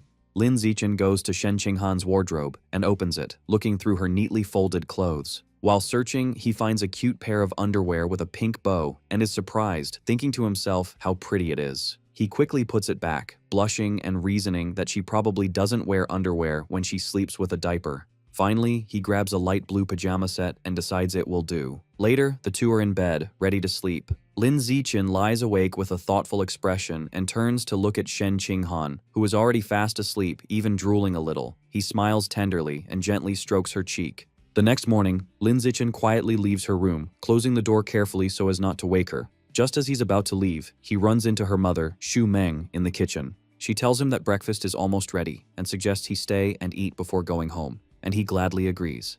Lin Zichen has breakfast with Shen Qinghan's parents, Shen Jianye and Xu Meng. Her father asks if Shen Qinghan is awake yet, and Lin Zichen replies that she is not, and that they should let her sleep a little longer. Xu Meng comments that she wishes her daughter were as disciplined as Lin Zichen, but Shen Jianye defends her, saying that after becoming the top student in the province, she deserves to rest during the holidays. After breakfast, Lin Zichen says goodbye to Xu Meng at the door, telling her there's no need to walk him out. Once he leaves, she closes the door with a sly and satisfied smile. Shu Meng goes to her husband and tells him that last night she got up to use the bathroom and heard the shower running upstairs, hinting that their daughter and Lin Zichen were together. Shen Jianye, thoughtful, agrees with her conclusion. Excited by this major progress in their relationship, Shu Meng grabs her phone to immediately share the good news with Zhang Wangshan. Meanwhile, Lin Zichen arrives home and gets ready to wash the clothes he wore the previous day. Just as he's changing, his mother, Zhang Wangshan, appears. Seeing him, she gives him a knowing smile and a thumbs up, telling him he's very capable, leaving Lin Zichen completely confused by her sudden praise. The scene shifts to a building that appears to be a university. A muscular man with sunglasses and long hair, followed by a group of equally strong men, bursts into a dojo shouting Liu Chuanwu's name and demanding an explanation regarding Lin Zichen. Calmly, Liu Chuanwu pretends not to know what he's talking about. Furious, the man yells that Lin Zichen had already enrolled in his Evolution Academy and accuses Liu Chuanwu of using dirty tactics to steal the student for his martial academy. Liu Chuanwu angrily retorts, asking why only the Evolution Academy should have the right to recruit students. The argument intensifies, with both deans shouting at each other about recruitment principles and prior agreements, which Liu Chuanwu brazenly disregards. With an air of superiority, Liu Chuanwu states that his recruitment method was completely reasonable and part of fair competition. He challenges the other dean, telling him that if he's dissatisfied, he's free to try recruiting Lin Zichen back. Enraged, the Evolution Academy dean shouts at him, questioning how someone as contemptible as him can talk about fair competition, and challenges him to a fight on the spot as the true measure of justice. Liu Chuanwu scoffs at the idea, asking if he thinks he's an idiot. The argument escalates further. Liu Chuanwu points out the massive difference in their power levels, explaining that the dean is a level 5 advanced, while he is only a level 9 ordinary, which would make the fight unfair. The dean counters that he is 48 years old, while Liu Chuanwu is 95, accusing him of taking advantage of his youth. Liu Chuanwu fires back, accusing him of trying to bully an old man, leaving the dean speechless with rage. Defeated in the argument, the dean turns around and leaves with his group, shouting that as long as Liu Chuanwu refuses genetic fusion, he'll remain weak forever and can continue playing with his pure-blood humans who are no better than insects. Later, the dean is in an office speaking with Mo Dongji. She advises him not to worry, assuring him that in time, Lin Zichen will see how his classmates surpass him through genetic fusion and mechanical modification, and then he will naturally want to switch majors. He insists the real problem isn't that, but that Liu Chuanwu broke the rules and must be punished for it. Calmly, Mo Dongji suggests that if he feels so wronged, he should repay him in kind by stealing his best student. Nervous but convinced, the dean agrees to follow her advice. Once the dean leaves, Mo Dongji closes the office door. Holding her cup, she reflects that although Ma Zhenhe is usually a calm person, he always loses his composure and becomes irrational when dealing with Liu Chuanwu. As she takes a sip, she thinks about Liu Chuanwu, noting that after so many years, he hasn't changed at all, and his mouth is still as sharp as ever. She regrets that he chose the wrong path in his youth, believing his body was as formidable as his tongue, and that if not for his choices, he could have been at least a school principal by now. The scene shifts to an outdoor scene, where Lin Zichen and Shen Qinghan are running together along a street beside a canal. After a while, Shen Qinghan stops, completely exhausted and out of breath, saying she can't keep running anymore. Lin Zichen approaches and hands her a bottle of water to rehydrate. As she drinks, he suggests they finish training for the day and go to a nearby bench to relax their muscles. Soon after, Shen Qinghan is lying face down on a wooden bench, and Lin Zichen sits beside her to massage her legs and relieve the muscle tension. Grateful, she turns to look at him and thanks him. He smiles and tells her that, given how close they are, she doesn't need to thank him. His words make Shen Qinghan blush deeply. She sits up and, timidly, asks him directly what their relationship is at that moment. She wonders aloud whether they are simply friends, childhood friends, or if she's his girlfriend. Lin Zichen smiles at Shen Qinghan and confirms that he considers her family.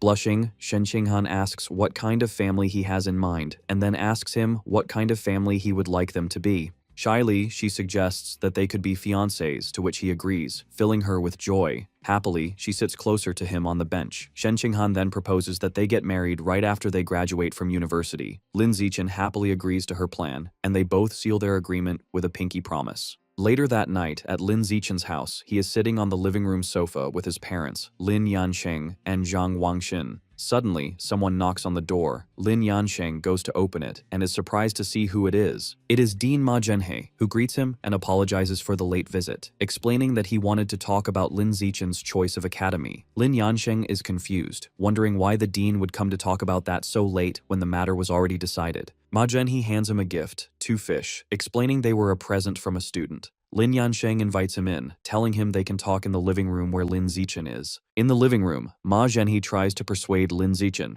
pointing out that his 15% gene fusion compatibility promises an incredible future, and it would be a waste of his talent to pursue the path of a pure-blooded human. He continues, arguing that while Tianrengei's intentions may be good, their theories have shown no real progress and are a trap that will only harm Lin Zichen in the long run. He urges Lin Zichen to listen to his advice, forget the pure blood path that will only lead to mediocrity, and choose the Evolution Academy instead. Lin Zichen listens to the dean's plea with a serious and unreadable expression. His mother, Zhang Wangxin, is confused by the conversation and asks for clarification, stating that she thought her son had already enrolled in the Evolution Academy. At this point, Lin Zichen addresses his parents, admitting he forgot to tell them that he joined Tianrengei a few days prior. He explains that he has already transferred to the Budo Academy to follow the path of a pure-blooded human, leaving his parents utterly shocked by the news. His mother anxiously asks him what is going on. Lin Zichen explains his reasoning, stating that he agrees with Tianrengei's philosophy. He says that because the dean of the Budo Academy, Liu Chuanwu, showed great sincerity by offering him triple the benefits, he agreed to join for a 6-month trial period.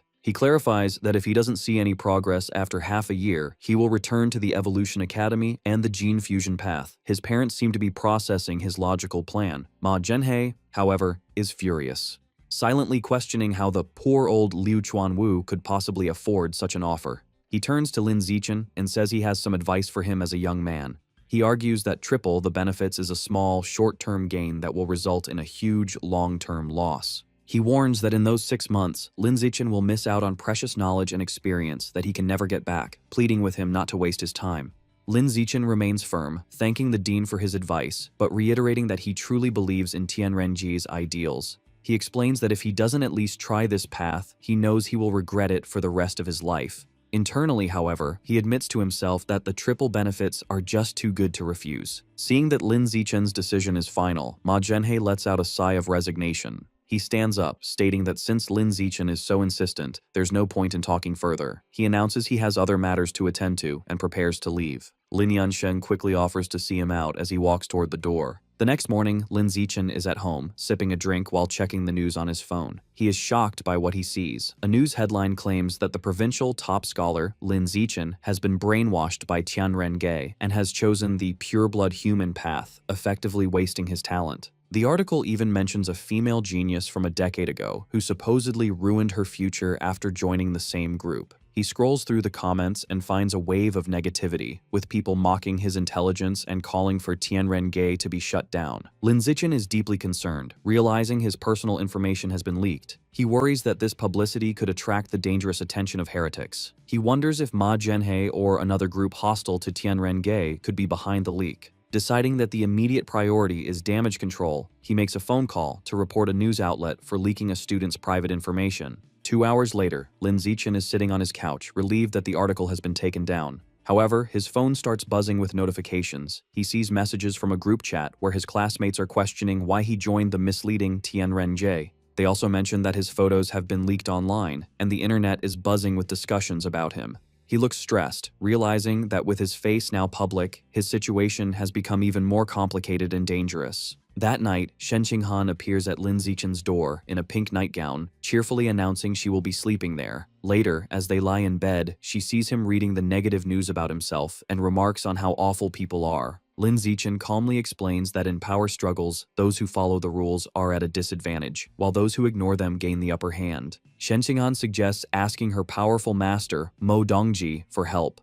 Lin Zichen dismisses the idea, pointing out the conflict is between the gene fusion and pure blood factions, so her master would have no reason to help him. Undeterred, Shen Qinghan insists on trying and messages her master. A short while later, she shows her phone to Lin Zichen.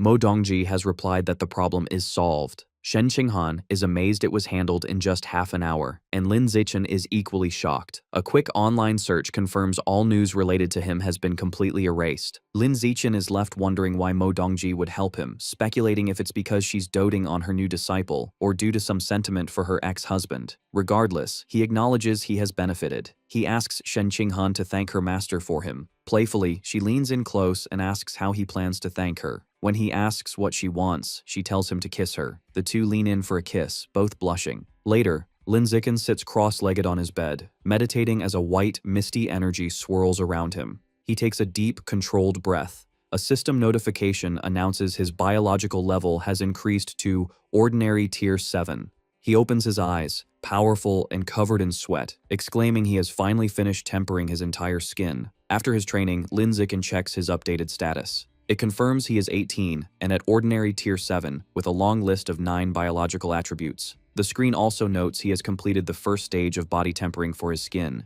He feels confident, thinking that having 9 attributes must be equivalent to 10 gene fusions. With a confident smirk, he believes he is now strong enough to overpower the famous Kyoto prodigy. His thoughts are interrupted by a message from Shen Qinghan, asking him to accompany her and their friend Chu Rui to retrieve their eggs next Monday. He understands that since she plans to follow the gene fusion path, which often leads to infertility, she is preserving her eggs so they can have a test tube baby in the future. He quickly replies, agreeing to go. The following Monday, they arrive at a large modern hospital. Inside a room, Shen Qinghan lies on a hospital bed in her underwear, school shirt, and stockings. A nurse gives her an ovulation induction shot and tells her to return the next day for the retrieval procedure. Shen Qinghan thanks her. Later, as they walk down the hospital corridor, Lin Zichen comments on how troublesome the process is. Shen Qinghan admits she still feels a bit nervous. Hearing this, Chu Rui puts an arm around her shoulder and suggests they go shopping to take her mind off things. Shen Qinghan happily agrees.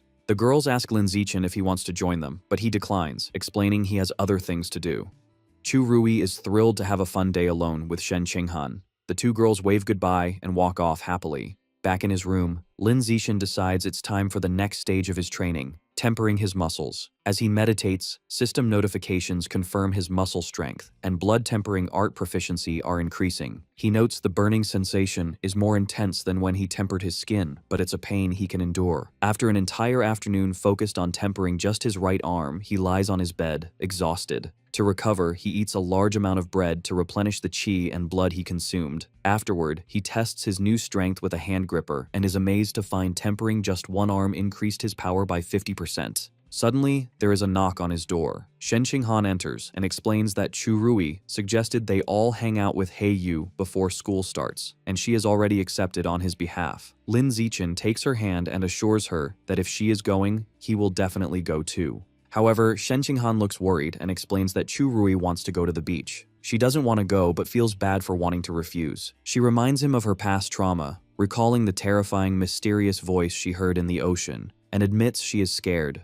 Lin Zichen comforts her, promising to protect her. He suggests that if she's too afraid, they won't go in the water. Reassured, she agrees. The scene shifts to a dark, fiery cavern, with a large circular platform covered in glowing runes floating above lava. On this platform, a secret meeting is taking place. The giant green monster is reporting to an enigmatic figure, a man in a fine suit and a sinister plague doctor mask. The monster informs him he has successfully made his stinky rats dig all 108 required tunnels. The monster instructs the man in the plague doctor mask to set a biological coordinate in that spot. The masked man agrees. He then raises a strange, powerful staff with a single glowing red eye and slams it into the ground, releasing a surge of dark energy. To complete the ritual, the masked man slices his own wrist and lets his blood pour onto the staff, where it is absorbed by the red eye. As tendrils of red and black energy erupt from the ground, the masked man explains the coordinate has been set. He states his next step is to find a corresponding point at the source site and place another coordinate there. He concludes that once the two coordinates resonate, the tunnels will be fully connected to the source site, completing their plan. The friends are on their way to the beach, driving along a beautiful coastal road. Inside the car, Chu Rui asks Yu when he got his driver's license. He explains that his father pulled some strings to get him into a crash course right after summer break started. When he offers to get the others into the same program, they enthusiastically agree, much to Yu's delight. Soon, they arrive at the beach parking lot. Yu is ecstatic, running onto the sand and shouting about his love for the sea breeze, the ocean, and, most of all, the women in bikinis frolicking in the water. Annoyed by his perverted comment, Chu Rui hits him on the back of the head. She then grabs Shen Qinghan's arm and announces they are going to change, ignoring Yu's protests. Left behind, Yu puts his arm around Lin Zichen and suggests they should get changed as well, saying he can't wait to go diving. As they walk away, a group of guys on the beach recognize Lin Zichen, identifying him as the runner-up in the Nanjing province's Gaokao exam. They begin to gossip, mentioning that he is the one who joined Tianrenge. They speculate that he must have been brainwashed or was brain damaged to begin with, concluding that he has completely ruined his future. Yu overhears their conversation and becomes furious. He confronts the gossips, angrily demanding to know who they think they are to judge the provincial runner-up and yelling at them to keep talking. The group is left speechless and terrified by his sudden outburst. Just as Yu is about to escalate the confrontation, Lin Zichen calmly grabs his arm, telling him to forget it and not waste his breath on them. Yu expresses his frustration, saying that Lin Zichen has a good temper and that he would have punched the guys. Lin Zichen explains that he simply doesn't care about their opinions, but if they had said something he truly cared about, he would have definitely gotten physical. When Yu asks what he cares about, Lin Zichen just gives him a look and glances to the side, as if the answer is obvious. Just then, Chu Rui and Shen Qinghan return, now changed into their beach attire. Chu Rui cheerfully points out that obviously, the person Lin Zichen cares most about is Shen Qinghan, who is holding a tube of sunscreen.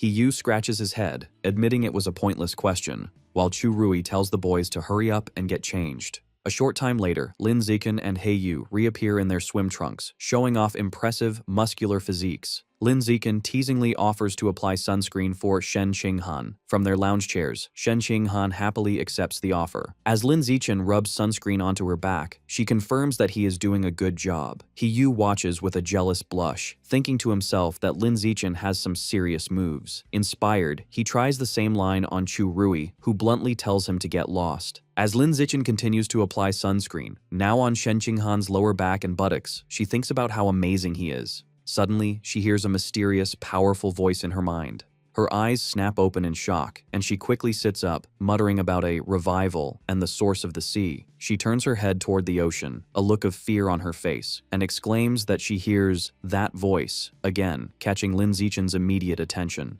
Lin Zichen holds a frightened Shen Qinghan, asking what's wrong. She explains with a terrified expression that she heard the creepy voice again, talking about a great god, revival, and the source of the sea.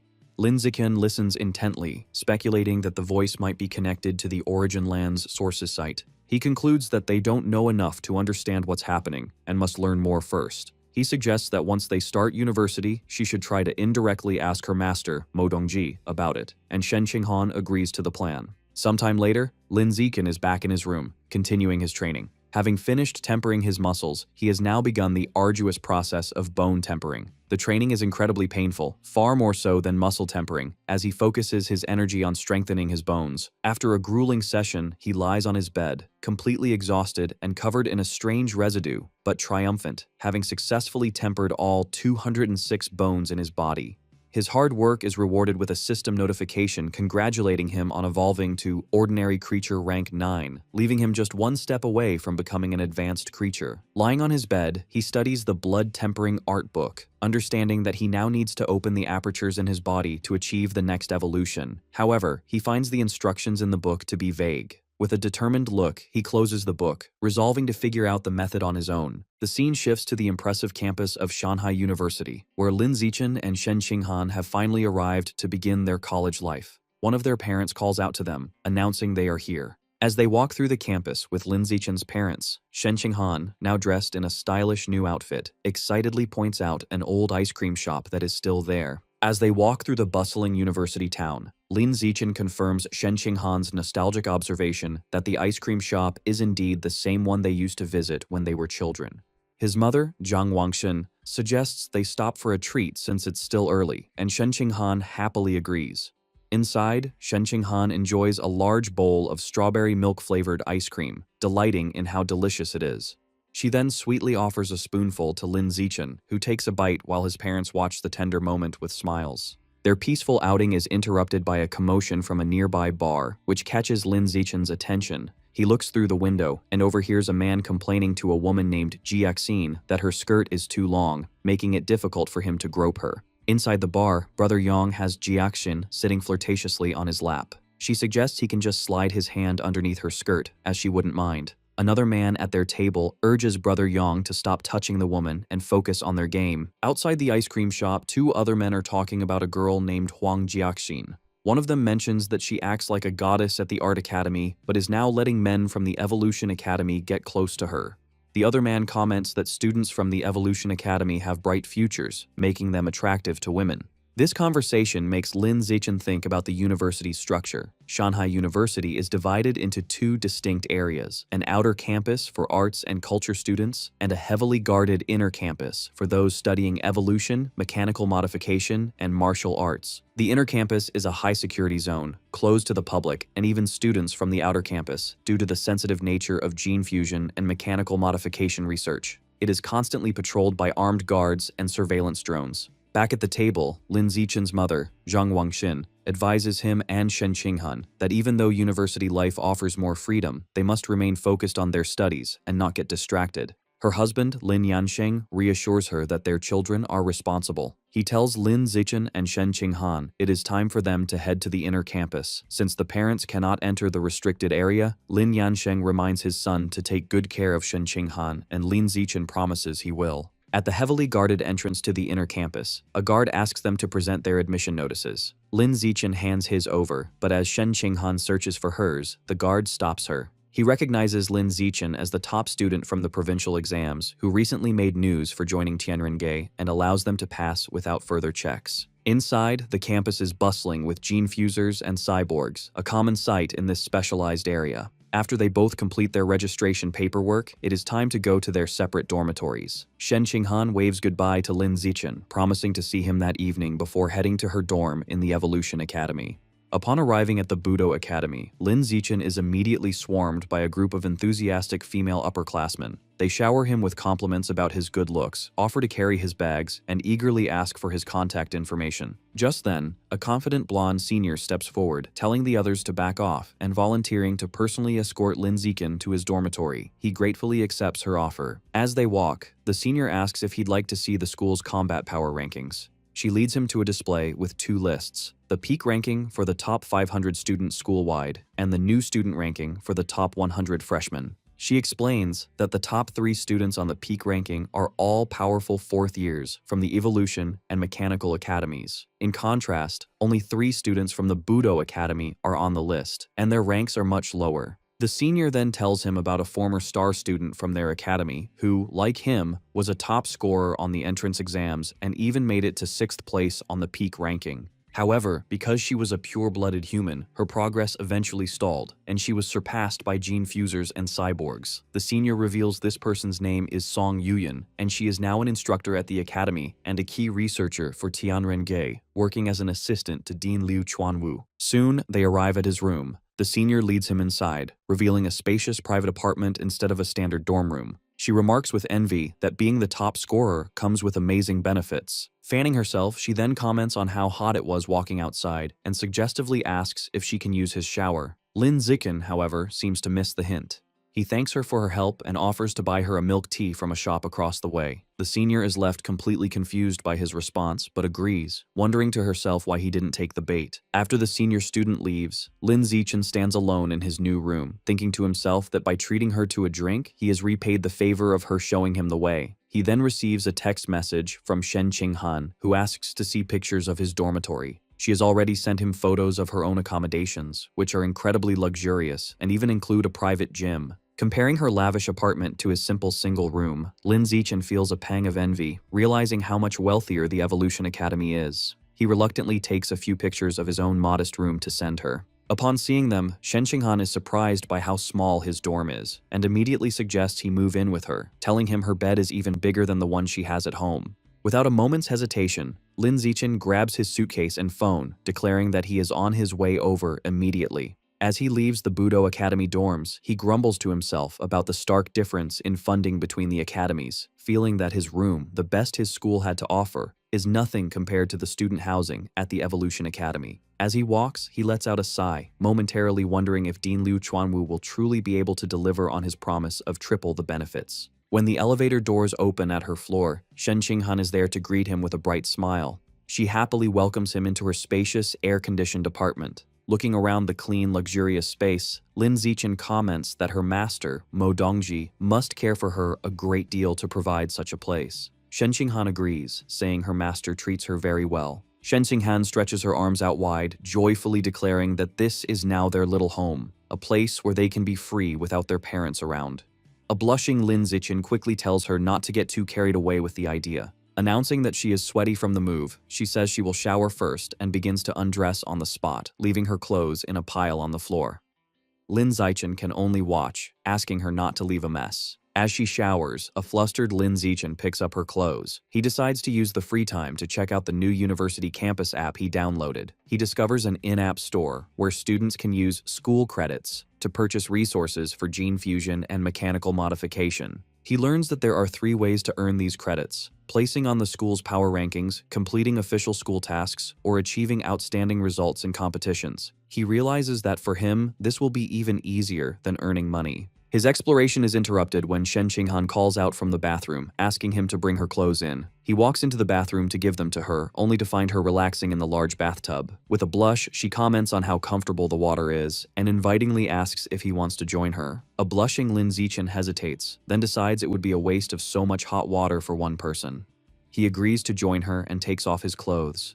In the tub, he offers to wash her back, and she happily accepts, promising him it will be her turn to wash his back afterward. Later, after their bath and a meal, Lin Zichen meditates on the bed while Shen Qinghan lies beside him. He begins the second stage of tempering his skin using the blood tempering art. The process is grueling. He finds it much harder than the first time, taking 2 full hours just to temper his right hand. Curious, he asks Shen Qinghan for a sewing needle to test his skin's new strength. To her amazement, he presses the sharp needle against the back of his hand, but it cannot pierce the skin. A system notification confirms his skin's toughness is increasing. When he applies more pressure, the needle shatters against his hand. Shen Qinghan is in awe, exclaiming the blood tempering art is so incredible, it makes her want to pursue the pure blood path too. Lin Zichen then announces the next test: heat resistance. He calmly holds his hand over a lit stovetop flame. A system notification confirms his heat resistance is increasing. He reflects that it took over a minute before he felt a slight burning sensation, and concludes that with the blood tempering art and his system's attributes, he is on his way to achieving a saintly body. Just as Lin Zichen is relaxing, his phone buzzes with a new message from Liu Chuanwu, the dean of the Budo Academy. The dean asks if he is settled in and invites him to visit the Tianren-Gei headquarters to familiarize himself with the environment and meet the other members. Lin Zichen agrees, and the dean instructs him to wait downstairs for someone to pick him up. Since he is not at his own dorm, Lin Zichen replies with Shen Qinghan's address. After receiving confirmation, he sighs and decides to head downstairs. He informs Shen Qinghan he has to go out for a while, explaining the dean invited him to the organization's headquarters. She encourages him to go ahead. Outside, he finds a shady spot under some trees. While leaning against a tree, he is noticed by a young man with spiky orange-brown hair. The young man approaches and recognizes him as Lin Zichen, the top provincial exam scorer who joined Tianren-Gei. Lin Zichen greets him, thinking to himself that he has become well known. The young man expresses his admiration for Lin Zichen's decision to forego gene fusion for the pure blood path. He shares that he is also a freshman and grew up near Kyoto, where a similar research institute for pure-blooded humans once existed, but was shut down after 20 years of little progress. He passionately expresses his hope that the research at Shanghai University will succeed. Lin Zichen finds the guy a bit too talkative. The young man gives him a final thumbs up and an encouraging good luck before walking away. Shortly after, Lin Zichen hears the roar of an engine. He turns to see a woman in a helmet pulling up on a sleek red motorcycle. She asks if he is Lin Zichen, and after he confirms, she dismounts. Removing her helmet, she introduces herself as Song Yuyan, an instructor from the Budo Academy and a researcher for Tianren-Gei, explaining she has come to take him to their headquarters. As they shake hands, Lin Zichen internally recalls her story as the former top student who chose the pure blood path.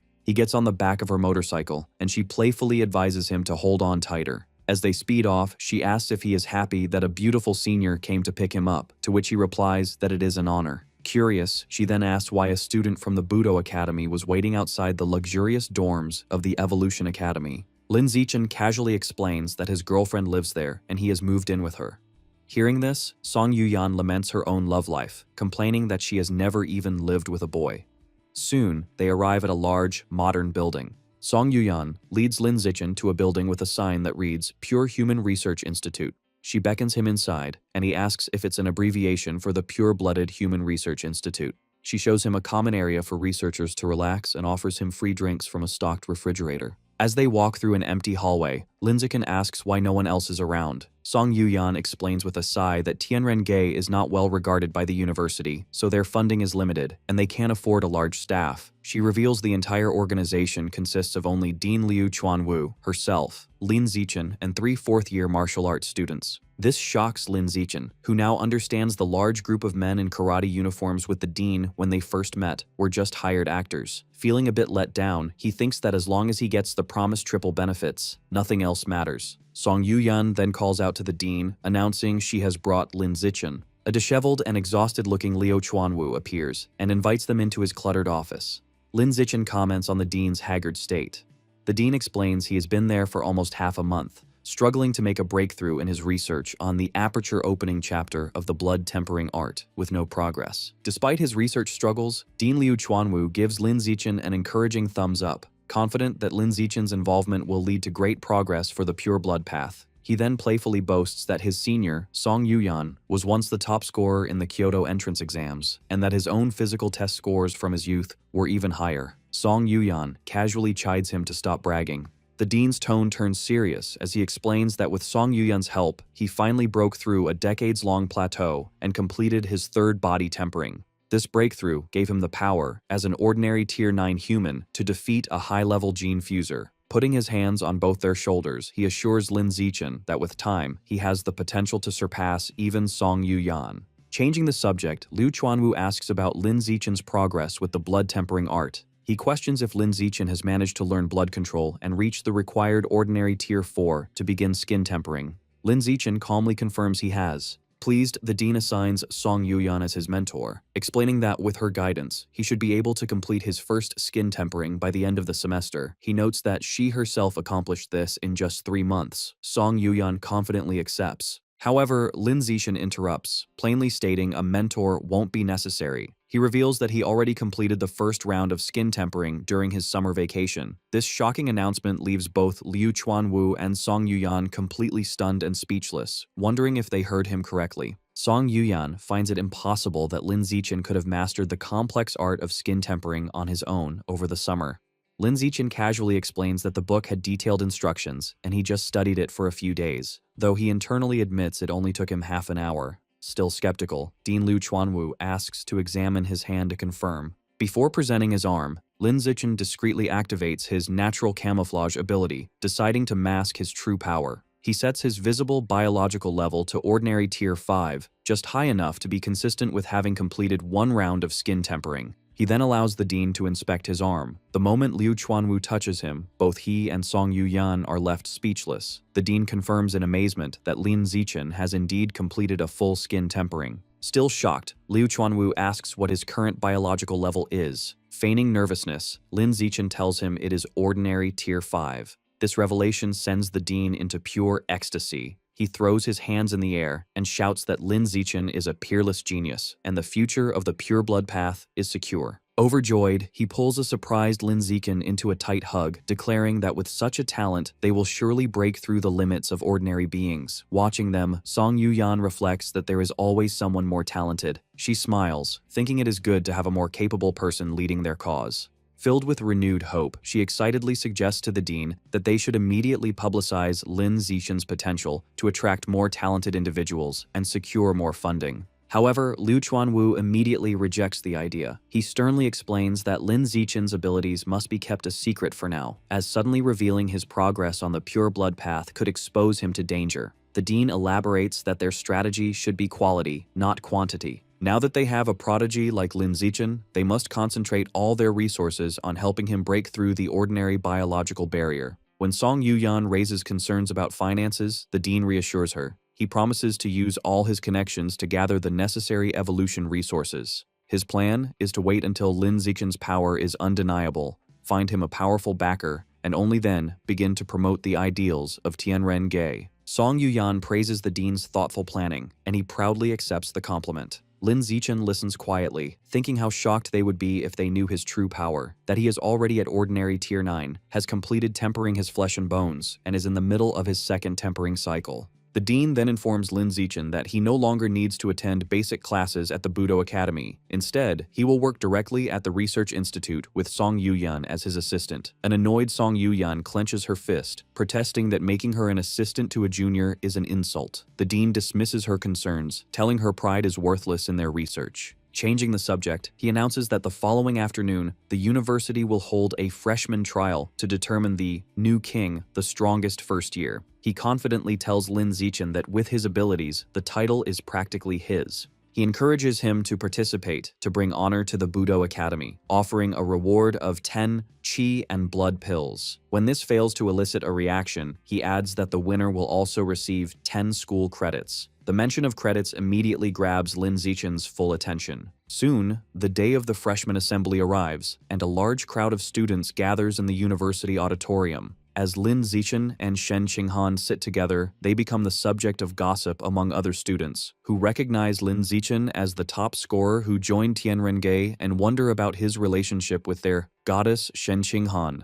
Their conversation is interrupted by a familiar face. The talkative, spiky-haired freshman from before approaches and asks if Lin Zichen remembers him. Lin Zichen confirms he does. Leaning in, the freshman points at both of them and bluntly asks what their relationship is. Holding a blushing Shen Qinghan's hand, Lin Zichen plainly tells him they are engaged childhood sweethearts who plan to marry after graduation. This news seems to disappoint the freshman, who can only manage a forced smile. As the assembly continues, the auditorium fills with other first-year students. In the crowd, a girl with dark hair, purple tips, and cat-like ears sits quietly.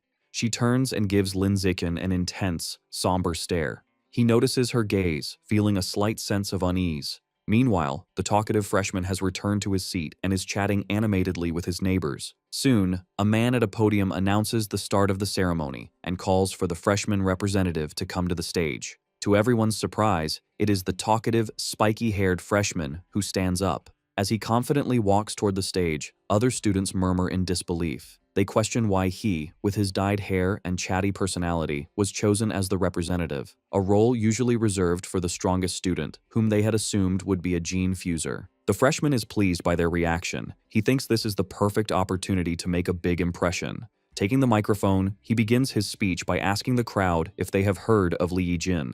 Lin Zichen internally scoffs, thinking that everyone knows about the famous genius from Kyoto. Continuing his speech, the freshman reveals that the famous prodigy Li Yijin has an equally talented younger brother. He explains this brother was the top scorer in the Kyoto entrance exams, boasting a 16% gene fusion compatibility and the highest national physical test scores, tying with the top scorer from Nanjing province. With a confident smile, he then dramatically reveals that he is that very brother, Li Moyu. He goes on to declare that he and his older brother made a pact to dominate the records at Shanghai and Kyoto universities. To demonstrate his power, Li Moyu unleashes the full force of his biological pressure, announcing that this is the power of an ordinary Tier 5 being. The entire auditorium is overwhelmed by the immense aura, and the other students gasp in shock, realizing the vast gap between their own abilities and those of a true genius. Pleased with their reaction, Li Moyu smugly tells everyone to remember his name. Back in the audience, Shen Qinghan whispers to Lin Zichen, mocking Li Moyu's arrogance and commenting that he has no idea Lin Zichen could defeat him with a single finger. Lin Zichen simply tells her to keep a low profile, and she playfully agrees. After Li Moyu's speech, the announcer invites the next speaker to the stage. Zhou Hong, the president of the student council. A young man with dark blue hair walks to the podium, where the announcer hands him a script. Addressing the crowd, Zhou Hong introduces himself and states he has 3 important things to share. First, he explains that student discipline is managed by the student council, which holds significant authority. Second, he announces the student council will recruit 10 new members from the freshman class next semester, with the sole requirement being strength. He advises them to use the next few months to prove their abilities. Finally, he issues a stark warning. Shanghai University's inner campus is a ruthless environment where strength is everything. Bullying of lower-classmen by upperclassmen is common. He tells everyone to be mentally prepared. After delivering his main points, Zhou Hong's expression darkens. He declares that before he leaves the stage, he wants to give everyone a taste of the power of an advanced being. He then unleashes an overwhelming wave of biological pressure that crushes the entire auditorium. The freshmen are immediately overwhelmed, gasping for air and crying out in pain under the immense force. Lin Zichen sits beside Shen Qinghan as the oppressive pressure from the student council president, Zhou Hong, lifts. Lin Zichen notes that while the pressure from an advanced being is powerful, from this distance, it's no threat to him, as he has reached ordinary Tier 9. Meanwhile, the other freshmen recover, expressing relief that the display only lasted for 5 seconds and remarking on how terrifying the strength of an advanced being is. Once Zhou Hong leaves the stage, Mo Dongji addresses the students. She announces a freshman trial will begin after the assembly. The rules are simple. In the center of the gym is a large stage, and the first student to remain on it alone for over 1 minute will be crowned this year's new king. The reward is 100 school credits, 10 times more than the previous year. In the stands, a couple of upperclassmen arrogantly comment that the top 10 spots are always taken by their genius class, and this year will be no different. This sparks a murmur among the ordinary class students. A special rule is then revealed. If a single student from outside the genius class places in the top 10, all non-genius freshmen will receive 1 school credit. The students get excited as they calculate that 1 credit is worth 10,000 yuan, realizing if they work together, they all stand to gain. Seizing the moment, He Yu gets on stage and takes the microphone. He introduces himself and reminds everyone that his classmate, Lin Zichen, is the province's top scorer and the strongest among the ordinary students. He proposes that all ordinary students join forces to attack the genius class, clearing a path to help Lin Zichen secure a top 10 spot. All eyes turn to Lin Zichen, who remains seated and composed. Inspired, the ordinary students rise with determination, shouting their support and vowing to clear a path for him. Meanwhile, a group of faculty, including Liu Chuanwu, Mo Dongji, and Ma Zhenhe, watch from a distance. Liu Chuanwu remarks to Zhou Hong that he was being too petty with his earlier display. Ma Zhenhe interjects, asking Liu Chuanwu if it was necessary to take his anger out on Li Moyu's younger brother just because Wu Tiancheng defeated him. He adds sarcastically that when it comes to being petty, no one at the university can compare to Liu Chuanwu. Liu Chuanwu calmly replies that his pettiness is directed only at the person involved, never their family. Liu Chuanwu taunts Dean Ma Zhenhe, asking if he heard his daughter performed exceptionally well on her entrance exams. Ma Zhenhe replies, she was the 3rd highest scorer in Kyoto. Standing beside them, Zhou Hong suggests Ma Zhenhe's daughter should join the student council, promising to personally cultivate her as a future leader. Ma Zhenhe agrees, asking Zhou Hong to look after his daughter, to which Zhou Hong replies he takes care of any student with genius potential. Down in the arena, students speculate on who will become the new king, with most considering the 2 top freshmen, Li Moyu and Ma Weiwei, as the main contenders. One student argues Li Moyu is the clear favorite, as his biological level is already ordinary Tier 5. However, another points out that while Ma Weiwei's scores were slightly lower, she successfully fused with Shadow Cat genes during the summer, so her actual combat strength might not be less than Li Moyu's. A 3rd student dismisses this, believing her fusion was only partial and her power increase is limited. Their debate is cut short when Liu Chuanwu's voice booms, declaring that neither Li Moyu nor Ma Weiwei will become the new king. As the others look on in shock, Liu Chuanwu continues with a confident grin, proclaiming that the true new king will be a member of his Tianren Ge, Lin Zichen. Ma Zhenhe immediately fires back in anger, questioning how that could be possible. He points out that Lin Zichen's physical test data didn't even place him in the top 10. He scoffs at the idea, accusing Liu Chuanwu of making baseless boasts. Liu Chuanwu calmly asks if Ma Zhenhe does not believe him, and challenges him to a bet. Furious, Ma Zhenhe immediately accepts, shouting that he's not afraid. They agree to wager 100 school credits, with Ma Zhenhe warning Liu Chuanwu not to go back on his word. Hearing the challenge, Liu Chuanwu invites the other staff to place bets. A powerful-looking gene fuser asks a senior professor, School Director Qin, if he's willing to wager 1,000 credits, and the director agrees. Watching this, Ma Zhenhe grows suspicious. He wonders how the old man can be so confident, speculating if he's trying to get Li Moyu to throw the match. He quickly dismisses the thought, remembering his own daughter is also competing. His face contorts in fury as he tries to understand Liu Chuanwu's strategy. A final, unsettling thought crosses his mind. Could Lin Zichen actually become the new king? He immediately dismisses the notion as impossible. A figure in a sleek red and black cyborg suit, the dean of the Mechanical Academy, approaches Dean Ma Zhenhe. She remarks that the provincial top scorer, Lin Zichen, was originally his student in the Evolution Academy and asks if he isn't upset that Dean Liu Chuanwu poached him. Ma Zhenhe replies dismissively, stating his academy has many students like that.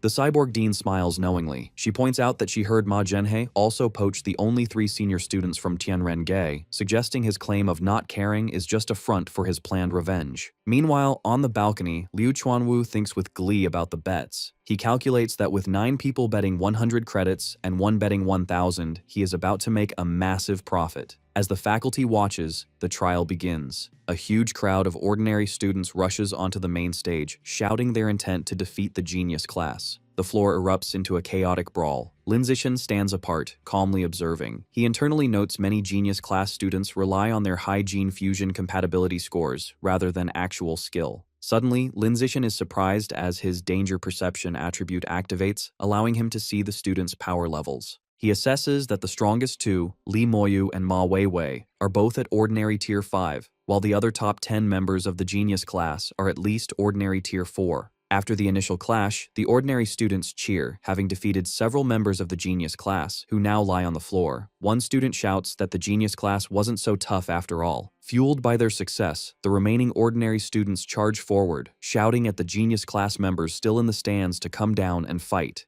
In response, a very large and muscular student with white hair leaps down. He lands powerfully on the stage, arrogantly telling the mob to come at him so he can make them understand how weak they are. The ordinary students don't hesitate and charge at him as a group, shouting that with their numbers, they can overwhelm him if they each land 1 punch. However, the muscular student meets their charge with a single, powerful, sweeping kick. The attack sends a wave of students flying backward in shock, knocking them all out as they crash onto the floor. The muscular student remarks that ants will always be ants, and no matter how many, they can't harm an elephant. The remaining ordinary students are stunned. They turn to Lin Zichen, exclaiming that their opponent is too arrogant for calling them ants and urging Lin Zichen to defeat him. Hearing this, Lin Zichen calmly walks towards the stage, stating that since things have come to this, he will accept. He steps onto the stage with his hands in his pockets, looking unfazed. His opponent lands powerfully in front of him, cracking the ground, and expresses excitement, stating he has been waiting to fight the top physical test scorer from Nanjiang province. The student introduces himself with great enthusiasm as Lu Qiji, the top scorer from Yuntian province. He proudly lists his own impressive stats: a 5.69-second 100-meter dash, a 4.5 2-meter vertical jump, and a one-handed lift of 1,150 kilograms. He then smugly asks Lin Zichen to announce his own physical test data. Lin Zichen calmly tells his opponent, Lu Qiji, there's no need to report his stats, saying he will feel it himself soon enough. Before Lu Qiji can react, Lin Zichen unleashes a single, fast kick that sends the muscular student flying across the stage. Lu Qiji crashes to the ground, defeated instantly. In the background, the ordinary class students erupt in cheers for his victory. On the viewing balcony, the faculty members are stunned. They expected a strategic fight, but instead witnessed a victory of sheer, overwhelming power. They wonder about Lin Zichen's true strength, noting that despite his gentle appearance, he is ruthless. Before the cheers fade, another challenger leaps onto the stage. He introduces himself as Luo Yongjian, the top scorer from Dajiang province, and lists his accomplishments. His speech is cut short when Lin Zichen meets him with a powerful knee to the face, ending the match instantly. Standing over his opponent, Lin Zichen looks at the remaining genius class students, declaring this victory shows the ordinary class has its own geniuses too. His dominance prompts a voice to shout in alarm, calling for Li Moyu and Ma Weiwei to get on stage before the new king title is taken by an ordinary student. In response, a girl with cat-like ears lands on the stage. The genius class students recognize her and cheer for Miss Weiwei to defeat him. From the crowd, He Yu and the ordinary class students shout their support for Lin Zichen, telling him not to hold back just because she's pretty. As he faces his new opponent, Lin Zichen thinks this is a good opportunity to observe a gene fuser up close. The fight begins as Ma Weiwei charges Lin Zichen with blinding speed. She follows up with a powerful high kick, but Lin Zichen effortlessly dodges by leaning back. He wonders if her agility is from her Shadowcat gene fusion. Ma Weiwei is shocked he dodged her attack so easily. Realizing the massive gap in their abilities, she knows continuing the attack is meaningless. She gracefully leaps backward, putting distance between them. She looks at him with determination and requests half a minute, explaining she needs time to fully activate the Shadowcat genes within her before they can truly compete. Lin Zichen, unfazed, calmly agrees, telling her to take her time. He thinks this is a rare opportunity to witness gene activation firsthand. As she prepares, Ma Weiwei undergoes a dramatic transformation. Crouching on all fours, a long furry tail sprouts from her back, and her fingernails elongate into sharp claws as a powerful aura envelops her. Watching from the stands, the faculty is impressed. One comments to Ma Zhenhe on his daughter's incredible gene integration, praising her immense talent.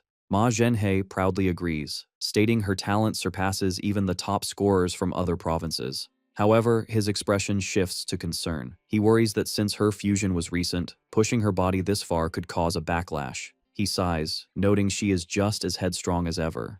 With her transformation complete, Ma Weiwei lunges at Lin Zichen, shouting he is too arrogant for waiting. She declares he will pay the price and attacks with newfound ferocity. She throws a powerful kick, which Lin Zichen narrowly dodges. As he evades, he analyzes her new power, noting it jumped from mid-ordinary tier 5 to nearly ordinary tier 6. Ma Weiwei is shocked that even with enhanced power, she still can't land a hit. She unleashes a furious barrage of claw strikes and kicks, but Lin Zichen effortlessly dodges every attack with fluid movements. After observing her, Lin Zichen's expression turns serious. Surrounded by a blue aura, he thinks he has gathered enough data on Shadowcat gene fusers. Deciding not to waste more time, he prepares to counterattack. As she lunges again, Lin Zichen meets her with a single devastating punch to the face. The force is immense, sending Ma Weiwei flying backward. She crashes hard into the pile of defeated students, knocked out cold. The other students gather around her, remarking in disbelief how her beautiful face is now a swollen mess from his punch.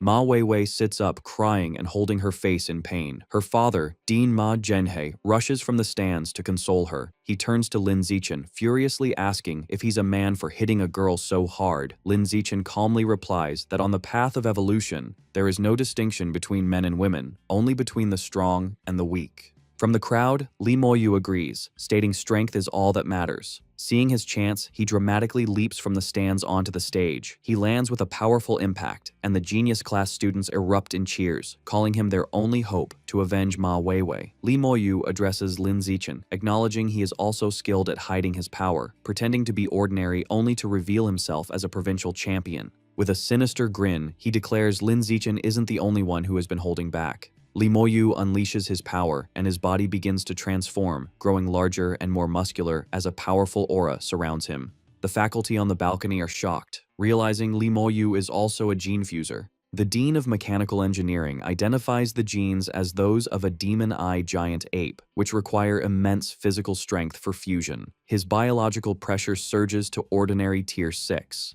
As the transformation completes, Liu Chuanwu freezes in horror, realizing he is about to lose his bet of 1900 school credits, worth 19 million yuan. The scene shifts to a separate location, where Wang Shuojie and Lu Gang are given a mission by another student. He instructs them to retrieve a high-level demon seed from a nearby park and make Li Moyu consume it. Lu Gang is concerned about the risk of targeting someone from the powerful Kyoto Li family. However, their superior assures them their organization is far more powerful and could easily destroy the Li family. When asked if they will carry out the mission, a resigned Wang Shuojie tells Lu Gang they have no other choice. The battle between the two top freshmen begins. Li Moyu explains his transformation, boasting that the demon-eye giant ape maximizes strength and defense. Though it is usually slow, his power level is far superior, creating a massive gap between them. He taunts Lin Zichen, wondering if he can remain as relaxed now that he faces a true genius. Instead of replying, Lin Zichen immediately attacks, charging forward with a punch. As they clash, Li Moyu reacts to the attack, leading Lin Zichen to note that his opponent's reaction speed is decent enough to dodge a blow controlled at ordinary tier 6 speed. Deciding to push harder, Lin Zichen increases his output to test ordinary tier 7 speed. This increase is too much for Li Moyu, and Lin Zichen lands a heavy, direct punch to his face. Li Moyu stumbles back, angrily accusing Lin Zichen of a sneak attack. Lin Zichen calmly analyzes that the beast's defense is indeed strong, comparable to a high-level ordinary tier 6. Furious, Li Moyu regains his stance, vowing Lin Zichen's fists will not touch him again. Lin Zichen continues his offensive. However, he internally notes that although his speed is superior, he has not yet managed to inflict any significant damage. The battle intensifies as Li Moyu blocks a barrage of attacks. Lin Zichen analyzes that while Li Moyu is slower, his high defense gives him a large margin for error, whereas Lin Zichen cannot afford a single hit, making it seem the winner is already decided. Testing his limits, Lin Zichen engages in a rapid exchange, dodging Li Moyu's heavy punches. He decides the test of reaction speed is sufficient. Lin Zichen leaps backward to create distance. He prepares himself, deciding it is time to test the final attribute, strength.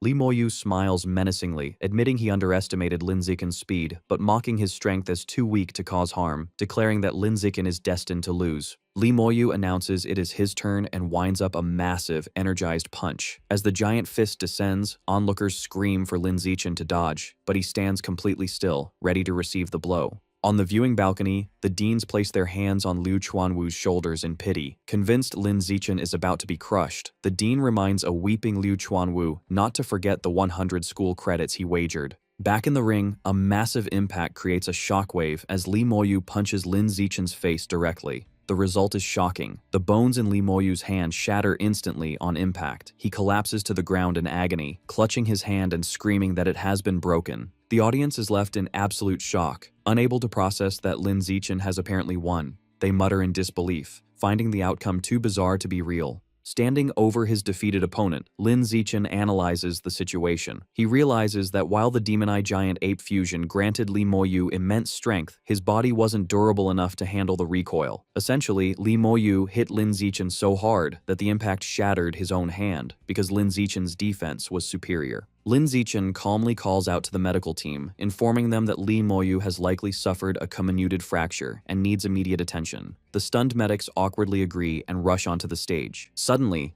a figure descends from the balcony. It is Mo Dongji. She lands gracefully and orders Lin Zichen to step aside. She examines Li Moyu's arm and confirms the diagnosis. The entire right hand is shattered. She deduces with shock that this was caused by the rebound force of hitting Lin Zichen's face. She takes out a glowing golden pill and feeds it to Li Moyu. As she does, she can't help but wonder just how hard Lin Zichen's face must be to cause such damage. Suspecting there is more to him, Mo Dongji unleashes mental power to probe Lin Zichen's strength. Sensing the intrusion, Lin Zichen immediately activates his skill, Natural Camouflage, hoping to hide his true level. Mo Dongji analyzes him closely.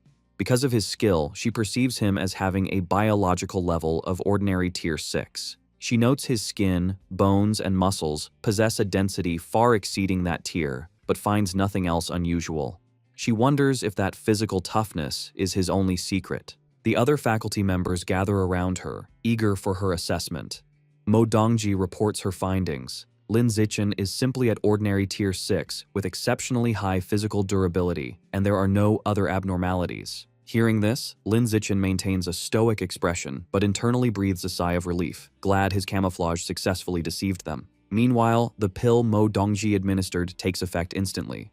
Li Moyu sits up, amazed. He exclaims the medicine was miraculous as he has recovered safely. He flexes his hand and smiles, confirming his injury is completely healed. With the battle concluded, Lin Zichen decides Li Moyu no longer needs to be on stage. He calmly tells him he can go down now and delivers a casual kick that sends the newly healed Li Moyu flying out of the ring. Humiliated, Li Moyu shouts from the floor below, vowing that once his gene fusion progresses, he will return to defeat Lin Zichen. In the stands, a heated argument erupts between the ordinary and genius students. The ordinary students mock the elites for having losers act so self-righteous. The genius students retort that Li Moyu lost to Lin Zichen, not them, but the ordinary students drown them out, claiming Lin Zichen's victory as a triumph for their entire class. On stage, the timer completes its countdown. A notification declares that 1 minute has passed. The announcer officially proclaims Lin Zichen of Martial Arts Class 1 as this year's new king. The ordinary students cheer wildly for Brother Chen, celebrating the glory he has brought them. However, Lin Zichen is not finished. Thinking that since he has secured the top spot, he might as well go further, he suddenly leaps from the stage into the spectator stands. To the shock of the crowd, he lands near the genius class seating and scoops Shen Qinghan up into his arms in a princess carry. The students whisper in confusion, wondering why he is grabbing Shen Qinghan. Shen Qinghan blushes intensely as Lin Zichen leaps back toward the stage with her in his arms. Her heart races, and she wonders if he intends to publicly announce their relationship. Lin Zichen lands gracefully back on the ring. With Shen Qinghan standing behind him, Lin Zichen faces the stunned audience and faculty. He boldly declares that for the remaining rankings, from 2nd to 10th place, he wants them all. The enraged genius class students refuse to accept defeat. Shouting that Lin Zichen is bullying them, they charge together to crush him and the traitor Shen Qinghan. The stage erupts into a chaotic brawl. Lin Zichen moves fluidly through the attackers, dominating the fight despite being outnumbered. He dismantles their formation with a flurry of punches and kicks, knocking students away with ease. Seeing an opening, Ma Weiwei lunges from the air, aiming her attack at a shocked Shen Qinghan and shouting at her to die for her betrayal. However, Lin Zichen reacts instantly, intercepting her midair with a heavy kick to protect Shen Qinghan. The force of the blow sends Ma Weiwei flying off the stage. From the balcony, her father, Ma Zhenhe, screams as he watches his daughter crash violently onto the floor. With the genius class wiped out, Lin Zichen stands triumphantly over the defeated students. Immediately, a notification announces that Shen Qinghan has officially secured second place in the trial. She looks pleasantly surprised. Lin Zichen then turns to the ordinary students and outlines his plan. He offers them the remaining spots from 3rd to 10th place, on the condition that the school credits awarded for those spots belong to him. The students are ecstatic, cheering for Brother Chen, eager for the chance to be in the top 10. Xu Rui calculates that the top 10 spots yield a combined 550 credits. He Yu adds the participation rewards, bringing the total to 559 credits with a grin. On the balcony, Ma Zhenhe is furious. He yells at Mo Dongji, arguing that Lin Zichen's actions are improper and questioning how the new king is allowed to control the entire top 10. A voice calmly interrupts, asking how it violates the rules. Liu Chuanwu steps forward to defend his student, challenging Ma Zhenhe to point out where the regulations forbid such a strategy. Ma Zhenhe is left speechless, forced to admit there is no rule against it, though he angrily insists Lin Zichen is exploiting a loophole. Ma Zhenhe stands sweating and defeated. Meanwhile, the plans of hidden conspirators shift. Wang Shuojie urgently grabs Lu Gang, informing him the plan has changed and they should no longer target Li Moyu. As they watch the celebrating students toss Lin Zichen in the air, Wang Shuojie declares their new target is Lin Zichen. Their goal is now to make him eat the high-level demon seed, so he joins their organization. After the trial, Liu Chuanwu runs excitedly toward Lin Zichen with open arms, but is coolly dodged. Lin Zichen simply asks if the dean has forgotten his promises. Liu Chuanwu immediately produces a bottle, explaining it contains 10 qi and blood pills, along with the triple benefits for the semester. He adds that he has transferred 300 credits to Lin Zichen, happily noting the boy just helped him win 1,900 credits from other faculty members. Leaning in close, Liu Chuanwu whispers, asking Lin Zichen his true strength and level. Lin Zichen whispers back a partial truth, claiming he is at ordinary tier 6, has completed skin tempering once, tempered some facial muscles, and was born with naturally hard facial bones. Liu Chuanwu is shocked, screaming in disbelief that Lin Zichen has already learned to temper his muscles. Overcome with emotion, he grabs Lin Zichen's hands and cries, declaring that Lin Zichen will evolve into an advanced creature with a pure human body before graduating. He urges the student to persist on the pure blood path, and Lin Zichen calmly agrees. Later, in his room, Lin Zichen sits on his bed holding a small red qi and blood pill. Curious, he puts the pill in his mouth to test its effects. Steam rises from his body as he metabolizes the pill, but a system notification shows a meager increase of 108 points. Disappointed, he realizes the pill is less effective than his usual training. Realizing the pills are of little use to him, he decides it would be better to give them to Shen Qinghan. Just then, Shen Qinghan walks in wearing athletic gear, sweaty from a workout. She asks when he got back, and he replies half an hour ago. Lin Zichen calls her over and hands her one of the red pills, instructing her to eat it. Shen Qinghan curiously takes the pill and eats it. The effect on her is immediate. Steam erupts from her body as she blushes, exclaiming how hot she feels as her qi and blood surge. Seeing how effective it is, Lin Zichen hands her the bottle. He explains the pills don't do much for him, so she should take the remaining 8, advising her to take only 1 per day. Shen Qinghan happily agrees. The next morning, at the Tianrengei Research Institute, Lin Zichen greets Song Yuyan. She is in the middle of a workout and playfully calls him the new king. While stretching, Yuyan asks him to confirm what she heard from the dean. She asks if his biological level is truly ordinary tier 6, and if he has mastered muscle tempering. Lin Zichen confirms the story he fabricated for the dean is true. Hearing his confirmation, Yuyan is overcome with excitement and rushes toward him. She exclaims that he is an absolute genius and declares that with his membership, Tianrengei will shock the world. As she rushes him, Lin Zichen agrees they will work hard together. Lin Zichen is busy studying in the research institute. He realizes Liu Chuanwu and Yuyan have failed to decipher the aperture opening chapter of the blood tempering art, so he decides he must find the answers in the original text himself. Thanks to his celestial root of wisdom, he finds researching such such complex matters is easy for him. His study session is interrupted by Yuyan, who informs him that people from the student council are waiting at the door. She deduces they want to recruit him after his outstanding performance. Lin Zixin immediately dismisses the idea, stating he is not interested. However, Yuyan adds that student council members receive monthly credit subsidies. Hearing about money, Lin Zixin's demeanor instantly changes, and he is suddenly very interested. Lin Zixin goes outside to meet the visitor. It is Zhou Hong, the president of the student council, who extends his hand in greeting.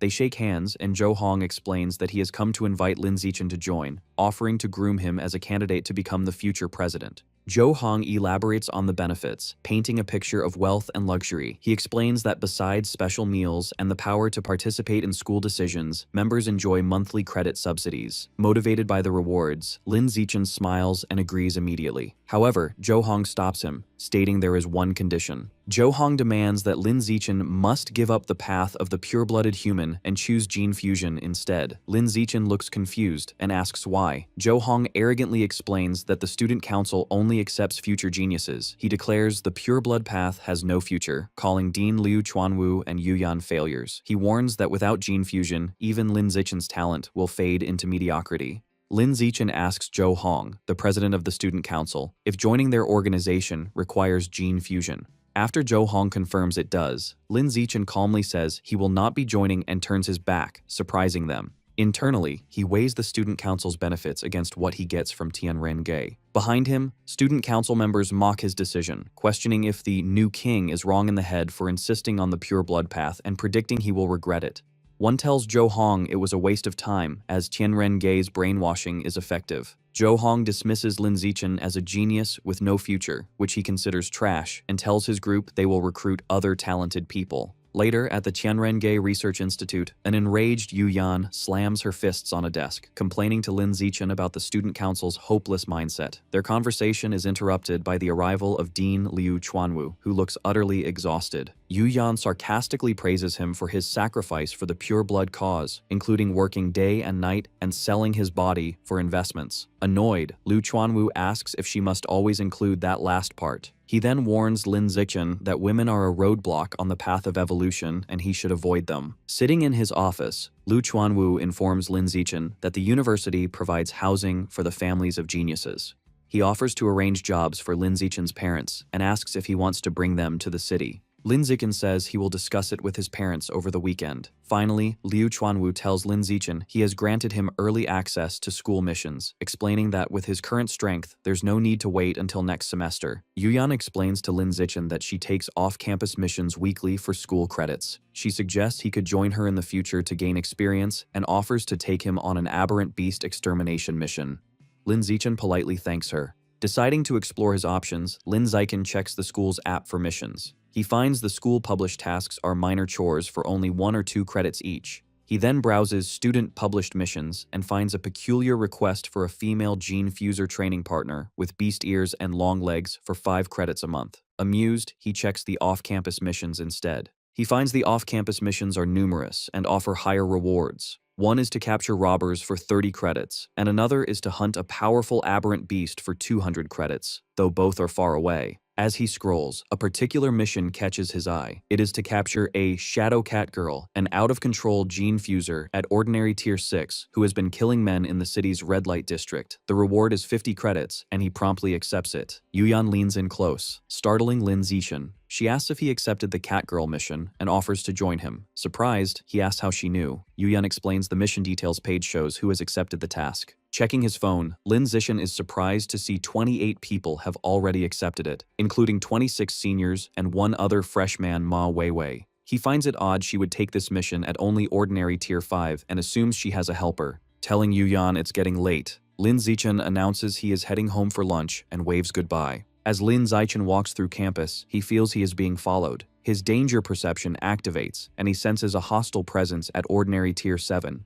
Suddenly, a muscular guy in a blue tracksuit emerges and calls out his name. The guy confronts Lin Zixin, angrily accusing him of targeting Ma Weiwei. He furiously lists Lin Zichen's offenses, from slapping her during the trial to now competing with her for a mission, and questions if Dean Liu Chuanwu put him up to it. The guy continues his tirade, challenging Lin Zichen to a fight and calling him a bully. Lin Zichen looks on, annoyed. He asks if Ma Weiwei or her father sent him, but the guy insists he came on his own. When the guy repeats his challenge, Lin Zichen simply asks, "So what?"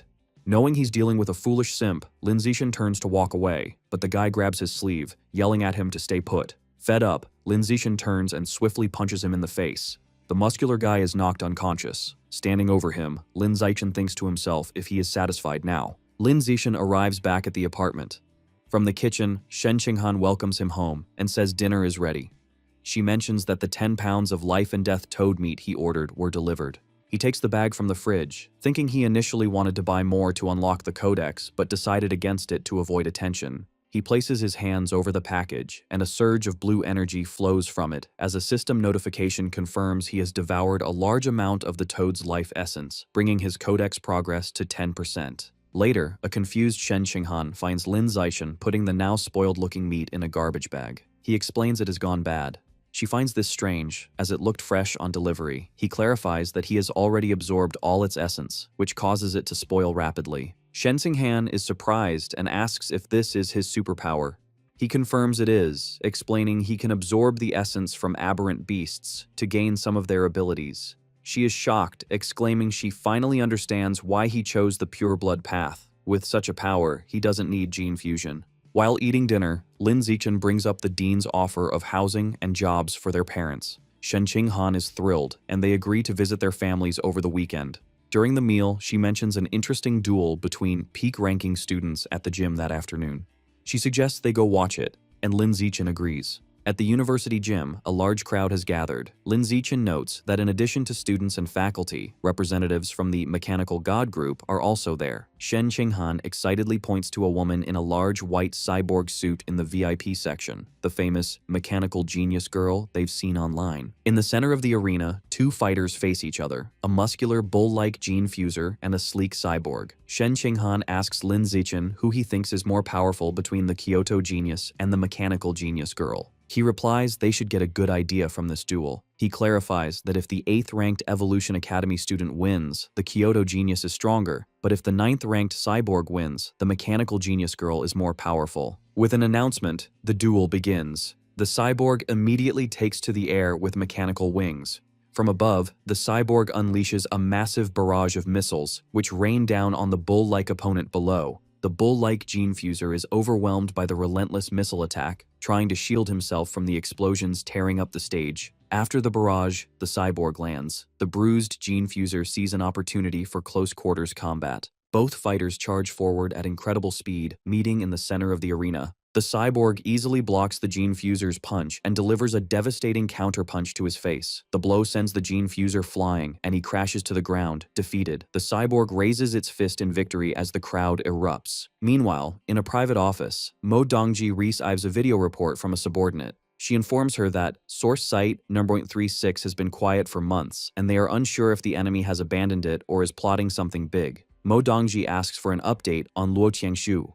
Her assistant reports that Qian Shui is adapting well, growing incredibly fast, and is close to evolving to advanced Tier 2. Curious, the assistant asks about Luo Qianshu's origins, noting her special constitution doesn't seem human. Mo Dongji sternly cuts her off, warning her not to ask questions that don't concern her. After the assistant apologizes, Mo Dongji dismisses her to watch a student duel. Switching her monitor feed, she watches the end of the fight. She thinks that with the cyborg's upper hand, the Mechanical God group is more powerful than she imagined. She concludes that mechanical modification has a greater advantage in adaptability, though she seems to have reservations. Mo Dongji acknowledges a major limitation. No matter how powerful, cyborgs cannot enter the source site, as all electronic and mechanical devices malfunction there. Turning off her monitor, she concludes that in such an environment, even the strongest cyborg would become useless scrap metal. Sometime later, Lin Zichen and Shen Qinghan return from a weekend trip home with their parents. The two families enjoy a celebratory dinner. During their visit, they discuss the university's housing offer for their parents, and both families happily agreed. With that settled, Lin Zichen focuses on his next mission, capturing the cat girl in the city's neon-lit red light district. Walking disguised through the crowded streets, he reviews the mission details. The target is an ordinary Tier 6 gene fuser with incredible speed who lures and kills men. The file also notes she is a master of disguise and skilled with drugs. Lin Zichen understands why the mission remains uncompleted. The large area and her cunning make her hard to track. To begin his search, Lin Zichen uses his Eye of the Sky and Danger Perception for a wide area scan. As he activates his powers, his eyes glow with golden light behind his sunglasses. The crowd is startled by his strange appearance. Some are unsettled by his eyes, while others comment that he is handsome but has a creepy gaze. As Lin Zichen stands out, a large muscular man confronts him, demanding to know who he is staring at. Unfazed, Lin Zichen unleashes his biological pressure, telling the man to get out of his way and sending him flying as the crowd parts in shock. Standing over the unconscious man, Lin Zichen concludes his search yielded no targets and decides to move on. Just then, he spots some familiar faces. He sees Ma Weiwei with two other students, whom he identifies as ordinary Tier 7 seniors, likely there to assist her. Ma Weiwei and her female companion notice him. The companion points him out, and Ma Weiwei looks away, annoyed. The companion suggests they stay away, and Ma Weiwei agrees, leading her group away. Lin Zichen is bewildered by their sudden avoidance. Ma Weiwei states that since Lin Zichen accepted the mission, he must be there for the cat girl. She declares they must find the target first. Their male companion confidently tells them to leave it to him. He boasts he is fused with demon dog genes, giving him a keen sense of smell to find the cat girl before Lin Zichen. As he concentrates, a pink scent-like aura appears, and he triumphantly announces he has picked up the cat girl's scent. Having locked onto the scent, the demon dog gene fuser points to a bar across the street, declaring the target is inside. Determined to beat Lin Zichen, Ma Weiwei and her companions rush across the street. Her female senior vows they will capture the cat girl and flaunt their victory. The group enters the crowded bar following the scent trail. Ma Weiwei asks where she is. The demon dog guy points to a woman with glasses on a couch. Ma Weiwei expresses doubt, noting the woman looks like an ordinary college student. Her male companion is certain, explaining her scent is identical to the one on the cat girl's belongings at the public security department. Ma Weiwei concludes the target is a cunning master of disguise. Seeing no reason to hesitate, the female senior declares they should capture her now. The three charge towards the woman. As they close in, she looks up with a sinister grin. She suddenly leaps up, smashes through the glass table, and makes a break for it, with one of them shouting she's escaping. Ma Weiwei and her companions burst out of the bar, chasing the fleeing cat girl through the crowded streets. As they pursue her, Ma Weiwei worries the cat girl is too fast. The demon dog gene fuser confidently tells her not to worry, as he can track her scent and she will eventually have to rest. Following the trail, they corner the cat girl in a dead-end alley. The male companion confirms she is there and urges the others to finish the fight quickly. However, the cat girl turns around with a smug smile, taunting them and asking if they really thought they could catch her if she were trying to run. A menacing red aura surges around her as she explains that the most skilled hunters often disguise themselves as prey. She undergoes a dramatic transformation, her hands morphing into long, sharp claws, and asks if they don't understand this simple rule. She unleashes an overwhelming wave of biological pressure at the three pursuers. They are shocked to realize her true power level is not ordinary Tier 6, but an incredible ordinary Tier 9. Ma Weiwei and her companions are left in stunned disbelief, realizing the cat girl had been hiding her true strength. In the dark city alley, Ma Weiwei, the demon dog, and their female senior companion are running for their lives. Ma Weiwei yells that the mission is impossible and they have to escape. Behind them, the powerful cat girl watches with a smirk, claws ready, and mockingly asks if they think they can get away. With incredible agility, she leaps up a building, easily getting ahead of them. She lands in the alley, blocking their path and telling them they cannot escape. The cat girl then focuses on the trembling demon dog. She leans in menacingly, telling him she had her eye on him since he entered the bar. Seeing no other way out, Ma Weiwei throws a smoke grenade, which fills the alley with thick purple smoke. She tells her teammates the smoke will dull their enemies' senses, giving them a chance to run. Under the smoke's cover, the three manage to escape. Exhausted and shaken, they finally reach a crowded street. The demon dog remarks on the mission's danger, saying the information was wrong and they almost died. The female senior urges Ma Weiwei to call her father, Dean Ma Zhenhe, to report the situation so the mission details can be corrected. A terrified Ma Weiwei pulls out her phone and agrees to call him immediately.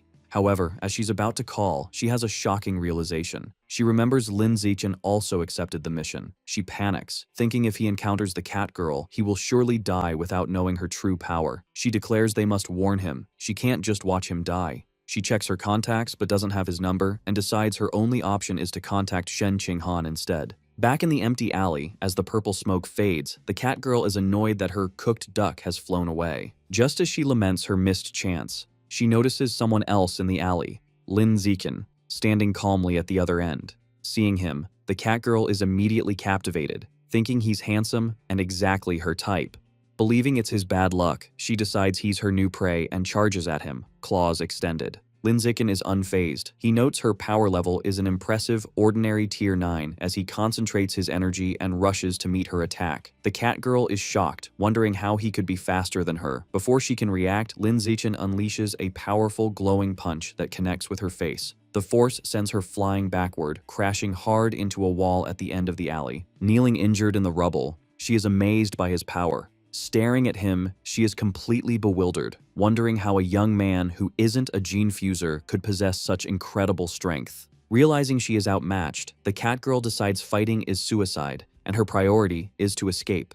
She turns and flees, but to her shock, Lin Zichen easily keeps pace with her. Announcing she can now experience his full power, Lin Zichen leaps and delivers a devastating kick to her head, sending her flying. The blow sends her crashing into another wall, embedding her in the rock. Lin Zichen presses his attack, unleashing a furious barrage of kicks against her pinned body. He notes that despite multiple hits, she is still alive, though her biological pressure is weakening. Deciding to finish her before she recovers, he picks up a large rock. But just as he is about to strike, he looks up, surprised. A massive surge of red energy erupts from the cat girl as her body transforms, her muscles bulging grotesquely. Lin Zichen realizes with alarm that in a desperate moment, she has unlocked more power and is about to evolve into an advanced creature. The newly transformed and enraged cat girl glares down at him. She thinks how activating her shadow cat genes saved her life and made her stronger, but also increased her beastly nature and vulnerability to genetic backlash. Filled with rage, she furiously demands to know who Lin Zichen really is. Instead of fighting, Lin Zichen smiles and casually apologizes, saying he must have mistaken her for someone else. He then turns and walks away, leaving her in shock. She watches him go, her mind racing with fear. She realizes his strength is unknown, his actions are unpredictable, and she has no tricks left. She also knows she is in danger of genetic backlash from her forced transformation. Concluding another attack would kill her, she decides to escape and leaps into the air to flee. As she flies away, she hears a sharp sound and looks down in confusion. A moment later, a metal pipe pierces her forehead, spraying blood and pinning her against the wall. Lin Zichen grabs a loose pipe and charges forward, stabbing her in the chest. He pulls the bloody weapon out and stabs her repeatedly in the chest and stomach. Mortally wounded, the cat girl slumps against the wall, her biological pressure completely fading. Lin Zichen casually tosses the bloody pipe aside, thinking that this time she is definitely dead.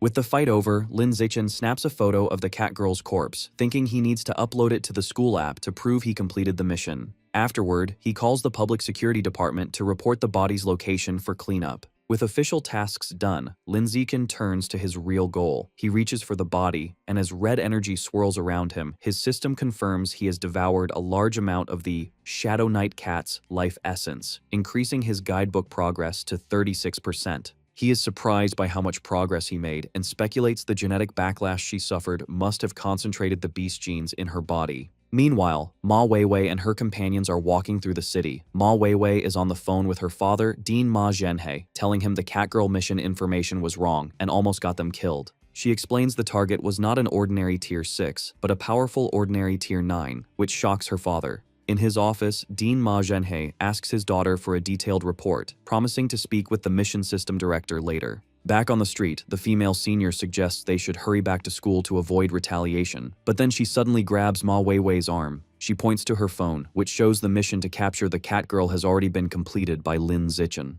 Ma Weiwei is left in complete shock, wondering how a freshman could defeat an ordinary Tier 9 creature on his own. After the weekend, Lin Zichen and Shen Qinghan are walking on the university campus. Lin Zichen checks his phone and sees a notification that 300 school credits have been deposited into his account. He thinks the reward for the Catgirl mission has arrived, but is confused why the amount is so much higher than the original 50 credits. While walking, Lin Zichen shows Shen Qinghan a notification explaining the increased reward. The message states that due to incorrect information, the Cat Girl mission was reclassified from ordinary Tier 6 to Tier 9. The reward was increased from 50 to 200 credits, with an additional 100 as compensation.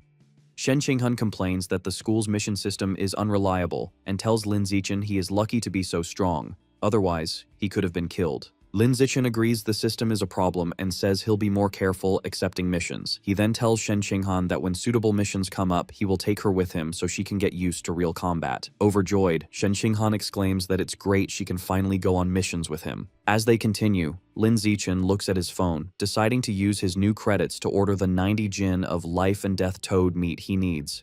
He thinks that while he was previously worried about attracting attention with a large order, it doesn't seem to be a problem now. He also considers that beast meat is nutritious and will help Shen Qinghan evolve, so he should buy plenty for her too. They arrive at their apartment, and as Shen Qinghan opens the door, Lin Zichen asks her if there is any particular beast meat she would like. She runs inside excitedly, telling him she will place the order, and he follows her. Once inside, she sits on the couch and begins browsing options on her phone. In the kitchen, Lin Zichen, now in an apron, listens as Shen Qinghan suggests they buy Tyrant Ash Big carved meat. She explains that for just 1 credit, they can get 6 jin, enough for several days. Lin Zichen agrees with her practical choice. However, Shen Qinghan tells him not to place the order, insisting she will do it. She happily reminds him she still has the 90 credits he gave her from the freshman competition. Lin Zichen, who has started cooking noodles, smiles and agrees. He tells her it's fine since they are family, so there is no need to worry about whose credits they are using. While Lin Zichen and Shen Qinghan are enjoying the noodles, the doorbell rings. Lin Zichen gets up to answer it.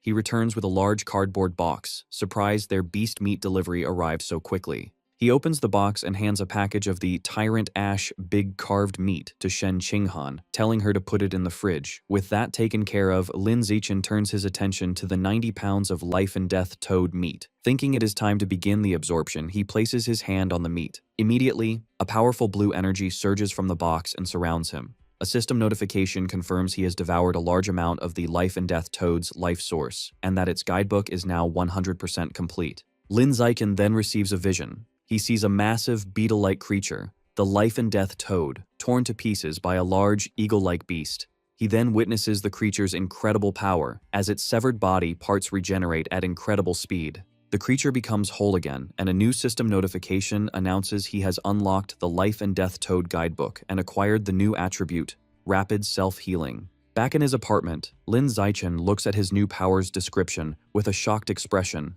The system explains his self-healing ability has been greatly enhanced. As long as he is not killed instantly and has enough energy, he can recover from any severe injury. He is amazed, exclaiming that this new ability is invincible. Eager to test his new power, Lin Zichen decides to see how effective it is. He bites down hard on his own hand, creating a deep, bleeding gash. He watches in amazement as the wound closes and heals completely in just a few seconds. As he washes the blood from his now healed hand, he thinks about the implications. He realizes that with rapid self-healing, as long as he has enough energy and isn't killed instantly, he can essentially revive himself over and over. His thoughts are interrupted when the doorbell rings. He wonders who could be visiting so late. He and Shen Qinghan walk to the door together. He asks if she bought something, but she says she didn't. When they open the door, both are surprised by who is standing outside. It is Ma Weiwei, who leans in and apologizes for bothering them so late. Lin Zichen asks Ma Weiwei what she needs with Shen Qinghan beside him.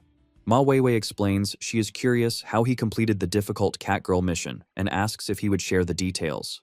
Lin Zichen bluntly tells her it is not convenient. Accepting this, Ma Weiwei turns to leave. Shen Qinghan invites her in for some tea, but Ma Weiwei declines, saying she has other things to do and maybe they can another time. After she leaves, Shen Qinghan tells Lin Zichen she thinks Ma Weiwei is a good person. She explains that Ma Weiwei was worried and had sent her a message to warn him about the mission's incorrect information. Shen Qinghan suggests they should interact with her more, and Lin Zichen agrees, adding that since Ma Weiwei lives just downstairs, she is welcome to visit anytime. Later, at the Tianrengei Research Institute, Liu Chuanwu and Song Yuyan are talking with Lin Zichen. Liu Chuanwu says he saw Dean Ma Zhenhe confront the director of the mission system, and the two got into a heated argument that turned into a physical fight. Song Yuyan speculates it was because of the Cat Girl mission's incorrect information. Liu Chuanwu confirms this, explaining that since Ma Zhenhe had also accepted the mission, he was furious that the incorrect power level nearly got his daughter killed. Song Yuyan adds that the mission listed the cat girl as ordinary tier 6, when her true strength was ordinary tier 9. She then asks Lin Zichen how he, being only an ordinary tier 6, could have completed the mission.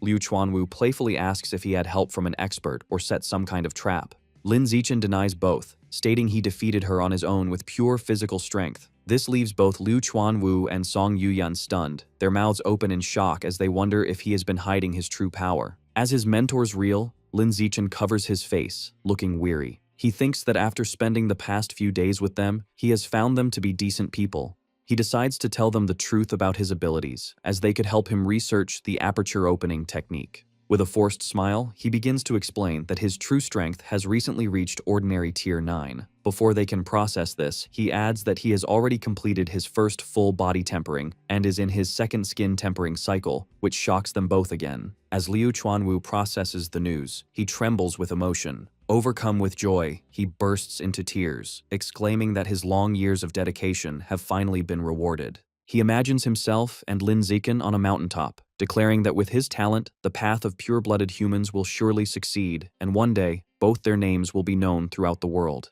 Back in reality, the Dean is crying. He explains he has spent decades researching the pure-blood path, a journey that cost him his family's wealth, and even led his wife and children to leave him, all without progress. He feels that now, with a genius like Lin Zichen, the pure-blood path will finally flourish. Lin Zichen, caught off guard, can only wonder why the old Dean is suddenly crying and laughing. Composing himself, Liu Chuanwu places a hand on Lin Zichen's shoulder. He marvels at Lin Zichen's incredible talent, remarking that if not for his lack of source power, he would have suspected him of being a stranger from the source land. The unfamiliar term surprises Lin Zichen. Liu Chuanwu explains his theory. In a world with aberrant beasts, it makes sense that their counterparts, strangers, or gifted individuals also exist. Song Yuyan is shocked, saying she has never heard this before. Lin Zichen then asks what source power is. The Dean clarifies that it is a unique energy exclusive to beings from the source land, similar to ki, blood, and spiritual power. Curious, Lin Zichen asks how this power is used. Liu Chuanwu admits he doesn't have a clear answer, as he has only encountered 2 such strangers in his long life. Song Yuyan scoffs, accusing him of bluffing and pointing out that since he is stuck at ordinary tier 9, he cannot enter the source land himself. This prompts Lin Zichen to ask if there is a biological level requirement for entry. Liu Chuanwu confirms the standard is high-level being, and anyone below that would be turned to ash. Defensively, Liu Chuanwu clarifies he met the strangers here on Earth, not in the source land. The first was a female disciple he took on decades ago. As he speaks, Lin Zichen has a vision of Luo Qianshu fighting monsters, leading him to realize that Shen Qinghan's mysterious senior sister must be one of these powerful strangers. Liu Chuanwu continues, stating he met the second stranger in the ancient ruins where they discovered the blood-tempering art. Having shared these secrets, he sternly warns them never to reveal this information. Song Yuyan eagerly promises to keep her lips sealed, and Liu Chuanwu says he trusts them. He then gives Lin Zichen a specific warning to keep his true strength a secret to avoid being targeted by dangerous heretics, who are pervasive even within the university. To help with this, he proposes that if Lin Zichen wants to take on missions matching his true power, he should use Song Yuyan's account. Since she is also an ordinary tier 9, he can go all out without exposing his rapid progress. Lin Zichen agrees. Intrigued, he asks the Dean if he has any information about the source land. Liu Chuanwu's expression turns grave. He explains everything about the source land is top secret, and even he knows very little. He advises Lin Zichen not to worry about it until he evolves into a high-level being. However, he shares one crucial piece of information. For humans, most creatures from the source land are enemies, and they are constantly trying to invade Earth. Liu Chuanwu explains some powerful individuals believe the creatures want to invade because Earth has something they desire. Their serious conversation is interrupted by the Dean's phone, which plays a cheerful ringtone. He answers with a flirtatious, "baby," then tells his students an old friend has invited him to dinner. He rushes out, telling them to contact him if needed. As he leaves, Yuyan sarcastically remarks on how hard the Dean is working, assuming he is off to secure more investments. With the Dean gone, Yuyan turns to Lin Zichen. She asks how he hides his biological level and tempering progress so effectively that even powerful people were unable to see through his disguise. Lin Zichen apologizes, saying he cannot conveniently explain. Internally, he knows his system's natural camouflage is his trump card and that he cannot reveal it. Yuyan puts on a pleading expression, trying to coax the secret out of him. She even offers to trade a secret of her own, but Lin Zichen, looking flustered, insists he really cannot tell her. Seeing he will not budge, Yuyun sighs and gives up. However, her demeanor quickly shifts. With a competitive glint in her eyes, she cracks her knuckles and suggests that since they are both at ordinary tier 9, they should have a sparring match. Lin Zichen's face lights up with a grin. He agrees, thinking a fight against a peer will be a perfect opportunity to understand his own strength. Yuyun immediately strikes a fighting pose.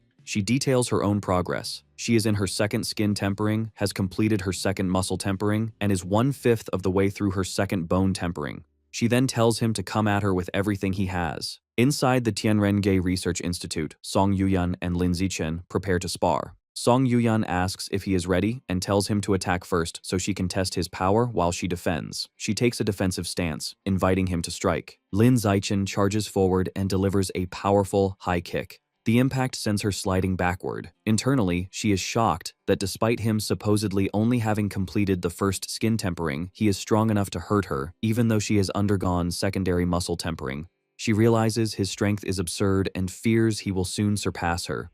However, she decides she must show off her seniority while she is still stronger. Coughing in pain, Song Yuyun tries to act tough. She lectures Lin Zichen, claiming she is dissatisfied with his kick because he didn't aim for a vital point, preaching that real combat is about life and death. Lin Zichen, seeing she is hurting, plays along with a deadpan expression and agrees. Recovering her composure, Song Yuyun declares the official exchange will now begin and challenges him to last 5 minutes against her as she charges forward. Lin Zichen accepts and meets her attack. The two engage in a fierce, high-speed battle, exchanging rapid blows. As Lin Zichen unleashes a barrage of punches, Song Yuyun is forced on the defensive. She panics internally, realizing that even at full power, he is matching her blow for blow, and she begins to worry she might lose. The match continues, and Lin Zichen decides it's time to end it. When Song Yuyun throws a punch, he decides to fake his defeat to preserve her dignity. The blow connects, and he throws himself backward, pretending to be overpowered, and crashes to the floor.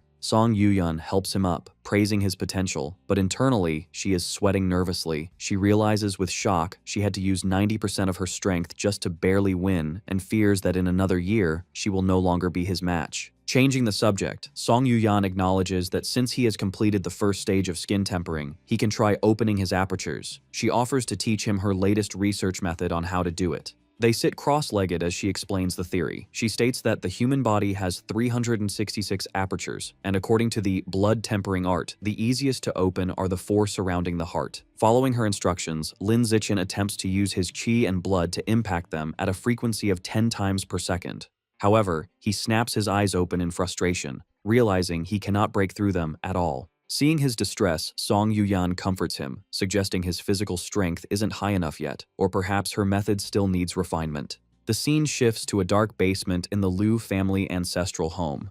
Liu Chuanwu stands before a large, ancient bronze coffin. He excitedly reports to the entity inside, Pavilion Master, that he has found a peerless genius who will hopefully open his apertures using the pure-blooded human path. Liu Chuanwu promises that the master will be able to rely on this student's daily delivery of qi and blood to sustain her life, so she won't have to suffer inside the cramped coffin anymore. After a long pause, a weak sound finally emanates from the coffin. Liu Chuanwu looks concerned, realizing it took her that long just to respond, indicating she used up a whole day's energy. As he walks away, he worries the Pavilion Master is getting weaker, and hopes Lin Zichen can evolve into a high-level creature before she falls completely. Lin Zichen arrives at their apartment with groceries, announcing he has returned to cook. Shen Qinghan stops him at the door with a serious expression, saying she has something important to discuss. She explains her master, Mo Dongji, wants her to undergo gene fusion earlier than expected. Her master has selected the dark blue jellyfish gene, stating it is suitable for her at this stage. Lin Zichen processes this, visualizing the creature. He knows that while the standard dark blue jellyfish is a low-tier beast, the Jellyfish King variant can evolve to a high level. Its advantage is a mental strength that far exceeds other creatures of the same rank. Lin Zichen tells her it sounds like a good plan. However, Shen Qinghan confesses her fear. Her master isn't using a normal gene, but the Jellyfish King gene. She worries her weak body might not withstand the high-level genetic material and could mutate. Hearing this, Lin Zichen is shocked. He realizes a Jellyfish King gene is incredibly rare and expensive. He imagines Mo Dongji carelessly throwing money around and feels a pang of envy.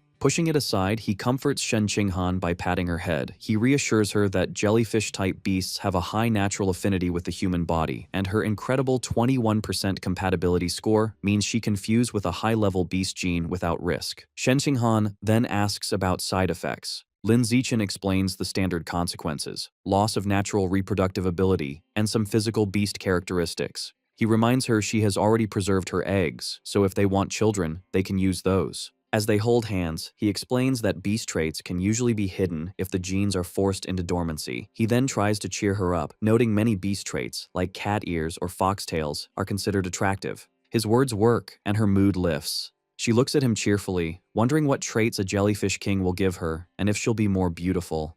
She excitedly holds up her phone to show Lin Zichen a picture of the dark blue jellyfish, asking if he thinks it's beautiful.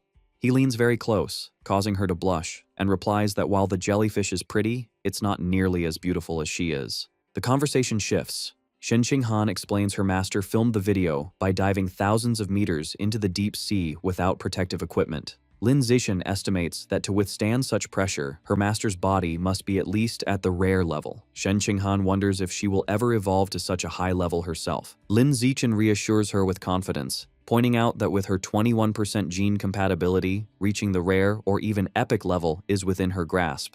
Shen Qinghan remains practical, countering that compatibility isn't everything and she will need a vast amount of evolution resources. Hearing her concern, Lin Zichen gives her a thumbs up and makes a firm promise. He tells her not to worry about resources because he will work hard to earn money and provide whatever she needs. Touched by his generosity, she adopts a playful and seductive demeanor. She kneels on the bed, teasing that she must properly please her new, wealthy patron. She picks up 2 pairs of stockings and, blushing, asks which color he prefers. Lin Zichen replies that he likes both. To satisfy him, she puts a black stocking on one leg and a white stocking on the other. Watching her, Lin Zichen thinks that while the combination is a bit strange, he can definitely enjoy it. With Shen Qinghan at her afternoon classes, Lin Zichen decides to skip the Pure Human Research Institute and stay home to train. While pouring water, he checks the latest news on his phone. An article catches his attention. Mysterious, unknown plants have appeared across Shanghai City. The article shows a large, menacing, flower-like plant emerging from a building as citizens watch in shock. The public is being warned to stay away. Lin Zichen instantly recognizes the strange flora, realizing they look identical to plants from the source site in a painting of Shen Qinghan's senior sister, Luo Qianshui.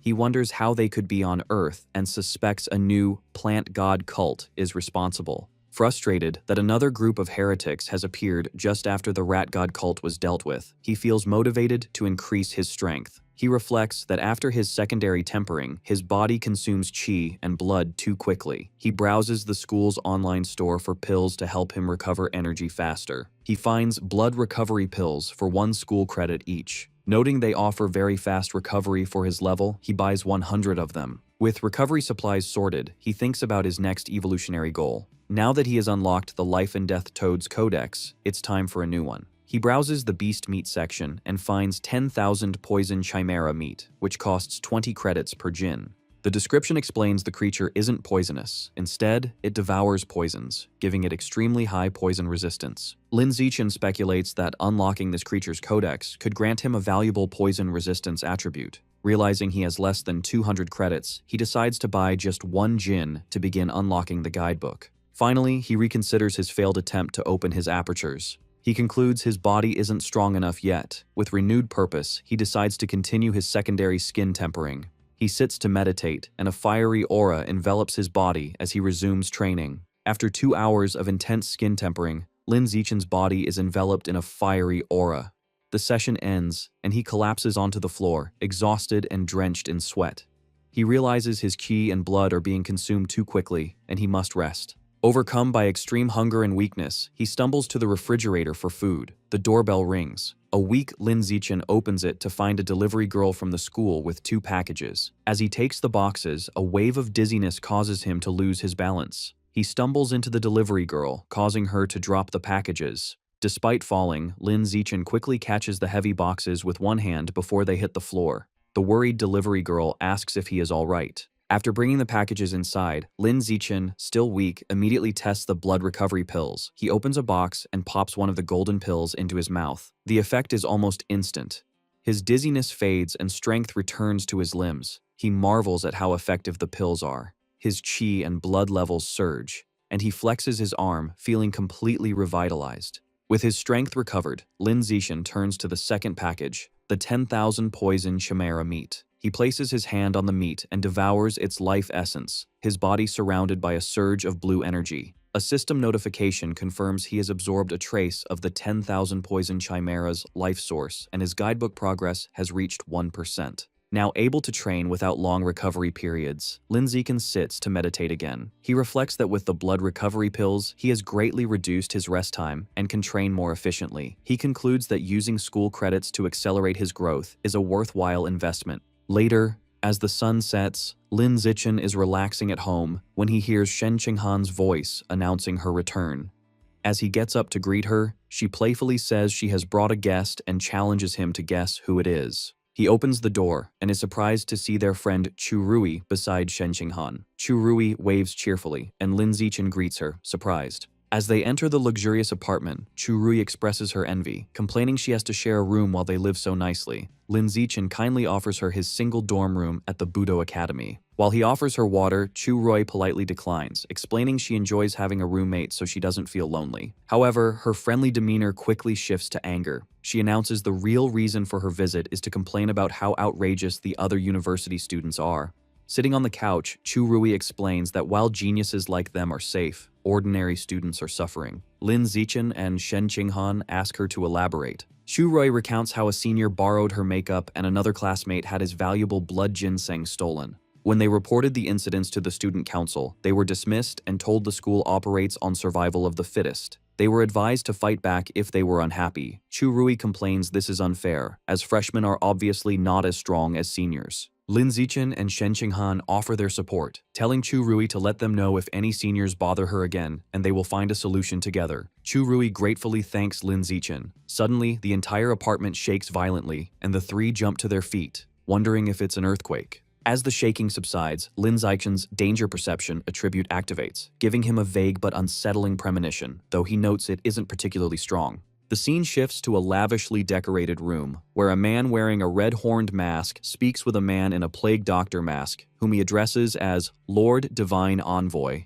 The masked man asks for evolution resources to break through to a higher biological level. In recognition of his performance, the Divine Envoy gives him a strange, demonic-looking flower. He explains the flower has a strong aphrodisiac effect and advises him to have a woman nearby when he consumes it. Grateful, the masked man thanks the Divine Envoy and reports that a gifted genius has appeared among the new students at Shanghai University. He mentions a plan to make this genius consume a high-level demon seed to recruit him. However, the Divine Envoy dismisses this, stating the true geniuses are all in the source site. The masked man grows frustrated, knowing he can't reach the geniuses in the source site. The Divine Envoy interrupts, revealing he has received a message from there. They have found a corresponding boundary point and set up biological coordinates. Now, someone needs to activate the connection. Announcing he will go immediately, the Divine Envoy's body is engulfed in a purple aura, and he vanishes. Before he disappears, he gives the masked man a final, chilling order.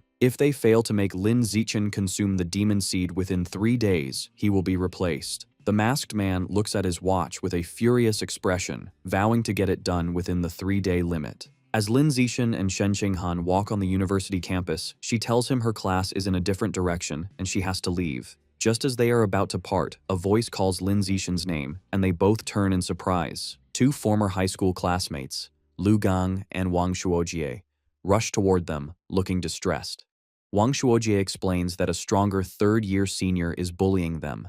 Lu Gang adds that since Lin Zixin is the freshman's new king, the senior would surely back down if he helped. To convince him, Lu Gang offers Lin Zixin a bag of valuable evolution resources and spirit fruits from his family. Wang Shuojie pleads with him, reminding him they were classmates. Lin Zixin asks about the senior's power level, and they tell him he is at ordinary tier 6, which Lin Zixin realizes is no threat to him. He agrees to help and takes the bag, telling them to meet him at the Pure Human Research Institute at 5:30 that afternoon. Overjoyed, Lu Gang and Wang Shuojie promise to help him in the future. They thank him and leave, saying they will see him later. Once they are gone, a curious Shen Qinghan urges Lin Zixin to open the bag so they can see the spirit fruits, admitting she has never tried one. Lin Zichen holds the bag of spirit fruits out to Shen Qinghan, suggesting she take one. After picking a small one, Shen Qinghan examines it with a disgusted expression, telling Lin Zichen it looks gross and asking if it might be rotten. Taking the fruit to inspect it, Lin Zichen wonders aloud if it has gone bad. As he examines the small, seed-like object, his danger perception ability suddenly activates, shocking him. Realizing the danger, Lin Zichen quickly gets in front of the departing Lu Gong and Wang Shuojie, startling them by shouting for them to stop. He then urgently tells Shen Qinghan to contact her master, Mo Dongji, and ask her to come at once. Shen Qinghan agrees and runs to make the call. A moment later, Mo Dongji gracefully descends from the sky, asking what has happened. Lin Zichen holds up the strange red seed and explains that Lu Gong and Wang Shuojie gave him a bag of what they claimed were spirit fruits, but he found these suspicious seeds inside and suspects they are connected to the plant god cult, causing the two former classmates to tremble. Mo Dongji recognizes the object immediately, explaining it is a seed from a strange tree that controls anyone who eats it. She states this is a common method the plant god cult uses to recruit members. Lin Zichen is horrified, wondering if Lu Gong and Wang Shuojie were already under the cult's control. As Mo Dongji uses her power to lift the two into the air, they cry out that they were forced to do it. Mo Dongji tells Lin Zichen she will take them for questioning and inform him of the results. As they are carried away, Lu Gong and Wang Shuojie are terrified to find they can no longer speak. As she flies away, Mo Dongji leaves Lin Zichen with a stern warning, telling him the heretics are everywhere, and he cannot fully trust even his teachers or school leaders, so he must remain vigilant. Shen Qinghan looks on in awe as her master flies away, remarking how amazing it is that Mo Dongji's mental power lets her fly. Lin Zichen agrees it would be nice. Shen Qinghan's admiration turns to anger as she exclaims how awful Lu Gong and Wang Shuojie are for trying to harm Lin Zichen. Lin Zichen agrees they will need to be more careful and throws the contaminated spirit fruits into a recycling bin. The next day, the investigation confirms Lu Gong and Wang Shuojie are members of the plant god cult. They were forced to eat a demon seed by a safety officer during their high school entrance exam. As a result, both are expelled from the university and will face criminal charges, ruining their lives. Sometime later, Lin Zichen and Shen Qinghan are with their parents, who have moved into university housing. During this time, Lin Zichen has been training diligently. With the help of blood recovery pills, he has completed his second round of skin tempering and made 40% progress on his secondary muscle tempering. The day arrives for Shen Qinghan's gene fusion. She and Lin Zichen go to Mo Dongji's office, where Shen Qinghan nervously admits she asked him to come for support. Mo Dongji explains that since the dark blue jellyfish is a water attribute beast, the fusion will be easier the more water she has in her body. She hands her a large glass of water and tells her to start drinking. Shen Qinghan struggles to drink glass after glass as her master urges her to drink more. Finally, with her stomach completely bloated, Shen Qinghan complains she can't drink anymore. Mo Dongji says that's fine and instructs her to take off her clothes and lie on the examination bed. Mo Dongji holds up a syringe, explaining it contains the dark blue jellyfish king gene and must be injected directly into the heart. She reassures her, promising to use her mental power to numb her pain nerves so she won't feel the injection. As Shen Qinghan lies nervously on the bed, Mo Dongji warns her the gene fusion itself will still be incredibly painful and tells her to scream if she can't bear it.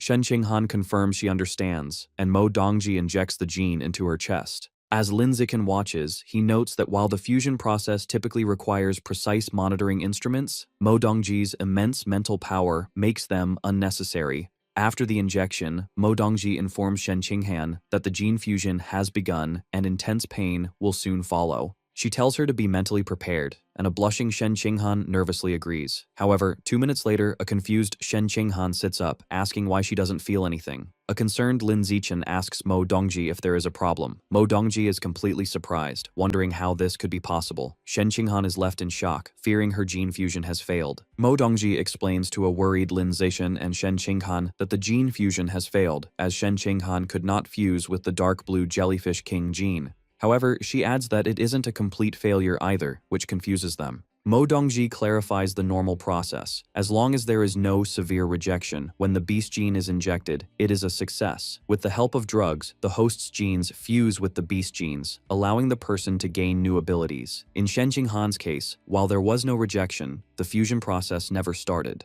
A serious Lin Zichen asks for a more specific explanation. Mo Dongji explains what her mental power sees. It seems Shen Qinghan's own genes have their own consciousness. They have surrounded the invading jellyfish king genes, trapping them and restricting their freedom. She states that when some jellyfish king genes tried to forcibly fuse, Shen Qinghan's genes immediately destroyed them, breaking them into fragments and absorbing them as nutrients. Now, the remaining jellyfish king genes are completely imprisoned, a situation Mo Dongji has never seen before. Suddenly, Shen Qinghan exclaims in surprise, pointing out that her hair is changing from purple to blue. This shocks both Lin Zichen and Mo Dongji. Mo Dongji recognizes this as a trait of the jellyfish king gene and wonders how it can be expressed if the fusion failed. Lin Zichen asks Shen Qinghan if she feels anything different in her body. With her hair now blue, Shen Qinghan closes her eyes and says she can feel a new presence inside her, one she thinks she can control. Mo Dongji finds this perplexing, thinking that sensing and controlling the genes is the definition of a successful fusion. Wondering if she missed something, she leans close to Shen Qinghan, using her mental power to investigate again. She tells Shen Qinghan the new presence is the jellyfish king gene and instructs her to use her mental power to control it and force it into a dormant state. Shen Qinghan nods. She closes her eyes and concentrates, saying she will try. As she focuses, her hair begins to revert from blue back to its original purple. Mo Dongji then tells her to try expressing the gene again, and Shen Qinghan agrees. In an instant, a powerful blue aura surrounds her, and her hair turns a brilliant blue once more. Mo Dongji is internally stunned, realizing that renowned geniuses Li Moyu and Ma Weiwei took half a month to master making their beast genes dormant or expressed. Yet Shen Qinghan learned it in a moment. A confused Lin Zichen steps closer, asking what is happening with Shen Qinghan. Mo Dongji turns to them and says she has good and bad news, asking which they want to hear first. After a moment, Shen Qinghan says they will hear the bad news first. Mo Dongji explains that the bad news is that Shen Qinghan may never become a gene fuser, which shocks the girl. However, the good news, she continues with a confident smile, is that Shen Qinghan is something more advanced and powerful. She can do everything a gene fuser can, and even better, without needing to fuse at all.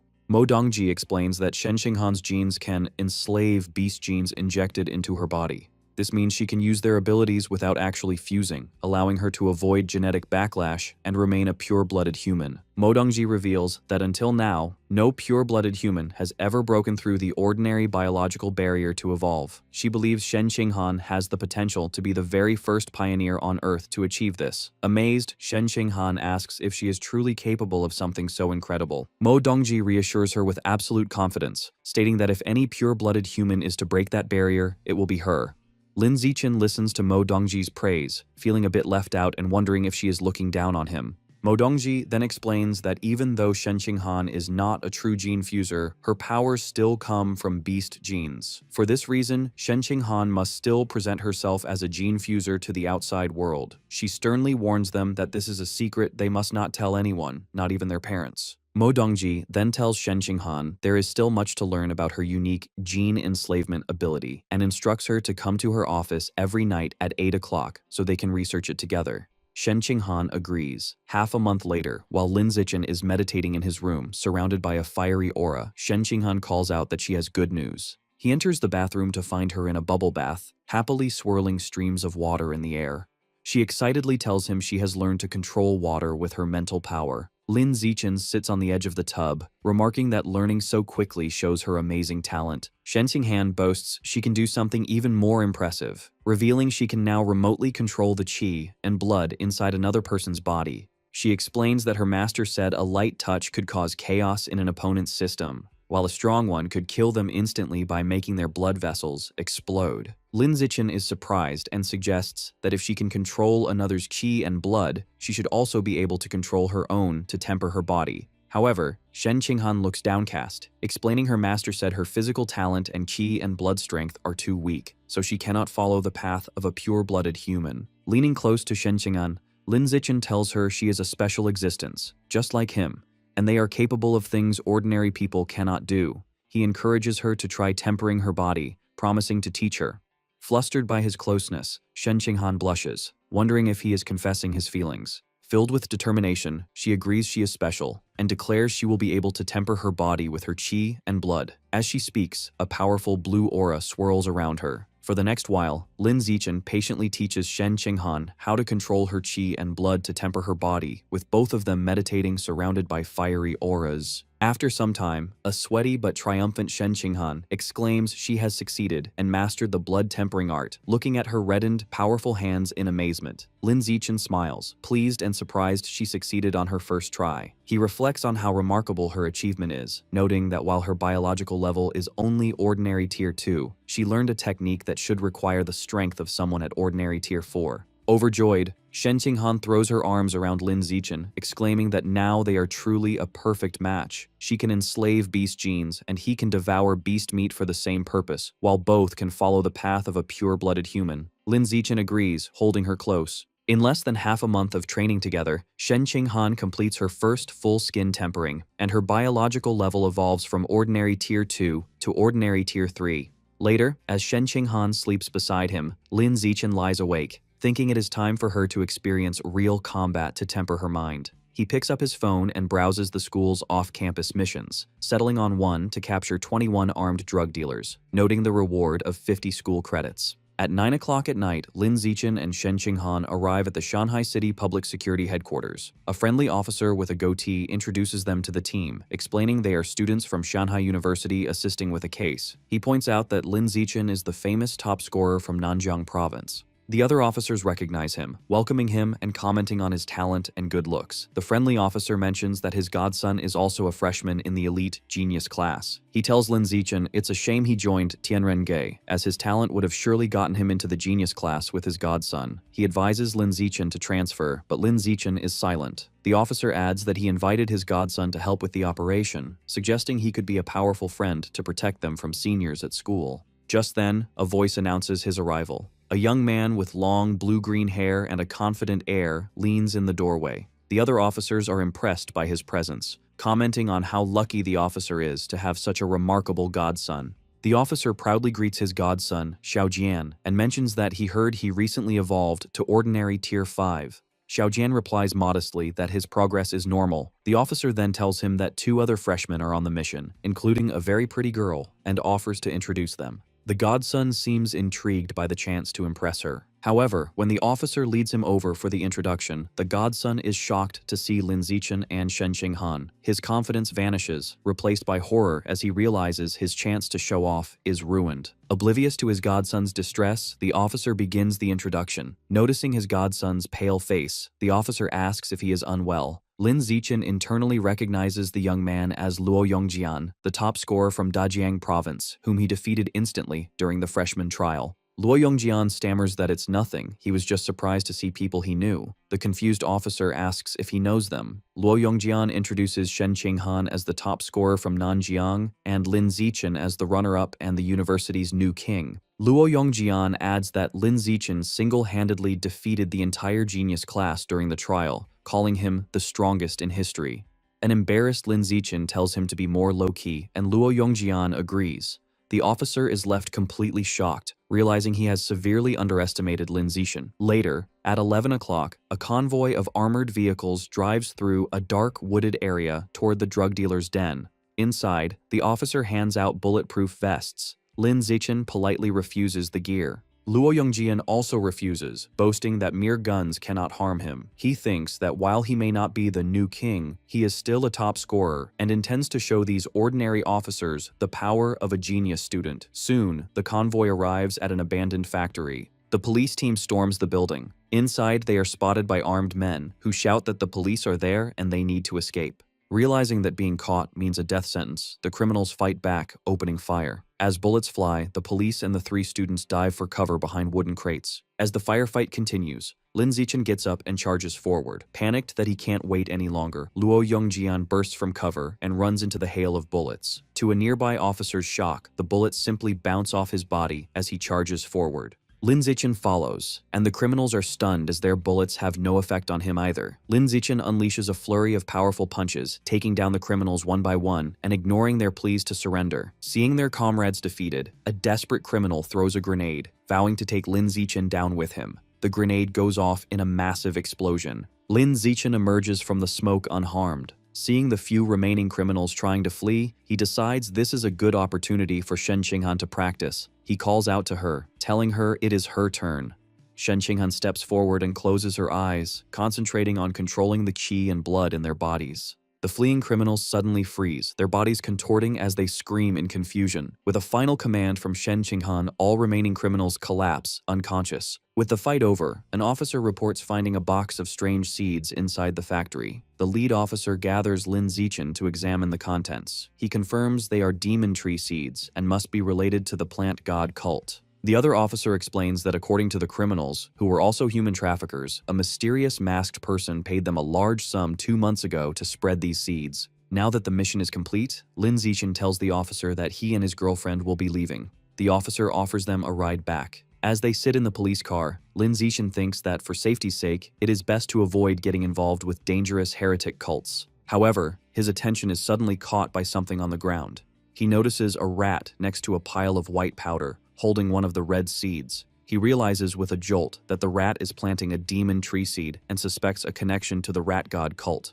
Turning to Shen Qinghan, he urgently tells her to inform her master, Mo Dongji, that the rat god cult may be colluding with the plant god cult to spread the seeds. A surprised Shen Qinghan agrees. At the same time, Lin Zichen calls the lead officer to report his findings, thinking matters involving heretics are best left to the public security team. Time passes. Half a month later, Shen Qinghan is on a mission capturing arms smugglers, while 3 days after that, Lin Zichen and Song Yuyan team up to fight robbers in advanced mechanical suits. As their first semester at university ends, life goes on. In their apartment, Lin Zichen sits on the bed, realizing he has completed the second stage of his body tempering. Just then, Shen Qinghan, who now has blue hair, hugs him from behind, excitedly announcing she has completed her first stage of body tempering. Lin Zichen is surprised she did it so quickly. Shen Qinghan praises him, noting that her own talent is extraordinary, but asks why she only reached ordinary tier 6 when he said she should reach tier 9. Lin Zichen theorizes it's because her innate physical talent is weak. Even though her control of ki and blood is strong, the physical enhancement she gets is limited. Dejected, Shen Qinghan cries, worried she will never catch up to him. Lin Zichen is taken aback. It would be strange if she could catch up, given his special system. Later, at the research institute, both Lin Zichen and Song Yuyan are frustrated with their studies. Lin Zichen wonders aloud how to open his body's apertures. To cheer him up, Song Yuyan offers some gossip about the messy private lives of the university's leaders. Lin Zichen then asks Song Yuyan how many school credits he has. She informs him that by using her account to complete high-level missions, he has earned 2,400 credits. A satisfied smile appears on Lin Zichen's face.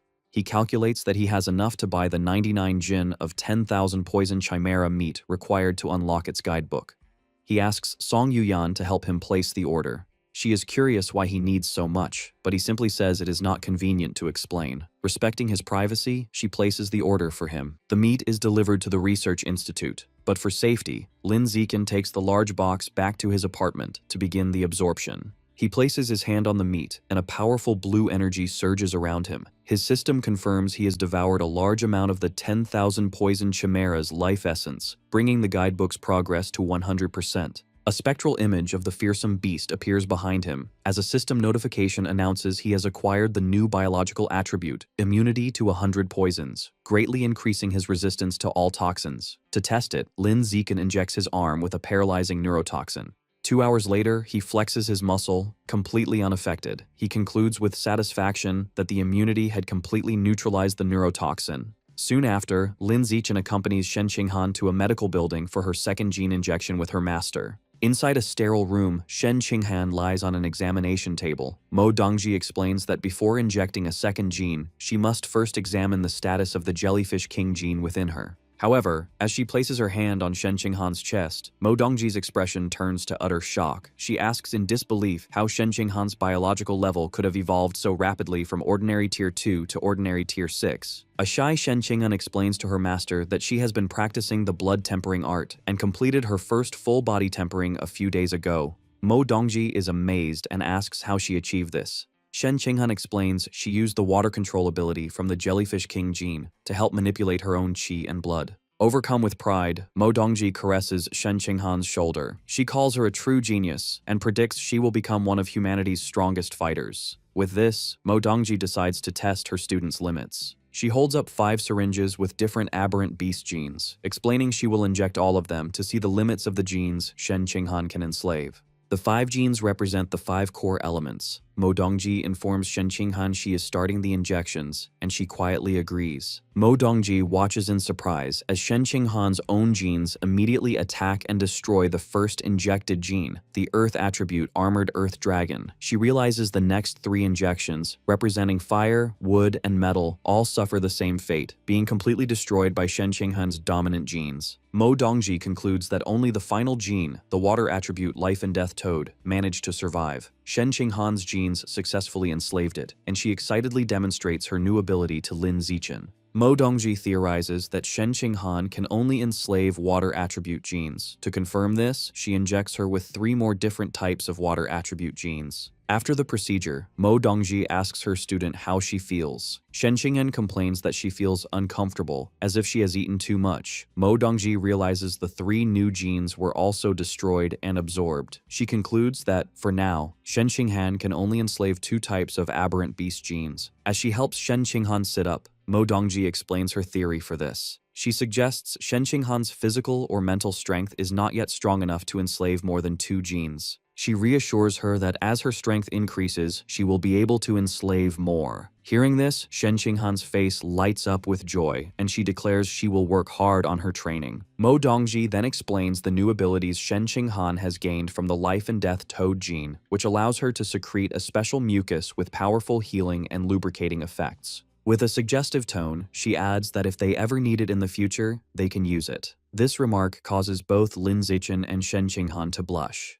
Changing the subject, Mo Dongji makes an important announcement. She informs them that this year's freshman competition has been moved up to the middle of January. She tells Shen Qinghan she is looking forward to her performance and hopes she will place in the top 5, which would grant her a spot in a special winter training camp. Shen Qinghan accepts the challenge, promising to do her best. Lin Zichen, who has been listening quietly, looks surprised by this news. Later, in Lin Zichen's apartment, a meal is on the dining table. Chu Rui arrives, playfully announcing she's come to bother them again. Shen Qinghan tells her not to say that and to visit more often, while Lin Zichen welcomes her in. Shen Qinghan notices Chu Rui's many shopping bags and asks why she has so much. Chu Rui explains that her family's clothing store got a new shipment, and she found several couples' outfits she thought would suit them perfectly, bringing them as a gift. She hands a bag to Lin Zichen, saying she has already washed the clothes and that they should try them on. Moments later, Lin Zichen and Shen Qinghan are modeling the first outfit. Chu Rui asks them to pose for a picture, cheekily remarking she could use their photos as models for her online store. Lin Zichen playfully realizes her plan, while Shen Qinghan smiles for the camera. They then change into a second, cooler black outfit, and Chu Rui exclaims this set looks even better. After trying on a third matching set, Chu Rui declares that any couple would want to buy them. With the fashion show over, Lin Zichen calls them to the dining table, reminding them to eat before the food gets cold, and the girls happily agree. As they eat, Shen Qinghan tells Lin Zichen that on their way back, she and Chu Rui encountered a mean senior. She explains the senior, relying on her superior strength, tried to snatch their bags, likely only backing off because another student recognized her as Lin Zichen's girlfriend. A weary Chu Rui chimes in, explaining this is the same senior who had previously borrowed her makeup and never returned it. She clarifies the senior was targeting her, and Shen Qinghan was unfortunately dragged into it. Shen Qinghan insists this is outrageous, and that they must seek justice after their meal. Chu Rui is hesitant, pointing out the bully is on the student council, and her boyfriend is also an official there, making her someone they can't afford to offend. However, Shen Qinghan is encouraged by Lin Zichen, who firmly states he will go with them, leaving Chu Rui to wonder what they have to fear with him on their side. The group knows the second-year students are having their martial arts class in the gym, so they head there. When Lin Zichen, Shen Qinghan, and Chu Rui arrive, the crowd immediately takes notice, recognizing him as the new king Lin Zichen and wondering why he has come. Shen Qinghan points out the bully, a senior with reddish-pink hair named Li Ziki. Lin Zichen asks her if it is true she borrowed makeup from his friend and hasn't returned it. Li Ziki dismissively replies she will return it when she is done, accusing Chu Rui of being petty. An angry Chu Rui retorts that Li Ziki always takes her brand new makeup and gives back nearly empty products. Li Ziki denies this, and her friend backs her up. As Chu Rui gets more upset, Lin Zichen steps between them, questioning Li Ziki's reason. He then turns to a nearby teacher and asks for clarification on the school's survival of the fittest rule, wanting to know if it means the strong can trample the weak. The teacher explains the university's dual rules. He clarifies the weak can challenge the strong unconditionally, but the strong must get the weak's consent to initiate a fight. He explains strength is determined by combat power rankings, or by year level if a student is unranked. Lastly, he adds that to start a challenge, both participants must wager an equal amount of school credits, with the winner taking all. If they can't agree, the default wager is 1 credit. This last rule surprises Lee Ziki. A confident smile appears on Lin Zichen's face as he understands the rule's implications. He states this means he can challenge her unconditionally right now. Lee Ziki taunts Lin Zichen, asking if a boy with a clear physical advantage is really planning to bully a girl like her. Internally, she is nervous, knowing her biological level is only ordinary tier 5 and that she would be no match for him. Seeing through her bluff, Lin Zichen turns to Shen Qinghan and instructs her to be the one to challenge Lee Ziki, which surprises her. Understanding his intention, Shen Qinghan's expression becomes serious, and she agrees. A panicked Chu Rui immediately tries to intervene, warning Lin Zichen not to fall for the senior's taunts and begging him not to let Shen Qinghan fight. She internally frets, recalling how Shen Qinghan had always been at the bottom of their class with her, and thinks sending her to fight now would be sending her to get beaten up. Shen Qinghan calmly places a reassuring hand on her friend's shoulder and tells her not to worry. With a confident look, she declares that she can win. A blushing Chu Rui is moved by her friend's sudden coolness and can only watch in admiration. Shen Qinghan then leaps forward, landing gracefully on the dueling floor. She introduces herself as Shen Qinghan from the first-year Genius class and formally challenges Lee Ziki from the second-year Evolution Class 2. Annoyed, Lee Ziki wonders where this freshman gets the confidence to win, while the students in the crowd comment on how beautiful and cool Shen Qinghan looks. Dismissing her opponent as just a pretty face, Lee Ziki lands on the dueling floor and proposes they make the stakes higher. She confidently wagers 10 school credits. A teacher confirms both parties have agreed. Shen Qinghan accepts the wager, also risking 10 school credits. The two fighters take their stances, confirm they are ready, and the teacher officially starts the match. The moment the fight begins, Shen Qinghan's hair flashes from purple to a brilliant blue as she charges forward with incredible speed. Lee Ziki is shocked, exclaiming at how fast her opponent is. Before she can react, Lee Ziki suddenly freezes, her body trembling uncontrollably. She wonders what is happening, feeling dizzy and unable to move. Seizing the opportunity, Shen Qinghan delivers a single, powerful high kick to Lee Ziki's face. The force sends the senior flying backward across the gymnasium, crashing hard onto the floor. In the crowd, Chu Rui and the other students are left in utter shock, with Chu Rui wondering aloud when her friend became so powerful. Lee Ziki's friend cries out her name in concern. She rushes to the side of the unconscious Lee Ziki and makes a frantic phone call to a man named Jin Mingyu, telling him his girlfriend has been kicked and might have a concussion and that he needs to come to the gym immediately. The person on the other end confirms he is on his way. Holding her defeated friend, the girl glares at Shen Qinghan's group, furiously telling them they are in big trouble now. In a high-tech facility, students from the Genius class train inside large, transparent pods filled with energy. Onlookers are impressed, as top students like Li Moyu and Luo Yongjian perform exceptionally well, and Ma Weiwei also achieves a high score. After the session, a teacher tells the class the training was demanding and that they should rest. He then announces that the freshman competition has been moved up to January 18th, surprising the students. The news energizes Li Moyu, who declares he can't wait to finally defeat Lin Zichen. He confidently states he has undergone multiple gene fusions and is now close to ordinary tier 7, believing Lin Zichen, who has none, is now far weaker.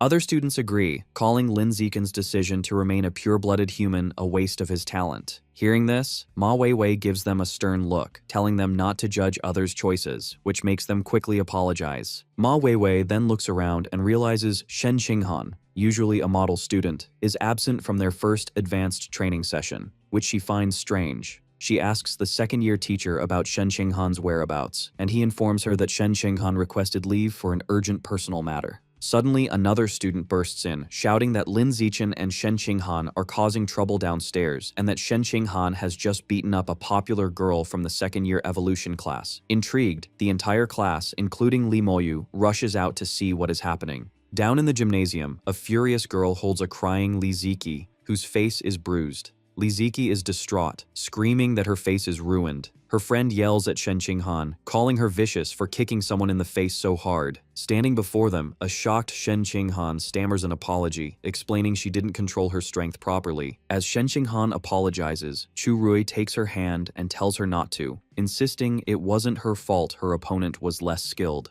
As they try to leave, Lee Ziki's friend grabs Shen Qinghan's arm, shouting that they cannot just walk away. Lin Zichen steps in, slapping her hand away from Shen Qinghan. He warns her that if she continues to bother them, he will use force. Li Ziqi's friend sneers, taunting him about being the new king and daring him to punch her in the face as well. Without hesitation, Lin Zichen punches her squarely in the face, remarking that he has never heard such a strange request. The system indicates he has gained 1 school credit. Just then, a very muscular student council discipline officer Jin Mingyu, arrives on the scene. He is Li Ziqi's boyfriend. Seeing both girls on the floor crying with bruised faces, a furious Jin Mingyu confronts Lin Zichen, questioning if it was necessary to hit girls so hard. Lin Zichen calmly replies that he finds his girlfriend bullying freshmen to be far more excessive, but Jin Mingyu dismisses the accusation, telling him not to speak without proof. At that moment, Luo Yongjian steps forward, telling Jin Mingyu he has seen his girlfriend bully ordinary freshmen on many occasions. Tired of arguing, Lin Zichen tells Jin Mingyu that if he wants justice, he should challenge him to a fight now, because he doesn't have time to waste talking.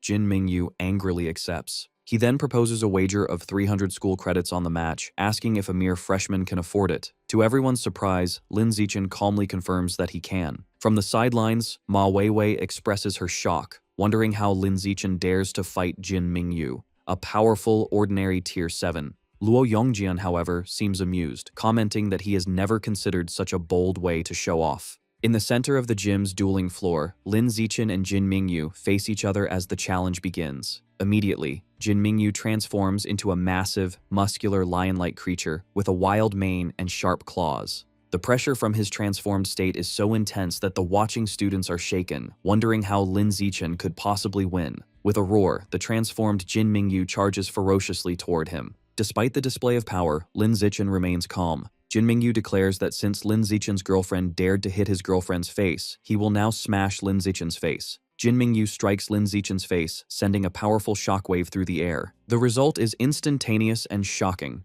Jin Mingyu's hand shatters upon impact with Lin Zichen's face. The beastly senior collapses to his knees, clutching his mangled hand and screaming in agony. Standing over his defeated opponent, Lin Zichen casually announces the match is over. He then delivers a powerful kick, sending Jin Mingyu's massive body flying across the gym into the empty spectator seats. The crowd of students is left in stunned silence. Luo Yongjian remarks with a wry smile that this scene feels incredibly familiar, while Li Moyu stands completely mortified with a red face. Witnessing this overwhelming power, a furious Li Moyu immediately calls his grandfather. He says he needs to fuse with a second beast gene the very next day, determined to become stronger. Lin Zichen then addresses the entire student body. He announces that from now on, he will accept paid requests to fight on behalf of others. He clarifies that it doesn't matter if the client is a freshman or a senior. As long as they pay him in school credits, he will help them challenge anyone. Hearing this, Luo Yongjian's eyes sparkle, and he exclaims that Lin Zichen is a true king, and that he wants to become his disciple. Meanwhile, the student council is holding a meeting, its members furious about the incident.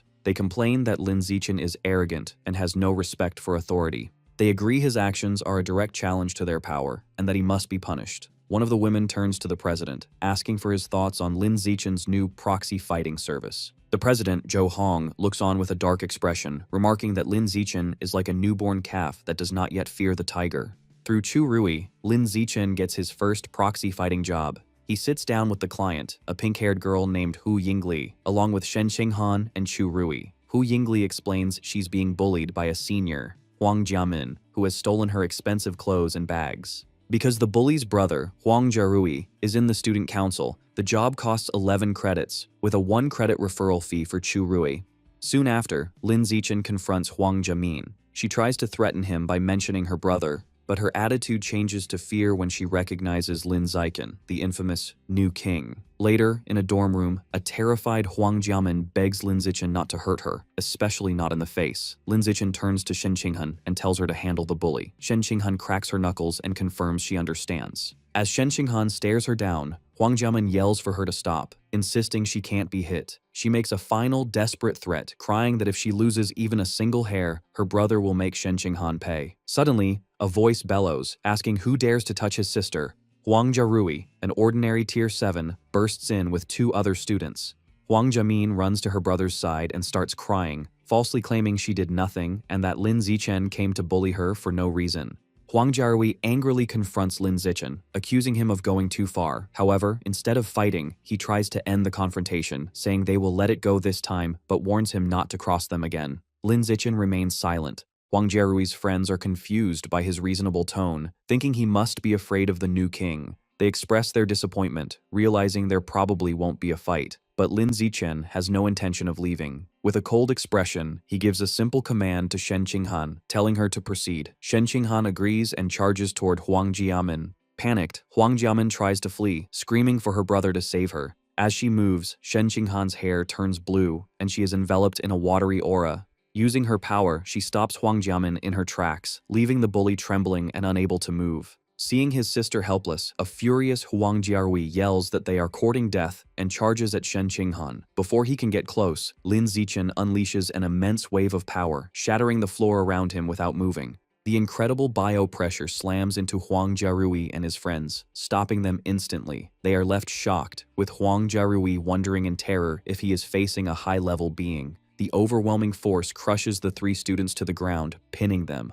Huang Jiarui concludes Lin Zichen must have a powerful master secretly helping him. With Huang Jiarui and his friends pinned down, Shen Qinghan leaps into the air and delivers a powerful kick, striking Huang Jiamin and knocking her to the floor, defeated. Later, in the student council office, Huang Jiarui reports the incident to the president, Zhou Hong. He explains they all felt an overwhelming biopressure, which they believe came from a high-level expert.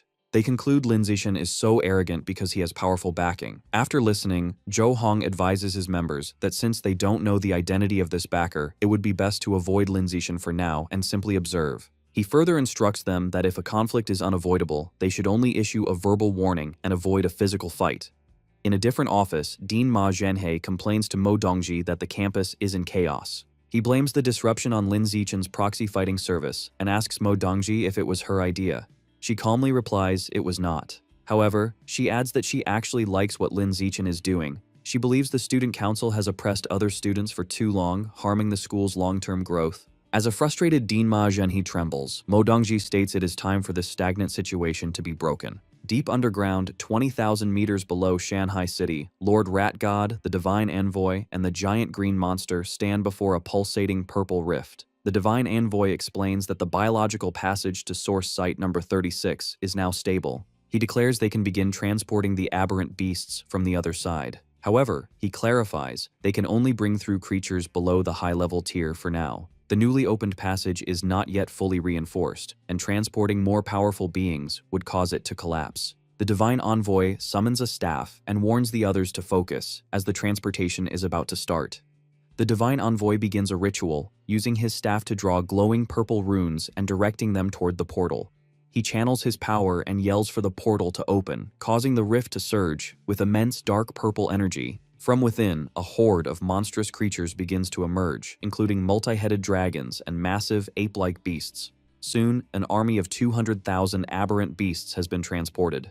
The Divine Envoy asks if they should continue the transport. As the army stands assembled, the purple portal begins to rumble and collapse. The Divine Envoy declares the passage is unstable and must be closed immediately. He gestures with his hands, commanding the portal to shut down. Suddenly, just as the rift is about to seal, a clawed hand rips it back open, surprising everyone. The giant green monster and the Lord Rat God ask the Divine Envoy what is happening. As a white-haired figure begins to emerge, the Divine Envoy grimly states they must prepare for a fierce battle. From the reopened portal, a beautiful woman with 9 flowing white tails and fox ears lands gracefully.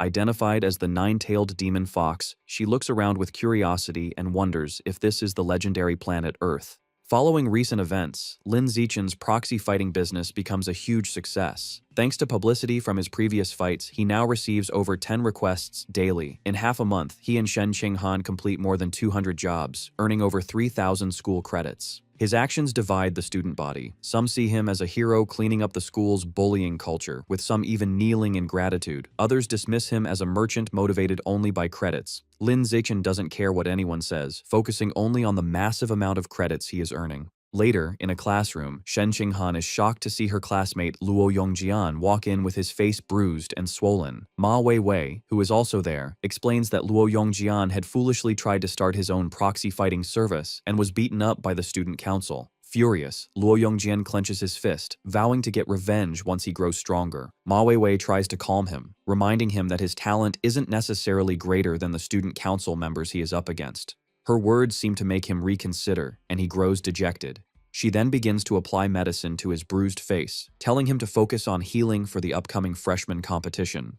Luo Yongjian complains that the medicine stings. On the day of the freshman competition, a massive crowd fills the stadium. Lin Zichen and Shen Qing'an both fight easily through the early rounds, successfully advancing to the top 8. In the audience, the school's deans, including Ma Zhenhe and Mo Dongji, watch the matches. The dean of mechanical engineering comments on Shen Qing'an's shocking progress. Ma Zhenhe agrees her growth is almost unbelievable, but adds that it is a shame, as she is now facing his daughter, Ma Weiwei, and will likely not make it to the semi-finals. Down in the arena, the match between Shen Qing'an and Ma Weiwei begins. Both girls immediately transform. Ma Weiwei sprouts cat ears and sharp claws, while Shen Qing'an is enveloped in a powerful blue aura. Ma Weiwei lunges forward with incredible speed. Instead of dodging, Shen Qing'an simply extends her hand, unleashing her ability to control qi and blood. Ma Weiwei freezes mid-charge, her body trembling uncontrollably. She is shocked to feel the energy inside her own body thrown into disarray by an external force and looks up in terror, wondering how Shen Qing'an can do such a thing. Seizing the opportunity, Shen Qing'an delivers a single high kick to Ma Weiwei's side, sending her flying across the arena and knocking her out of the fight.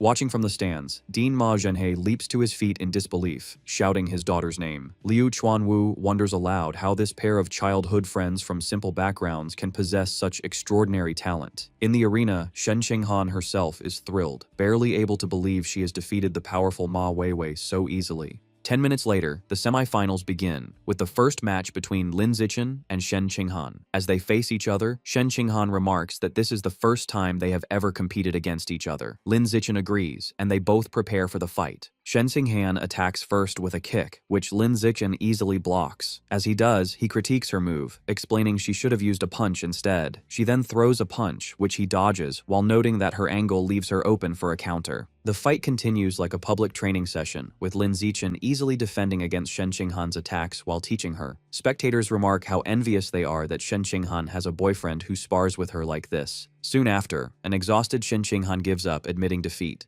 Lin Zichen is declared the winner. The final match is against Li Moyu. Before the fight, Li Moyu calls out to Lin Zichen, acknowledging he might not be as strong, but warning that he won't be defeated easily. He declares he will fight with everything he has. Instantly, Li Moyu transforms into a massive, muscular, ape-like creature. Despite his opponent's intimidating new form, Lin Zichen charges straight at him and delivers a single, powerful kick. The audience erupts in shock, marveling at his incredible power and that he has won with another one-hit knockout. The force sends the transformed Li Moyu flying out of the ring, defeated. Lin Zichen is declared the winner of the freshman competition. Afterward, Mo Dongji addresses the crowd, officially concluding the event. She states that besides school credits for the top 8, the top 5 finishers will be invited to a special winter training camp. This surprises Lin Zichen, Shen Qing'an, Li Moyu, Ma Weiwei, and Luo Yongjian. Mo Dongji explains the camp will be at the military headquarters in Nanjiang Province, the same district responsible for guarding source site number 36. She tells them it begins in 10 days and that she will personally drive them there. Lin Zichen thoughtfully considers this, specifically the connection to the military base guarding a source site. Meanwhile, on a rooftop overlooking the city, the nine-tailed demon fox speaks with the divine envoy. She tells him that since his plant god cult is well established on Earth, they must know of some handsome men. She reveals her main reason for coming to Earth was to find a partner. The divine envoy respectfully replies that he knows a young man who fits her requirements perfectly, explaining he is not only handsome, but also possesses an unbelievably powerful physical body. He then shows her a photo of Lin Zichen on his phone. A seductive smile spreads across the nine-tailed demon fox's face as she looks at the picture, and she instructs the divine envoy to tell her everything about him. A short time later, the day for the special training arrives.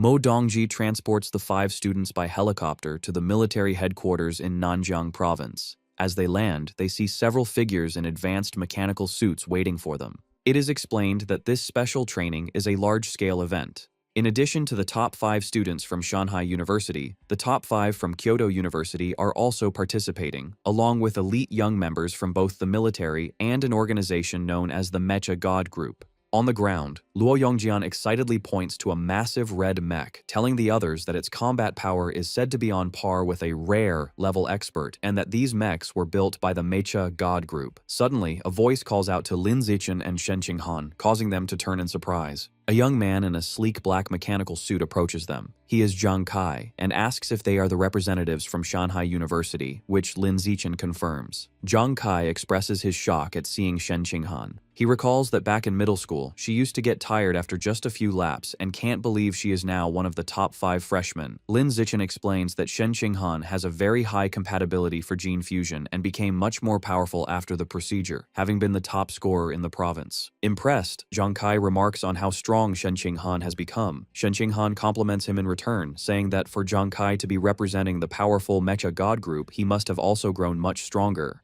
Zhang Kai explains that his high compatibility with mechanical modifications has allowed him to undergo various experiments, greatly enhancing his strength as he shows off a glowing mechanical gauntlet. He then says he has other business and will see them tomorrow at the training ground before leaving. As it's getting late, Luo Yongjian suggests that the group should go to the cafeteria to eat. Inside the spacious dining hall, Shen Qinghan excitedly tells Lin Zichen how delicious the food is, much better than their school's cafeteria. She then picks up a piece of food and offers it to Lin Zichen, telling him to try it. He accepts the bite and agrees that it tastes good, while Li Moyu and Luo Yongjian watch their public display of affection with annoyance. Trying to join in, Li Moyu playfully asks Ma Weiwei to feed him a piece of tofu. Ma Weiwei bluntly tells him to get lost. Suddenly, a voice calls out Li Moyu's name, causing him to turn around with an annoyed expression. He looks surprised to see who has approached them. 2 young men stand before their table. The blonde guy smugly addresses Li Moyu as a traitor from Kyoto. The purple-haired guy mocks Li Moyu, calling him the trash he used to easily beat. Enraged, Li Moyu stands up and retorts that things are different. The blonde guy dismisses this, claiming that the moment Li Moyu chose to attend Shanghai University, his strength was destined to be surpassed by him and another person named Qin Chuan. He then challenges Li Moyu to a fight outside. Li Moyu grins and readily accepts. The confrontation quickly draws the attention of everyone else in the cafeteria. The other diners stop eating and rush outside, excited to witness a showdown between a genius from Kyoto University and a genius from Shanghai University. Outside, Li Moyu confidently tells his 2 opponents to come at him at the same time, stating it would be a waste of time to beat them one by one. The blonde young man, Gao Mu, retorts that it won't be necessary, claiming he alone is more than enough to crush Li Moyu. He then leaps forward, landing directly in front of his rival. Li Moyu scoffs, mocking Gao Mu as a perennial loser, and immediately transforms into his powerful white ape form. Internally, he feels confident, thinking about how he fused with a Shadow Knight cat gene the previous week. He believes this new fusion has compensated for his previous lack of speed and that there is no way Gao Mu can possibly defeat him now. In response, Gao Mu also transforms. His body becomes covered in tough, purple, feather-like armor. Watching from the crowd, Lin Zichen analyzes the transformation. He recognizes that Gao Mu has fused with the gene of an armored earth dragon, an earth attribute beast renowned for its incredibly strong defense. Lin Zichen reflects that even a standard Tier 9 armored earth dragon is durable enough to withstand a full-powered punch from a high-level Tier 1 demonic eye giant ape. The fight begins with Li Moyu throwing a massive punch, which Gao Mu easily blocks with his armored arm, the impact creating a shockwave. Li Moyu follows up with a furious barrage of punches, but Gao Mu stands firm, his incredible defense absorbing every blow without him moving an inch. Frustration turns to panic as Li Moyu realizes his opponent is unbelievably tough, and his attacks are having no effect. Watching the stalemate from the crowd, Shen Qinghan remarks to Lin Zichen that it looks like neither of them can harm the other, and that the fight will likely end in a draw. Lin Zichen, however, disagrees. He confidently states that it won't be a draw and that Gao Mu will win. He explains that Gao Mu is holding back his true strength, as he has another beast gene within him that he hasn't even activated yet. As if to confirm this, Gao Mu grins confidently, knowing that while he is still conserving his power, Li Moyu is already fighting with everything he's got. Furious and unable to break through his opponent's ironclad defense, Li Moyu grits his teeth in frustration. He yells out, accusing Gao Mu of being a coward who can only hide inside his shell like a turtle to drag the fight out into a boring draw. Hearing this, Gao Mu reveals a sharp-toothed, sinister grin. He decides that he is done playing around and announces that it is time to show Li Moyu his true, full power. As he speaks, the air around him seems to vibrate. His body begins to swell, his muscles bulging and tearing through his clothes as he transforms even further. He takes on the terrifying muscular characteristics of a demonic eye giant ape. The crowd watches in stunned silence, suddenly realizing that Gao Mu has fused with the very same beast gene that Li Moyu possesses. Li Moyu freezes, his face pale with complete shock. He yells that it has to be impossible. His mind races as he questions how someone with Gao Mu's average level of talent could have successfully fused two different and powerful beast genes in such a short amount of time without dying. Enjoying the look of horror on his rival's face, Gao Mu admits that his natural talent might be inferior to Li Moyu's. However, he proudly states that Kyoto University's gene fusion technology is far superior to anything at Shanghai University. Before Li Moyu can process this, Gao Mu lunges forward, throwing a devastating punch with massive force. Their fists collide with an explosive boom, shattering the stone ground beneath their feet and sending dust swirling into the air. As they trade heavy blows, Gao Mu taunts his rival, shouting that betraying Kyoto University to attend a place like Shanghai was the biggest mistake of Li Moyu's life. The two engage in a brutal exchange of high-speed punches, their raw power shaking the entire arena. However, the spectators begin to notice a shift in the battle. They note that while the two fighters are matching each other in raw strength, Gao Mu possesses the added defense of the armored Earth Dragon gene. This means Li Moyu has zero chance of winning a direct brawl. Just as the crowd predicts, the fight ends decisively. Li Moyu lies sprawled on the broken ground, beaten, bloody, and completely unconscious. Standing over his defeated rival, Gao Mu delivers a final, cruel taunt. He leans down and asks the unconscious Li Moyu if he knows why his family only supports his brother, Li Yi. He sneers, answering his own question. It's because Li Moyu is, and always has been, completely useless. Gao Mu doesn't stop there. He continues to mock the fallen body, calling him trash for being easily beaten earlier by a mere local freshman named Lin Zichen. Turning his attention away from his defeated opponent, Gao Mu looks toward the group of Shanghai University students. He shouts, asking which one of them is Lin Zichen. Without hesitation, Lin Zichen steps forward from the group and calmly identifies himself. Gao Mu looks him up and down and issues a challenge. He states that he heard Lin Zichen has been dominating Li Moyu recently. He offers to fight him right now, promising a generous reward of 10 high-grade QE and blood pills if Lin Zichen manages to win. Hearing the reward, Lin Zichen flashes a confident, almost predatory smile and simply agrees to the fight. As Lin Zichen prepares to step out, Luo Yongjian grabs his shoulder with a worried look to offer some advice. He warns him that Gao Mu is dangerous because his combination of genes gives him incredible attack power and rock-hard defense. However, he has a weakness: very low speed. Luo Yongjian urges Lin Zichen not to fight him head-on, suggesting that he should use his superior speed to wear Gao Mu down, since that monstrous transformation can't last forever. Lin Zichen nods but says nothing as he steps into the fighting area. Gao Mu immediately starts taunting him, questioning why someone would choose to remain a pure-blooded human in this era, calling it a waste of potential.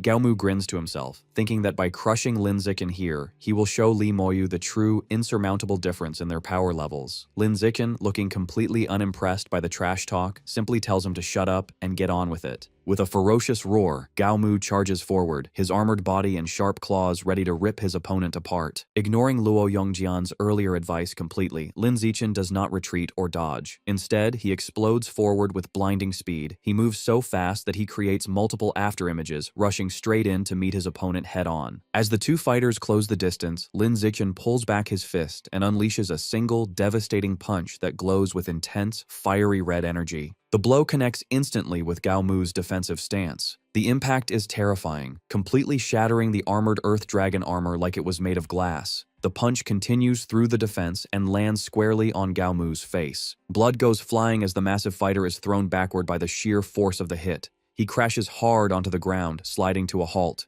He doesn't move. He has been defeated in an instant. The entire arena falls silent before the Shanghai University students erupt. Shen Qinghan cheers joyfully, while Luo Yongjian and Ma Weiwei stare with their mouths open in complete shock. Luo Yongjian exclaims that Lin Zichen is simply unbelievable for winning such a hard fight with a single move. Meanwhile, standing in the crowd, Gao Mu's companion from Kyoto University is trembling with terror. He thinks to himself that his own strength isn't much greater than Gao Mu's. If he were to fight a monster like Lin Zichen, he likely wouldn't last more than 2 punches. Just then, a new figure leaps over the heads of the crowd, drawing everyone's attention. He is a soldier who comments aloud that he had expected this year's competition to be a contest between the military and the mecha god group. However, he admits he is surprised to see a genius like Lin Zichen emerge from Shanghai University. The soldier lands gracefully in the arena and introduces himself as Zhao Yuanzhong, a 19-year-old representing the military. With a serious expression, he formally challenges Lin Zichen to a match.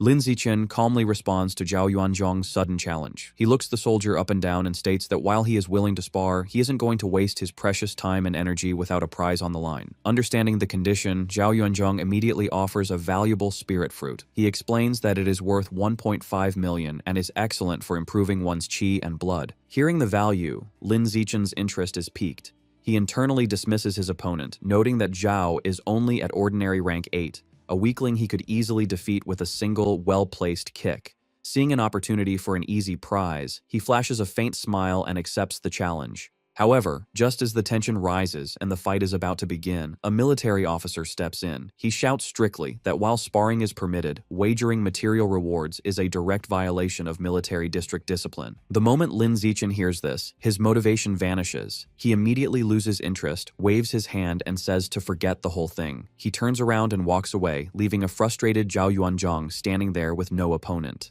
Sometime later, having left the crowd, Lin Zichen tracks down Gao Mu. He stands over the defeated rival, who is now bruised and looking pathetic, and asks when he will receive the 10 advanced vitality pills that were promised.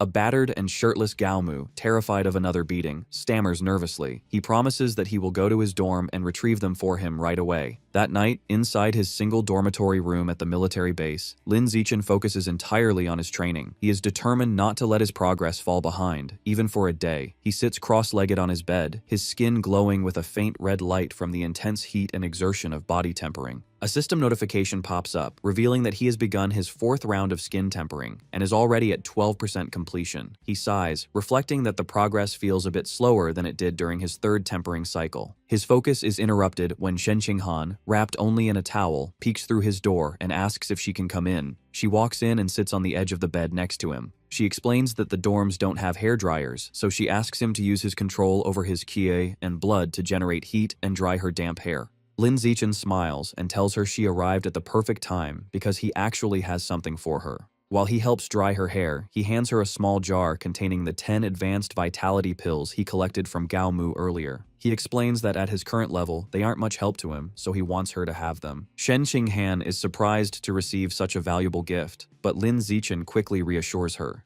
He tells her not to feel indebted because they are family, and her safety and well-being are the most important things to him.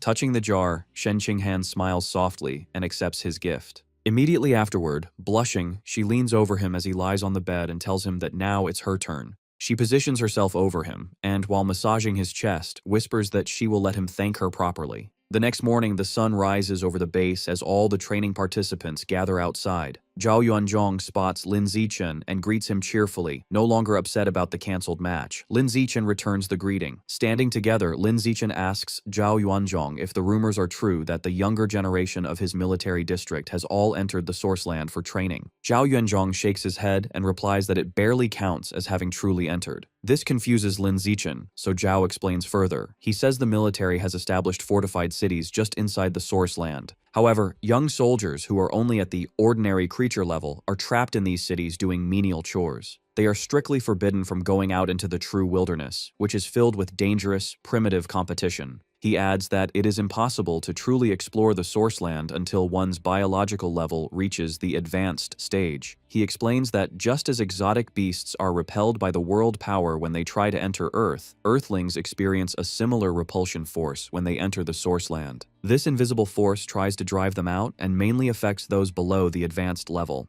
However, Zhao clarifies that the repulsion is much stronger for beasts invading Earth. In fact, the power of many exotic beasts is significantly weakened by Earth's world power. Hearing this, Lin Zichen has a moment of realization. He finally understands why gene fusers on Earth are able to defeat the very creatures their powers come from. The beasts are fighting at a disadvantage. Their conversation is suddenly interrupted as a powerful figure leaps from the sky and lands in front of the group. The impact is so heavy it cracks the pavement. The man asks loudly if everyone is present. Zhao Yuanzhong immediately snaps to attention and reports that everyone has arrived. The man is a large, muscular instructor in tactical gear. He introduces himself as Lu Tianrong, the head instructor for the special training. He states bluntly that he won't waste time with long speeches because they are here to improve, not talk. Observing instructor Lu, Lin Zichen mentally assesses his power. He notes that the instructor has a biological level as high as advanced rank 6, which is strong enough to be a dean at either of the two major universities. Instructor Liu announces that he will now assign the participants to temporary teams, creating 4 teams in total. He explains that an entrance assessment will begin immediately, and the real special training will only start once this test is passed. The groups are formed quickly. Lin Zichen is relieved to find that he and Shen Qinghan have been placed in the same group. Joining them are Zhao Yuanzhong, a student named Zhang Kai, and a tall, muscular girl from Capital University named Shangguan Yueying. Shen Qinghan happily comments on how lucky they are not to have been separated during the selection. Instructor Liu leads the teams to a large, imposing 3-story building and explains the rules. Each floor has a series of checkpoints. To pass, they must clear all of them and reach the rooftop within 3 hours. He points out that the first floor has 4 walls, each with a door in the middle. The 4 teams will enter through these different doors to begin. After wishing them good luck, Instructor Liu leaps effortlessly onto the roof of the building in a single bound. From above, he shouts for the assessment to begin. Lin Zichen and his team step forward, entering the dark building ready to face whatever challenges await inside. The special training assessment kicks off, and Lin Zichen's team, Group D, makes it through the gunfire and obstacles of the first level with relative ease. However, when they check the progress screen, they are stunned. The other 3 groups are already on the 3rd level, while they have only just finished the first. The second level is a tricky intelligence test, a game of rock, paper, scissors against an AI. Every time they lose, the door closes a bit more, and the entire team gets hit with a painful electric shock. After several failures, Lin Zichen comes up with a clever plan. Knowing the AI has no predictable pattern, he uses a shard of glass as a mirror to see the AI's hand before he makes his move. This allows him to force a series of draws, slowly prying the door open centimeter by centimeter until they can finally squeeze through. When they reach the 3rd floor lounge, a shocking sight awaits them on the progress screen. All 3 of the other teams, A, B, and C, have been eliminated. Realizing that whatever defeated so many powerful students so quickly must be incredibly dangerous, Lin Zichen activates his danger perception ability to scan the floor ahead. He discovers the 3rd floor is divided into 4 rooms, each holding a powerful robot guard. Based on the bloodstains and wreckage scattered across the floor, it's clear these robots have immense defensive and offensive power, and they are what wiped out the other teams.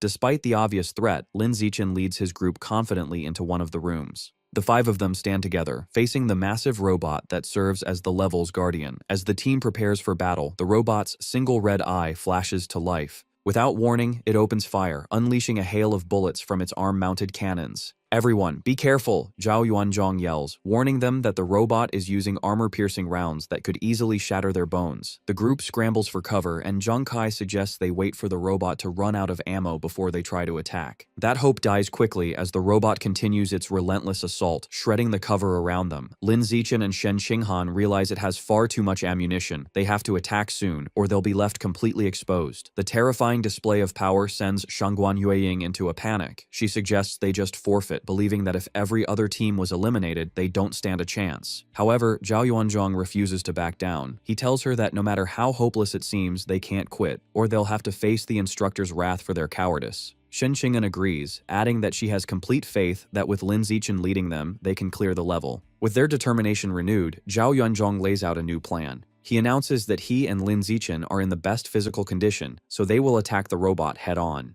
Meanwhile, Zhang Kai, Shen Qinghan, and Shangguan Yueying will provide support from a distance. With the plan set, Zhao Yuanzhong and Lin Zichen burst from their cover, charging the robot from different sides as it continues to fire. As they charge, Zhang Kai lobs 2 thermal-sensing smoke grenades to buy them time. He tells them to hide in the purple smoke, which will block the robot's thermal sensors and hide their positions. At the same time, Shen Qinghan unleashes her power, declaring, "I'll slow it down." She uses her mental abilities to manipulate the fluids inside the robot's systems, causing it to malfunction and slowing its reaction time. With the robot's sensors and speed now compromised, Shangguan Yueying steps up as a decoy, skillfully dodging its gunfire to draw its attention. Seeing an opening, Zhao Yuanzhong transforms his arm, encasing it in sharp, stone-like armor. He leaps forward and smashes his fist directly into the robot's head. However, the robot's defense is unbelievable. Zhao Yuanzhong stumbles back in shock and pain, his armored fist cracking from the force of the blow as he feels the bones in his arm break.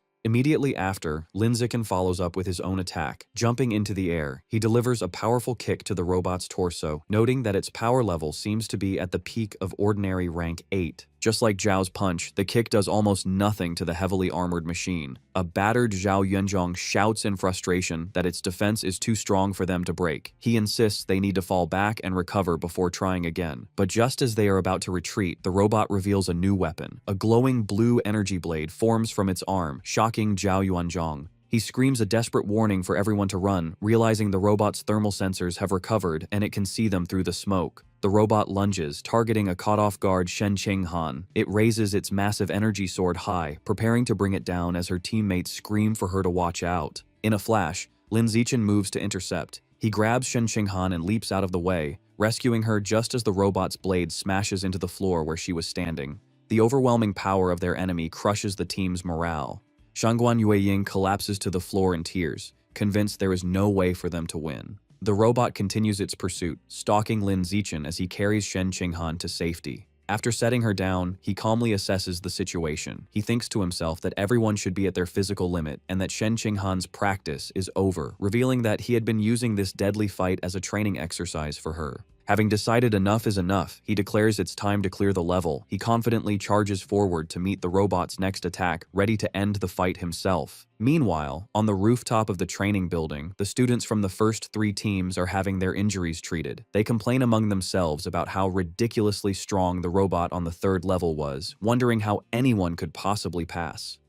One student figures the test must have been designed to be impossible, just as a way for the instructors to show off their power. Sitting together, a beaten-up Gao Mu, Li Moyu, Ma Weiwei, and Luo Yongjian talk about the situation. Gao Mu wonders what's happening with Group D, since they still haven't emerged. The others dismiss the idea that they could succeed, pointing out that Lin Zichen's team was already the weakest and furthest behind, meaning they stand no chance. Suddenly, a massive explosion shakes the rooftop, throwing the students into a panic as they wonder if it's an earthquake. Instructor Lu Tianrong and the others stare in absolute shock at what caused the commotion. Crashed into the center of the roof is the severed, sparking head of the very same robot that had defeated all of them. In a private observation room, Mo Dongji and a high-ranking female military officer watch the events on a monitor. Mo Dongji criticizes the test, saying that placing a robot with the power of a peak ordinary rank 8 against the students means it is designed for them to fail. The officer, Commander Yao Muling of the Nanjiang Province Military District, calmly sips her tea and explains that the students are young and arrogant.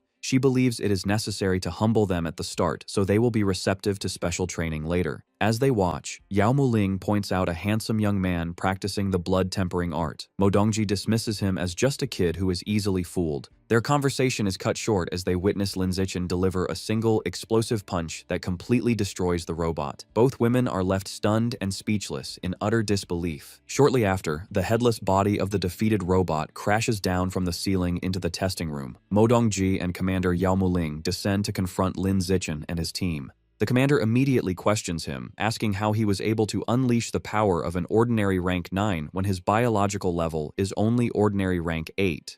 Lin Zichen offers a partial truth, claiming his innate strength, combined with the explosive power from the blood-tempering art, allowed him to achieve such a feat. Mo Dongji is internally skeptical that the art alone can provide such an immense power increase. She decides to use her mental power to scan him and discover his true strength. Sensing her intentions, Lin Zichen activates his natural camouflage ability to hide his true power, while also deciding to test her abilities by probing back. However, Mo Dongji's scan is powerful, and she quickly discovers the truth. Lin Zichen's entire body has already completed its first tempering, and his biological level is actually a full ordinary rank 9. She realizes he is lying. When Commander Yao Muling asks what she discovered, Mo Dongji makes a quick decision to protect his secret. She tells the commander that his biological level is indeed only ordinary rank 8, but that his physical body is shockingly powerful, comparable to that of an early-stage ordinary rank 9 gene fuser. Hearing this, the commander is thrilled. She throws her hands up in excitement, exclaiming that the path of pure-blooded human physical enhancement seems invincible,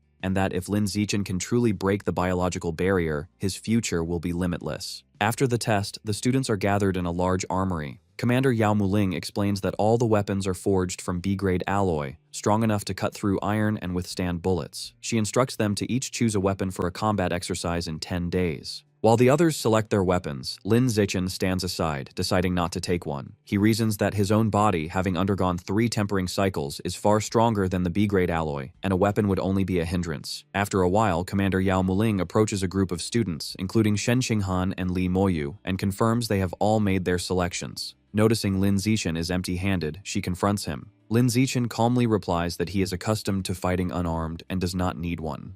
The commander is secretly annoyed, thinking the genius has become overly arrogant and needs a lesson. She then announces that the best way to get familiar with their new weapons is to use them in a sparring match. With a smirk, she singles out Lin Zichen, stating she is curious about his bare-handed fighting style and suggests he be the first to demonstrate his strength. Lin Zichen simply agrees. Immediately, Zhao Yuanzhong, armed with a large, futuristic halberd, steps forward and volunteers. Lin Zichen coolly invites him to begin. Zhao Yuanzhong charges forward, swinging his massive weapon in a powerful downward strike. To everyone's shock, Lin Zichen does not dodge, but instead catches the halberd's blade with his bare hand, stopping it instantly. With a slight squeeze, cracks spread across the B-grade alloy blade, and Zhao Yuanzhong watches in disbelief as his weapon is crushed in Lin Zichen's grip. The halberd shatters into pieces. Standing over the wreckage, Lin Zichen coolly asks who is next. The surrounding students are left completely stunned, wondering how a person can crush B-grade alloy with their bare hands. Following this incredible display, a new challenger emerges, a girl from the Mecha God group named Zhu Shishi, clad in a powerful white mechanical suit, hovers down using her jet boots. She issues a challenge, asking if he dares to face an enhanced armor-piercing bullet.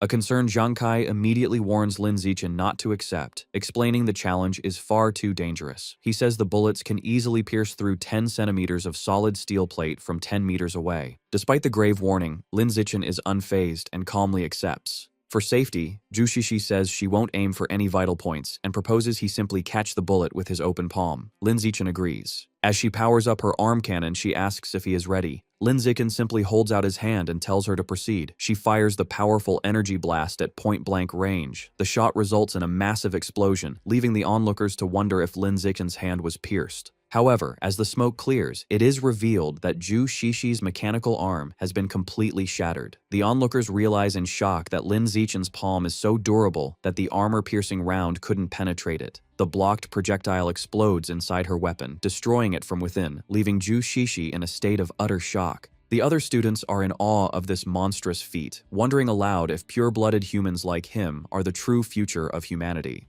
Commander Yao Muling breaks into a wide, satisfied grin, thinking to herself that Lin Zichen is not just a top-tier genius, but a genius who surpasses all others. After his impressive display, the instructors no longer interfere with his personal training. While the others learn to use their new weapons, he uses his free time to focus on the blood tempering art, beginning his 4th cycle of body tempering. The next phase of the camp involves training in special, futuristic pods designed to enhance the user's QI, blood, and spiritual power. Shen Qinghan emerges from her pod exhausted but having achieved incredible results. Her ki and blood can withstand level 6 intensity, while her mental strength reaches an astounding level 7, a feat that amazes everyone. When it is his turn, Lin Zichen enters a pod and calculates his limits. He estimates his body can handle a level 11 pod, equivalent to an advanced rank 2 expert. However, to avoid suspicion, he deliberately sets the machine to only level 8. Despite holding back, he still emerges to the shock of the instructors and students, who can't believe he withstood a level 8 mental training session.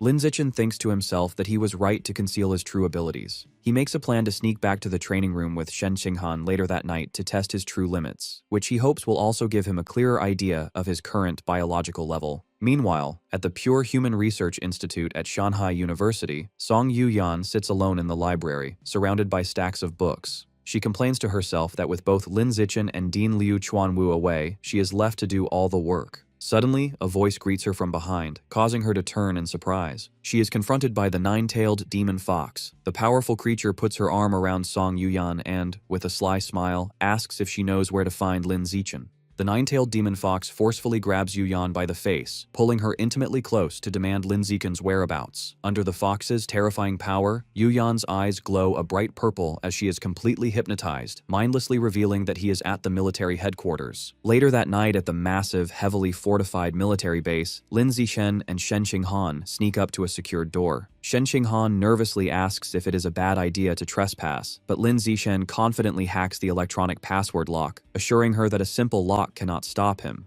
The heavy doors slide open to reveal the advanced training pods.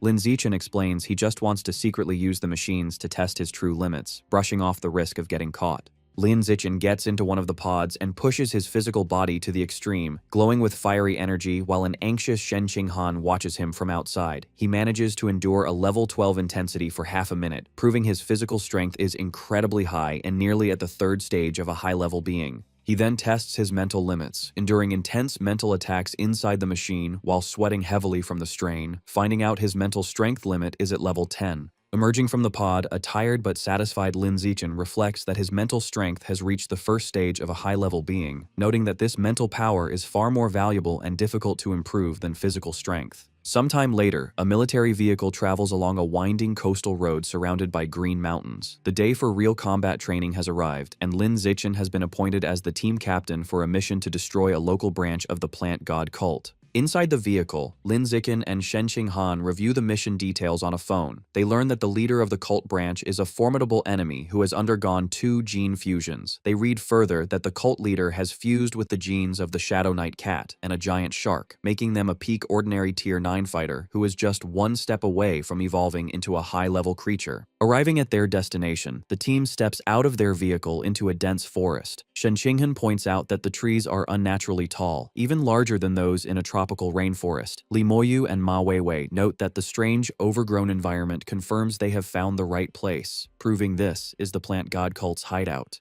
To investigate safely, Zhu Shishi deploys a surveillance drone to scout the path ahead, and Lin Zichen instructs the rest of the team to follow behind it. Looking at the drone's video feed on her tablet, Zhu Shishi spots a massive, vine-covered bamboo building about 300 meters away, identifying it as the enemy's main base. Stepping into his role as the team captain, Lin Zichen begins issuing tactical orders. He instructs Zhao Yunzhong and Gao Mu to use their armored beast genes to lead the vanguard and clear the way for the others. Next, he assigns Zhu Shishi and Zhang Kai to provide long-range fire support, relying on their advanced technology to shoot down enemies from a distance. With the plan set, Lin Zichen commands the rest of the team to charge forward, and they all sprint deep into the forest. As they advance, Zhao Yuanzhong advises the group not to worry about capturing enemies alive, emphasizing that their own safety is the most important thing, to which Lin Zichen firmly agrees. Suddenly, a guy wearing a black suit and a mask with glowing red eyes springs from the shadows, attempting to ambush them while shouting an alert to his comrades.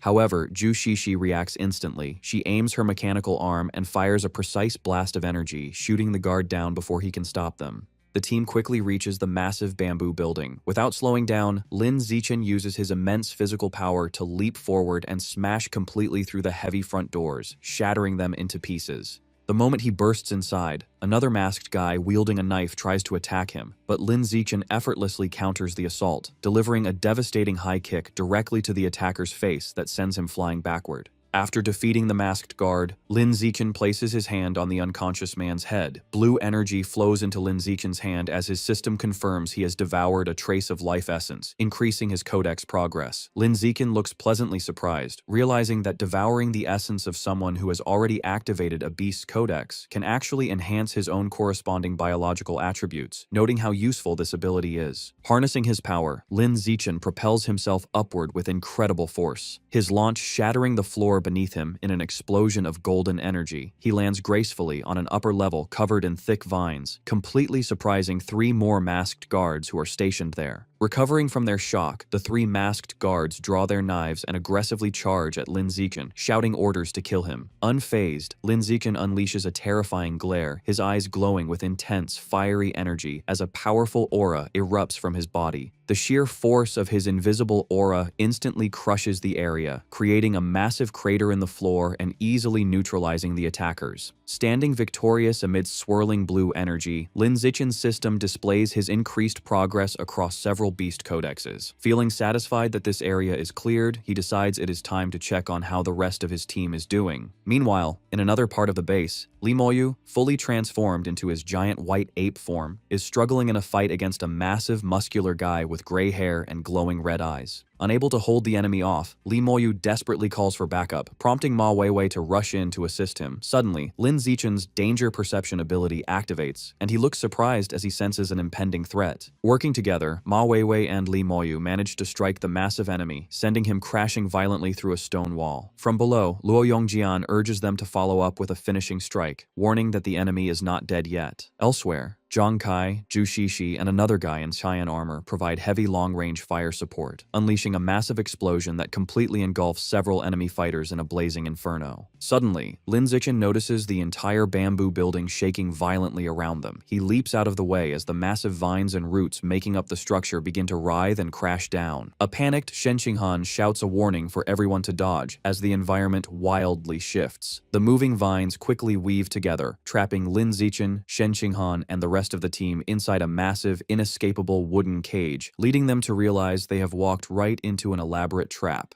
Spotting a group of masked cultists who are also trapped inside the cage with them, Lin Zichen leaps down toward them, deciding to interrogate them to understand the situation. He swiftly beats the enemies down with a flurry of powerful punches. Grabbing one of the defeated cultists by the collar, Lin Zichen demands to know what the vine cage is, promising to spare the man's life if he explains. The terrified cultist stammers and begins to answer. However, before the cultist can finish his sentence, a thick vine violently bursts out from inside his mouth. The man screams in agonizing pain as more vines erupt from his face and body, tearing him apart from the inside out. Lin Zichen, Shen Qinghan, Li Moyu, and Luo Yongjian watch in horrified silence as the vines completely consume and drain the cultist, leaving behind only a shriveled, lifeless husk. Lin Zichen grimly realizes this horrifying parasite is how the plant god cult controls its followers. The sound of slow clapping echoes through the cage as two figures appear standing on the vines above. It is a man with a red-horned mask who possesses a terrifying biological level of high-level Tier 6, accompanied by a woman wearing a spiked red mask who is at peak ordinary Tier 9. The masked man praises Lin Zichen as a peerless genius and invites him to join the plant god cult to achieve a higher state of evolution. Looking up at them with a serious, sweating face, Lin Zichen realizes with dread that these two powerful enemies and the entire trap were set up specifically to target him. Looking up at the two imposing figures on the vines, instructor Lu Tianrong breaks into a cold sweat, realizing that the masked man is incredibly powerful and that their situation has become extremely dangerous. He quickly turns to the group and orders them to evacuate immediately, stating that he will stay behind to hold off the two enemies. Taking the lead, Lin Zichen shouts for everyone to follow him, and the entire team sprints away in a desperate attempt to escape the trap. However, the man with the red-horned mask watches them flee with a mocking smile. With a simple gesture of his finger, he summons massive, dark purple thorny vines that rapidly shoot out from the surrounding structure. The sharp vines violently pursue the running students, quickly closing the distance from all sides. Before she can react, Shangguan Yueying is caught by the thick vines, hoisted upside down, and cries out for help as she is tightly wrapped. Moments later, Ma Weiwei and Luo Yongjian are also ensnared by the thorny vines, both shouting desperately for the instructor to save them as they are dragged into the air. Instructor Lu Tianrong stands on the ground, surrounded by the massive vines holding his trapped students, and realizes that they are in a hopeless defensive position. Concluding that the only way to free everyone is to eliminate the enemy controlling the trap, the instructor undergoes a powerful transformation, turning into a massive, muscular tiger beast. Using his enhanced beastly strength, Instructor Lu Tianrong leaps high into the air, aggressively scaling the thorny vines to launch a direct attack on the man with the red-horned mask. Despite the imposing charge, the masked man simply smiles sinisterly and raises his hand to easily counter the attack, mockingly noting that the instructor's power is no match for him on his own home ground. Instructor Lu Tianrong, fully transformed into a tiger beast, clashes fiercely against the dense thicket of dark thorny vines, growing frustrated as he struggles to break through the massive trap. Determined to overcome the obstacle, he fully activates his beast genes, causing his body to surge with a blazing, fiery aura that drastically enhances his raw strength. Empowered by this new energy, the instructor violently tears through the barrier, slicing the thick vines to pieces as he descends to attack the masked enemy below. Meanwhile, Shen Qinghan looks up in shock as she watches Luo Yongjian and her other teammates being overwhelmed by the thorns, urgently shouting for everyone to retreat immediately. Springing into action to cover their escape, Lin Zichen leaps into the air and delivers a powerful punch, shattering a barrage of incoming vines. Caught in the chaos, Ma Weiwei is tightly bound by the sharp thorns, desperately calling out for Lin Zichen to save her. Hearing her plea, Li Moyu immediately declares that he is coming to help. He fiercely strikes the trapping vines with a heavy wooden club. However, he begins to sweat in frustration when he realizes the incredibly tough thorns refuse to snap even under his full strength. Suddenly, Lin Zichen rushes past him and effortlessly slices the sturdy vines into pieces with a single, swift swipe of his bare hand. Moving with incredible speed, Lin Zichen dashes around the battlefield, leaving after-images as he swiftly cuts through the thick bindings. He manages to liberate Ma Weiwei, Luo Yongjian, Gao Mu, and the rest of the trapped teammates, loudly echoing Shen Xinghan's command for everyone to fall back and retreat quickly. Just as he secures their escape, Lin Zichen is suddenly caught off guard when a strange, glowing pink mist drifts into his nose. Intrigued by the distinct floral scent of the mist, he rushes forward into the forest, following the swirling trail to investigate its mysterious source. As Lin Zichen rushes into the strange pink mist, his system alerts him that he is being exposed to a coma-inducing flower poison, but his innate poison resistance continuously neutralizes the threat without issue. Following the scent, he discovers several unconscious students lying on the ground and spots a shadowy figure standing nearby. Realizing this must be the branch leader of the plant god cult, the mysterious woman notes with surprise that Lin Zichen is completely unaffected by her poison and that he was able to detect her presence. She remarks that it makes sense why the higher-ups were willing to risk this elaborate ambush just to capture someone with his astonishing strength. Without wasting any time on conversation, Lin Zichen explodes forward with incredible speed. The masked woman is completely caught off guard by his sudden charge, and before she can even react, Lin Zichen delivers a devastating punch directly to her face. Standing over his defeated opponent, Lin Zichen absorbs her life essence. His system confirms that he has successfully devoured a large amount of the life source from both the Shadow Knight cat and the ghost giant shark, manifesting their spectral forms behind him as his codex progress significantly increases. Meanwhile, back at the main battle, Instructor Lu Tianrong decides to push himself past his limits to defeat his powerful opponent. Roaring with fury, he forcefully overactivates both his four-armed demon ape and saber-toothed tiger genes, his body surging with an explosive, fiery aura. He lunges fiercely at the man with the red-horned mask, who hurriedly raises a defensive barrier, calling the instructor a madman for risking his sanity by overusing his beast genes. Unstoppable, Instructor Lu shatters the barrier and lands a brutal, bloody punch directly on the masked man's chest, sending the villain flying helplessly through the air with tremendous force. Crashing hard into a rocky wall, the battered and bleeding man with the red-horned mask slumps to the ground. Clutching his wounded chest, he realizes how close he came to dying, noting that he only survived the devastating blow because he had previously fused with the resilient life-and-death toad gene. Enraged by the devastating blow, the man decides to take drastic measures. Bleeding heavily from his face, he pulls out a mysterious dark red seed and places it into his mouth. He kneels on the shattered ground and furiously orders his enemy to die as dark energy begins to surge around him. Following his command, a colossal wave of massive dark purple thorny vines violently erupts from the earth, shooting directly toward Instructor Lu Tianrong at incredible speed. Unable to evade the overwhelming barrage, Instructor Lu Tianrong's tiger body is brutally pierced by multiple thick thorns, causing a massive spray of blood as he is skewered in midair. Meanwhile, safely away from the main clash, Lin Zichen stands with Shen Xinghan, Ma Weiwei, Li Moyu, and the other students. Lin Zichen feels a moment of relief, noting that the military students carried antidotes which allowed the group to recover from the coma-inducing flower poison, meaning they can now quickly evacuate. Suddenly, Lin Zichen's danger perception activates with an intense warning. He breaks into a cold sweat, looking completely shocked and alarmed as he senses the terrifying aura of the high-level Tier 6 enemy rapidly closing in on their location. Bursting through the forest at blinding speed, the man with the red-horned mask charges directly at the group, now wielding sharp,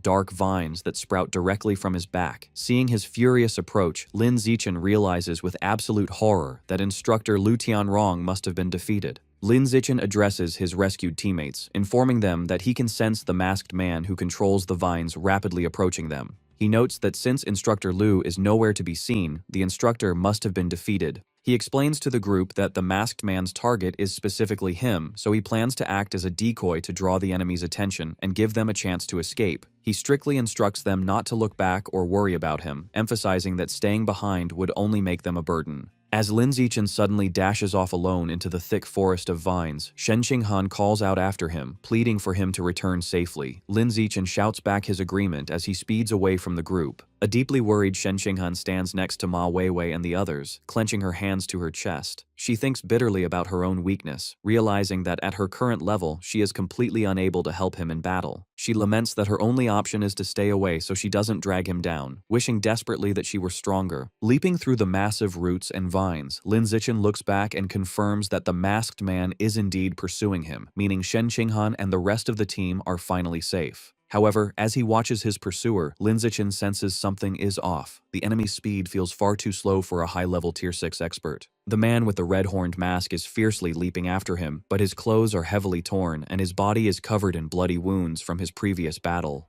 Lin Zichen carefully analyzes the masked man's current condition. He deduces that because the enemy is so severely injured, his actual combat power has dropped to around high-level Tier 4, making him only one tier stronger than Lin Zichen. Realizing this crucial drop in the enemy's strength, Lin Zichen formulates a bold plan, thinking that he can use this unexpected advantage to turn the tables and kill his pursuer. As Lin Zichen scales the massive roots, the man with the red-horned mask watches him from below, mocking him and assuming that his prey has finally exhausted himself and stopped running. Wasting no time, the masked man unleashes a barrage of sharp, dark vines, shooting them rapidly toward Lin Zichen. Lin Zichen swiftly evades the incoming attacks, and as he dodges, he analyzes the situation. He deduces that the vine's attack power is surprisingly low, leading him to realize that the masked man is holding back because he wants to capture him alive. Seeing an opportunity to exploit his enemy's intention, Lin Zichen decides to play along and intentionally allows one of the thick vines to strike him forcefully in the back. The impact sends Lin Zichen flying, and he crashes violently into a massive tree root structure, creating a large crater. Slumped against the roots, Lin Zichen activates his natural camouflage to hide his true condition while appearing completely defeated. The masked man approaches his fallen prey, cursing him but acknowledging how fast he ran. He assumes Lin Zichen must have used some newly developed military stimulant to achieve a speed that far exceeded his biological level. Standing over Lin Zichen, the masked man angrily brings up the woman with the spiked mask that Lin Zichen had defeated earlier. He reveals that she was just one step away from evolving into a high-level creature and served as his personal servant. He expresses his fury that Lin Zichen killed her after he had spent 5 long years training her, still believing Lin Zichen only won because of a stimulant. Playing the part of a battered victim with his eyes closed, Lin Zichen internally pieces the information together, realizing the woman the masked man is referring to was the peak ordinary Tier 9 branch leader of the cult. The masked man's thoughts then turn to Shen Qinghan. He remarks that the blue-haired girl who was with Lin Zichen is incredibly beautiful, even more so than movie stars. With a sinister smile, he declares his dark intention to capture her and force her to be his new servant once he has recovered from his own injuries. Smirking confidently, the masked man reaches his large hand out to grab Lin Zichen, stating that for now, he will just take him back to complete his mission. However, seeing his powerful enemy completely off guard and within striking distance, Lin Zichen secretly prepares to make his move, knowing the perfect moment to execute his counterattack has finally arrived. Just as the masked man reaches out, Lin Zichen's eyes suddenly snap wide open. Seizing the perfect opportunity, Lin Zichen springs into action and delivers a ruthless, devastating punch directly to the masked man's groin. The masked man's eyes bulge with bloodshot agony behind his disguise, and he cries out in excruciating pain from the unexpected low blow. As the injured villain stumbles backward, realizing with horror that his prey was faking his defeat the entire time, Lin Zichen calmly stands back up, completely unfazed. Wasting no time, Lin Zichen lunges forward and winds up his fist for another heavy attack, while the panicked masked man desperately tries to raise his guard to cover himself. However, Lin Zichen swiftly changes his angle and delivers a brutal upward kick, striking the masked man in the groin yet again and causing him to scream out in absolute agony as blood flies. The masked man is left in utter shock, desperately wondering how Lin Zichen can still unleash such immense strength and theorizing that the effects of his supposed military stimulant must still be active. Taking full advantage of his opponent's weakened state, Lin Zichen unleashes a relentless high-speed barrage of punches. The masked man tries to brace himself against the storm of fists, hoping that if he can just survive this wave of attacks, Lin Zichen will eventually exhaust himself and weaken. However, the villain quickly realizes with mounting terror that Lin Zichen's power is not fading at all. In fact, the force behind his Kui and blood is actually growing stronger with every single strike. Bleeding heavily from his mouth, the masked man screams in disbelief, demanding to know how a mere 20-year-old at the ordinary biological level can continuously fight with the devastating power of a high-level Tier 4 expert. Ignoring his enemy's frantic questions, Lin Zichen lands a crushing punch directly on the masked man's face. Completely overwhelmed and pushed to the brink of death, the villain desperately cries out for the Ninth Elder to save him. Seeing that the masked man is finally at his breaking point, Lin Zichen focuses his power, concentrating a massive amount of swirling energy into his fist for a final, decisive strike. With explosive force, Lin Zichen unleashes the charged punch, launching the masked man helplessly into the air. The villain crashes violently back down onto the hard ground, the sheer force of the impact completely shattering his red-horned mask into pieces. The masked man lies helplessly on the ground, his face bruised and bloody. Lin Zichen stands over his defeated opponent and relentlessly unleashes a rapid chain of brutal punches directly into the man's face, deciding to finish him off and send him to the afterlife to reunite with his fallen subordinate. A system notification then appears, asking if he wishes to devour the enemy's essence. Panting heavily and looking at his own bruised, bloody knuckles, an exhausted Lin Zichen breathes a sigh of relief, glad that the grueling battle is finally over and his enemy is dead. He activates the system's devour function, extending his hand to absorb the glowing blue life essence flowing from the corpse.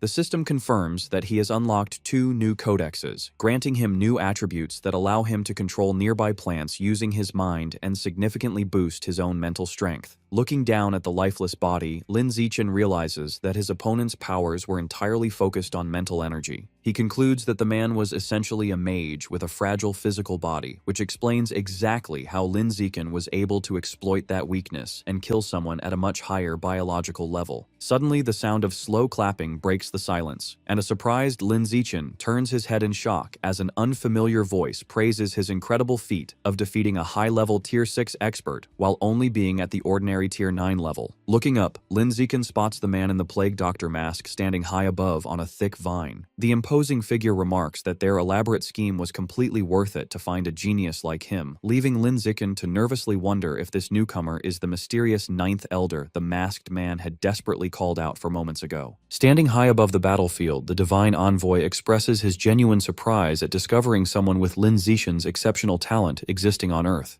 As he speaks, he casually gestures with his hand, causing a massive swarm of dark, dangerously thorny vines to violently erupt from the ground, wrapping tightly around Lin Zichen.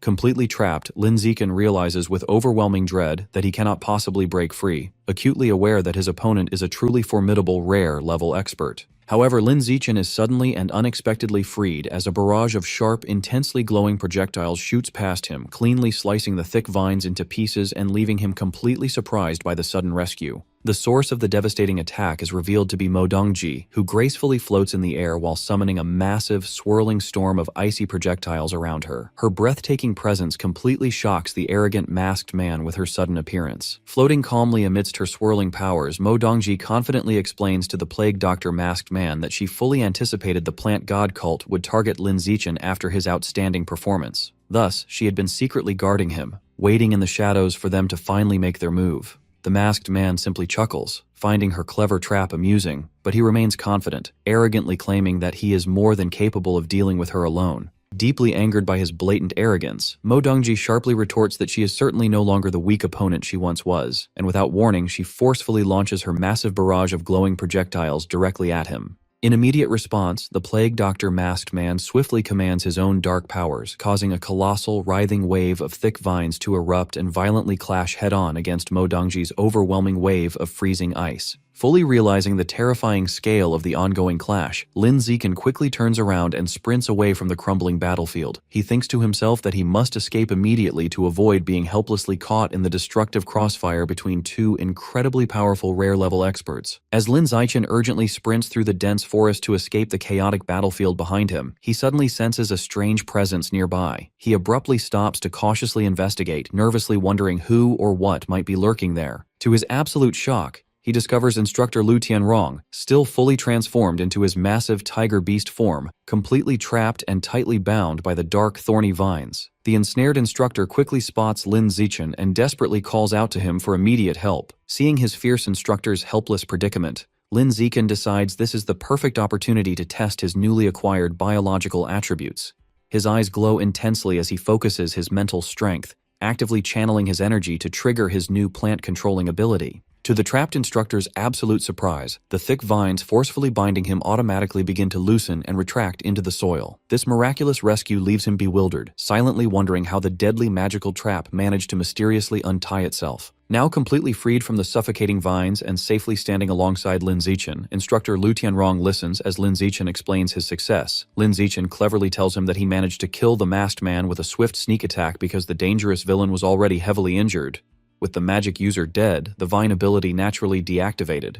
Hearing this logical explanation, the pragmatic instructor notes that they should not delay any longer. He urges them to quickly find the rest of the team so they can safely evacuate the area. A sensible plan Lin Zichen firmly agrees with. A short and tense time later, they finally arrive at a wide clearing where the team's heavy military vehicles are parked among the giant roots, and the rest of the rescued students are gathered together. Suddenly, someone from the anxious crowd spots Lin Zichen approaching and loudly calls out his name in relief. An incredibly worried but now immensely relieved Shen Qinghan quickly breaks away from the gathered group and urgently sprints toward him. She tearfully exclaims how incredibly glad she is that he has finally returned to them safely. Without hesitating, she throws her trembling arms around Lin Zichen in a fierce, emotional embrace. She begins crying as she openly confesses how terrified she was of losing him and never seeing him again. She desperately pleads with him that they must never separate again, and a comforting Lin Zichen gently hugs her back, sincerely promising her that they will stay together from now on. Shortly after the deeply emotional reunion, Ma Weiwei cautiously approaches Lin Zichen to carefully check on his overall physical condition, genuinely asking if he sustained any injuries during his harrowing escape. She kindly holds out a valuable healing pill and generously offers it to him, but Lin Zichen politely declines the thoughtful offer, confidently assuring her that he isn't hurt at all and doesn't need the medicine. However, a stubborn Ma Weiwei firmly insists, gently but forcefully pressing the pill into his hands.